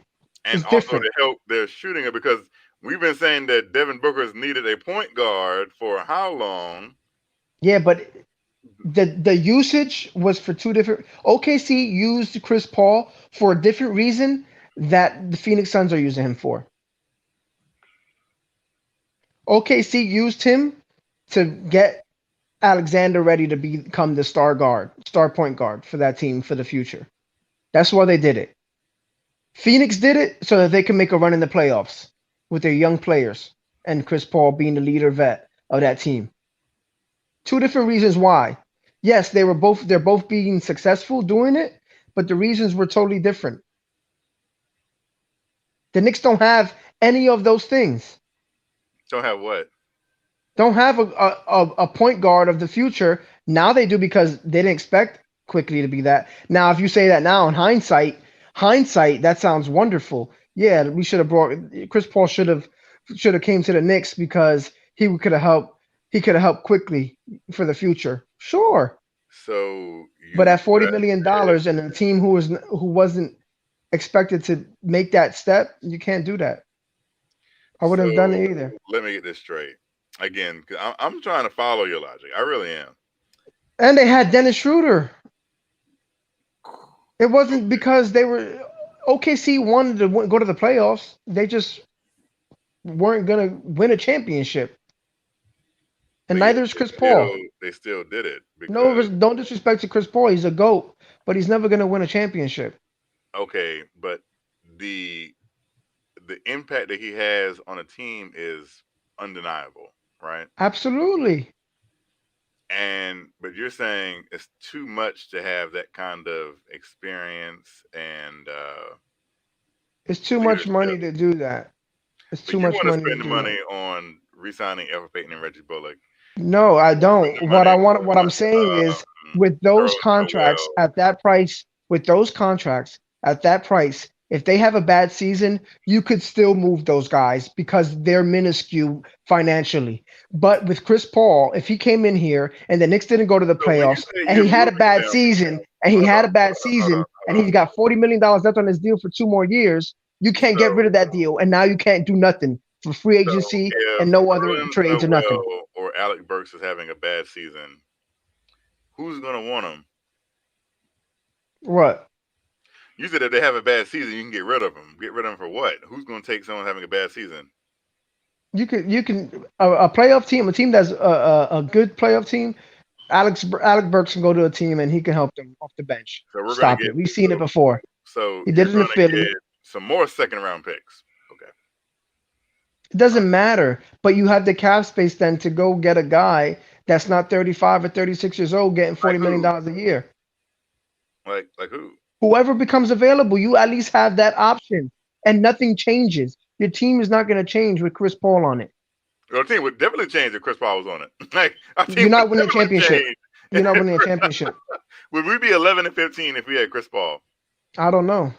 You don't know. Okay. All right. They may be developing, but I don't know that it'll turn into wins. Oh yeah, because Chris Paul he's always been a loser. I mean, what are the Phoenix Suns? They're 2 games over 500. Oh my God, you No, act they're like they're 14-9. They're third in the they're fourth in the Western Conference okay. So they're 5 games over 500. and fourth in the Western Conference. Okay, but you haven't been you've been acting like they're like Like 16, what? 17 games over 500. So again, I asked you a question from: would we be 11-15 if we had Chris Paul? And you said, I know I don't think we will be 11-15, but I don't think that we will be fighting for a championship. but we'd be better. Yeah, we'd be better. He makes the team better, but at the price at the $40 million for him to win 2 or 3 more games at this point. I mean, And we'd be 500 with Chris Paul. And I'm just saying. You said well, we'd be better. Yeah, we would be better.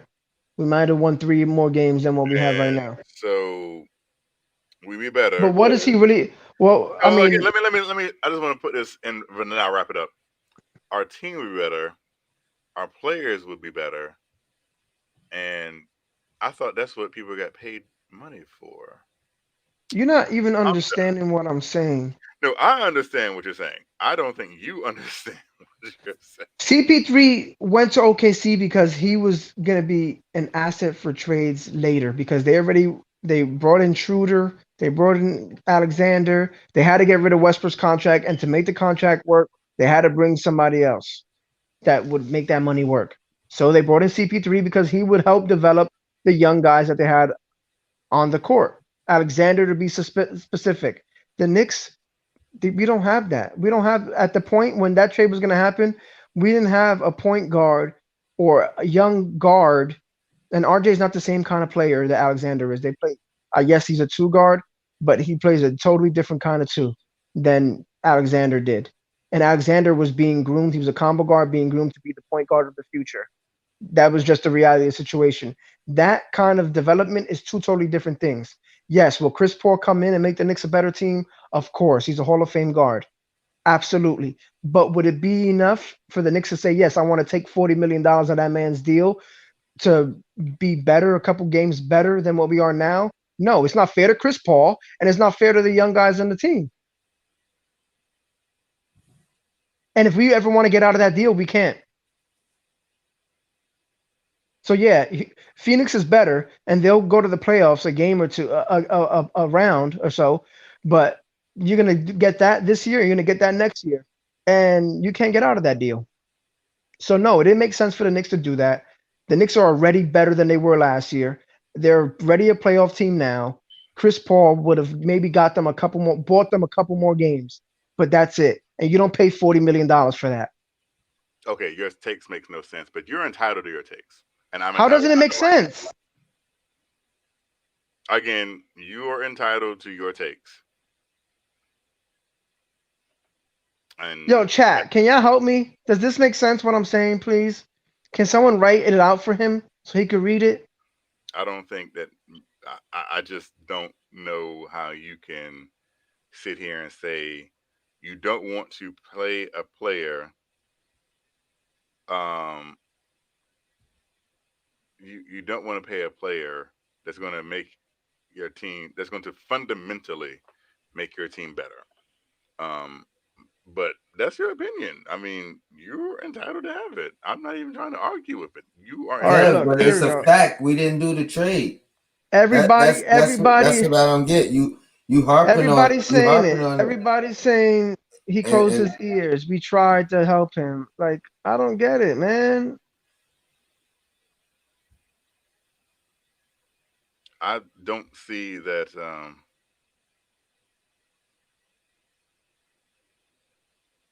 I just don't understand. Like I said, y'all are entitled. There were two different levels, Kev, is what I'm saying. I agree that Chris Paul does make every team he's on better. Yes, I agree. But for $40 million, it just doesn't make sense for the Knicks because they're not there yet.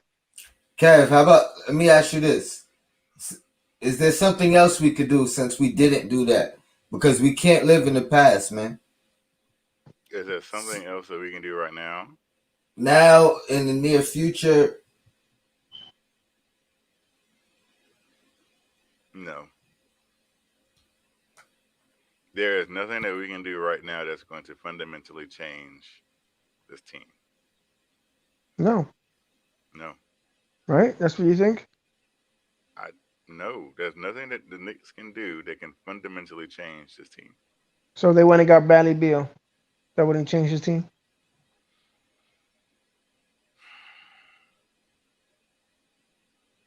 No. He wouldn't make them better? He couldn't make us better.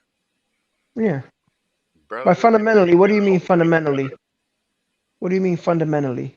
Like in what part? Like away from outside of basketball, No, or like I'm saying you want to play. Okay, this is what I don't understand. Right. So Bradley Beal is not going to make our team better because if you say the price is too high to get Chris Paul, then the price would be too high to get Bradley Beal. you know Bradley you Beal's know why it's a not? younger He's player. young and he's got 4 years left on his deal. So okay, you're gonna sit here and you're like, oh, let's trade Knox and Frank and some picks for Bradley Beal and it'll get it done. And it's like, okay, that doesn't make any sense. You're Nobody gonna have said to give that. up. You're gonna have to give up something Yeah, I didn't say of that. of substance, right? So you're gonna have to give up Mitch because they lost their center. That's what they're gonna want, and they're gonna want RJ, and then they're gonna want picks. So you gave up your defensive anchor that y'all just made this whole argument about Mitch as the defensive anchor, and you're gonna give up RJ, and you're gonna mess up the future of this team because you have Bradley Beal. Okay, you might have to give up some more pieces for Bradley Beal. Would we be a better team if our starting lineup was, let's just say, Nerlens Noel, Julius Randle, Reggie Bullock, Bradley Beal, and Elfrid Payton? No, we probably still be in the same position. Why do you automatically think RJ would have to be involved? Yeah. Jesus, Mary and Joseph. Okay, why wouldn't RJ be involved? Because I think if you trade those 2 first-round picks that we had this year and just put like Mitch and Knox, you can probably get it done. Stop right there, because that makes no sense. I'm ready for the Why next. does that make no sense? Name a trade. Hold on. Name one trade for a superstar player, and we can agree that Bradley Beal is probably, if not He's a a superstar. superstar, ascending to be a superstar. Okay, name a trade for a superstar player that did not involve a player who averaged or at least close to average 20 points a game in return. I'll wait while y'all do this research. Let's go for the chat. If y'all can name a trade. Yeah, Russell Westbrook to Washington. But they got John Wall back. Yeah, he hadn't played in 3 years. He hasn't played in 3 years. That's not the same thing. But John Wall is also averaging 18 points right now. You're right. The talent of John Wall has never been in question. Is his health issue. Yeah, exactly. We could trade Knox. His talent never been in question. Hold on. Here's the thing. Even if you wanted to, his rookie year, he gave you 15. Remember, he's good. If you wanted to say John Wall, his career average is still 20. Hey, you're right. So again, let's name a trade where the player in return wasn't averaging 20 or close to it. So here's the thing: when you say superstar, are you talking about my definition of superstar? You let me answer, or you just threw it a rhetorical question? Oh, this is for anybody. This is for anybody to answer. Thank you, Freezy, because I know you got your here's computer right there. Here's one. Anthony Davis. Yep, Anthony Davis. Just to the Lakers? Yep. Yeah. So he was traded for Ingram, Ball. Which one of them dudes was averaging 20 points? None of them. Okay. Let me look at something. Because none of them. Certain when I say something. And Josh Hart. You want to combine the points? That's what you have to do? No, I'm about to see something.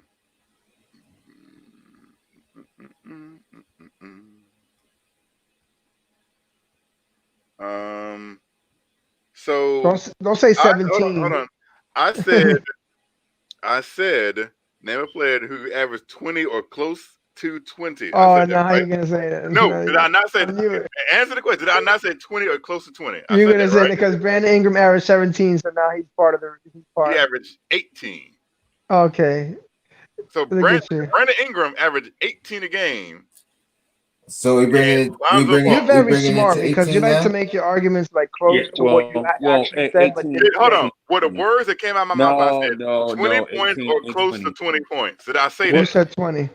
Or I don't know if you said close, but I'll give you close. That's fine. That's fair. He did say close, but that just make the question dumb. You know what I'm saying? Yeah. You know what I'm saying? That just make it a weird question. Like, what dude was 20 points or even close? So, I mean, come on. Is he close? The 20 is like 2 points within 18 to 20. So why didn't you just say 18? Okay, 18 to 20. Right. And I'm sure I can think of one. Give me a second.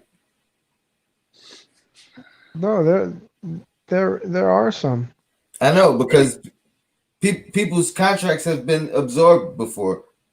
Yeah, but the question is weird. If Kev wanted to just say 18, he should just say 18. Even Boogie Cousins to New Orleans. He was a star at the time. Cousins was even traded for. Exactly. I think Buddy Hield was involved in that, wasn't it? Buddy Hield. Does Porzingis count? Porzingis you consider Porzingis a superstar? Yeah, he was an all-star that year. I said superstar. I mean, Listen, he he's was. not a superstar yet. We don't know if he'll get there, but so no. But I mean, that's where the argument gets fishy because But you can see the argument. You can see how hard it is. Like Anthony Davis was traded for a guy who was averaging 18 a game. Like Brandon Ingram was averaging 8. Lonzo Ball was averaging like for a guy averaging 8 and 8 and a guy who's getting DNPs. who's saying that? Listen, Eric G. No, I said and the 2 first-round picks, and maybe add next so year. listen how that. So well, you didn't let me. You didn't like. I think they're gonna want. That's my thing. I think we would have to offer Obi and quickly if we're not offering RJ. Not true. I really do. I'll So give him again, Obi. Let me. No, say we this. can't. I'm just joking, but we really can't make that deal. Let me repeat this again. No, we can't make that deal, Kev. You're right. That would be stupid. It's not even. It's stupid for us to even say it. It's stupid No, for us it to is. think that we can get someone superstar for a player who's getting DNPs. No, we have to. We're not getting a superstar And that way. people think like I'm crazy for Where you saying keep that saying DMPs from? because Kevin Knox. Kevin Nash is getting DNPs, but they want Kevin Nash to be like the headliner of a trade to bring in a superstar. He's not gonna be no headliner. Nobody. Who's saying that? No. Who's saying that? When people say, "Oh, let's trade Knox and Mitch," like they say Knox, like Knox is like the headliner of a trade. Like we can literally get somebody. I think Knox is gonna be a sweet. I think Knox is gonna be a sweetener. Yes, a player that's getting DMPs is gonna be a sweetener. I believe that. Let's throw and it's funny how you laugh because you're the Knoxer, aren't you? No, I wouldn't. Listen, I don't know how the Knicks are gonna do it. To be honest with you, how they gonna do what? How they gonna win a championship? People listen to the things that people say, and then when you go back and be like, that made no sense. No, for real. I think about it because I like Joe Madden. And I'm like, let's get Zach LaVine. He literally was like, we can just get Zach LaVine for. Yes, he literally came out and said, Frank Knox. I'm sorry, I was taking the person that sounded like I he was like, at me. What the hell are you thinking? Yeah, nobody's giving up LaVine for Frank and Knox. Like really? Come on now. And a second rounder. and you hear this, and people think like Kevin is like going off, but it's like no, people just saying ridiculous things. Hey, Freezy, I am a Knoxer. What they give up for Chris Paul? Exactly. Which trade? The last one, the most recent one, the one you're upset about that we didn't do. Hold on. I'll look it up. I have a question. What if the Knicks got hypothetically the first and second pick this year? And a team call you say, listen, we give you Bradley Beal for the second and next year's Mavs first round pick and Frank Ntilikina and Kevin Knox. Would you do it? Because now they know where the draft spot is at. It's number 2 overall.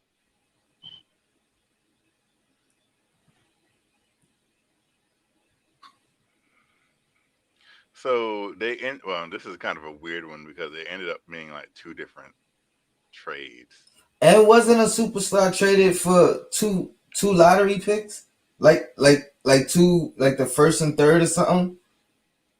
I think they got Kelly Oubre or something like that too. Kelly Oubre, Ricky Rubio, Ty Jerome, Jalen LeCue, and nobody. A first round pick.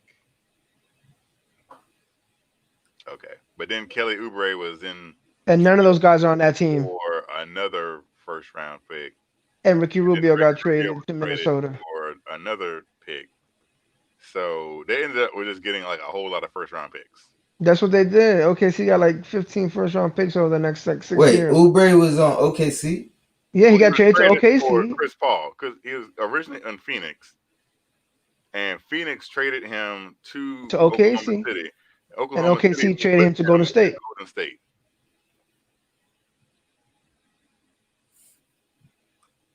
It was more than one pick that they gave up, though. 2 and first rounders. for who? For Ricky Rupert or Kelly Oubre? Hey man, how long y'all talking about going? Y'all gonna be on for a while? I'm actually about to get off. I'm Yeah, about to I'm get off good too. too. I'm tired as hell. Yeah, you can Shout end out it to the right now. chat. Yo, Black is time. Salute. Yo, all love. Kev, you know you the man, bro. All love, brother.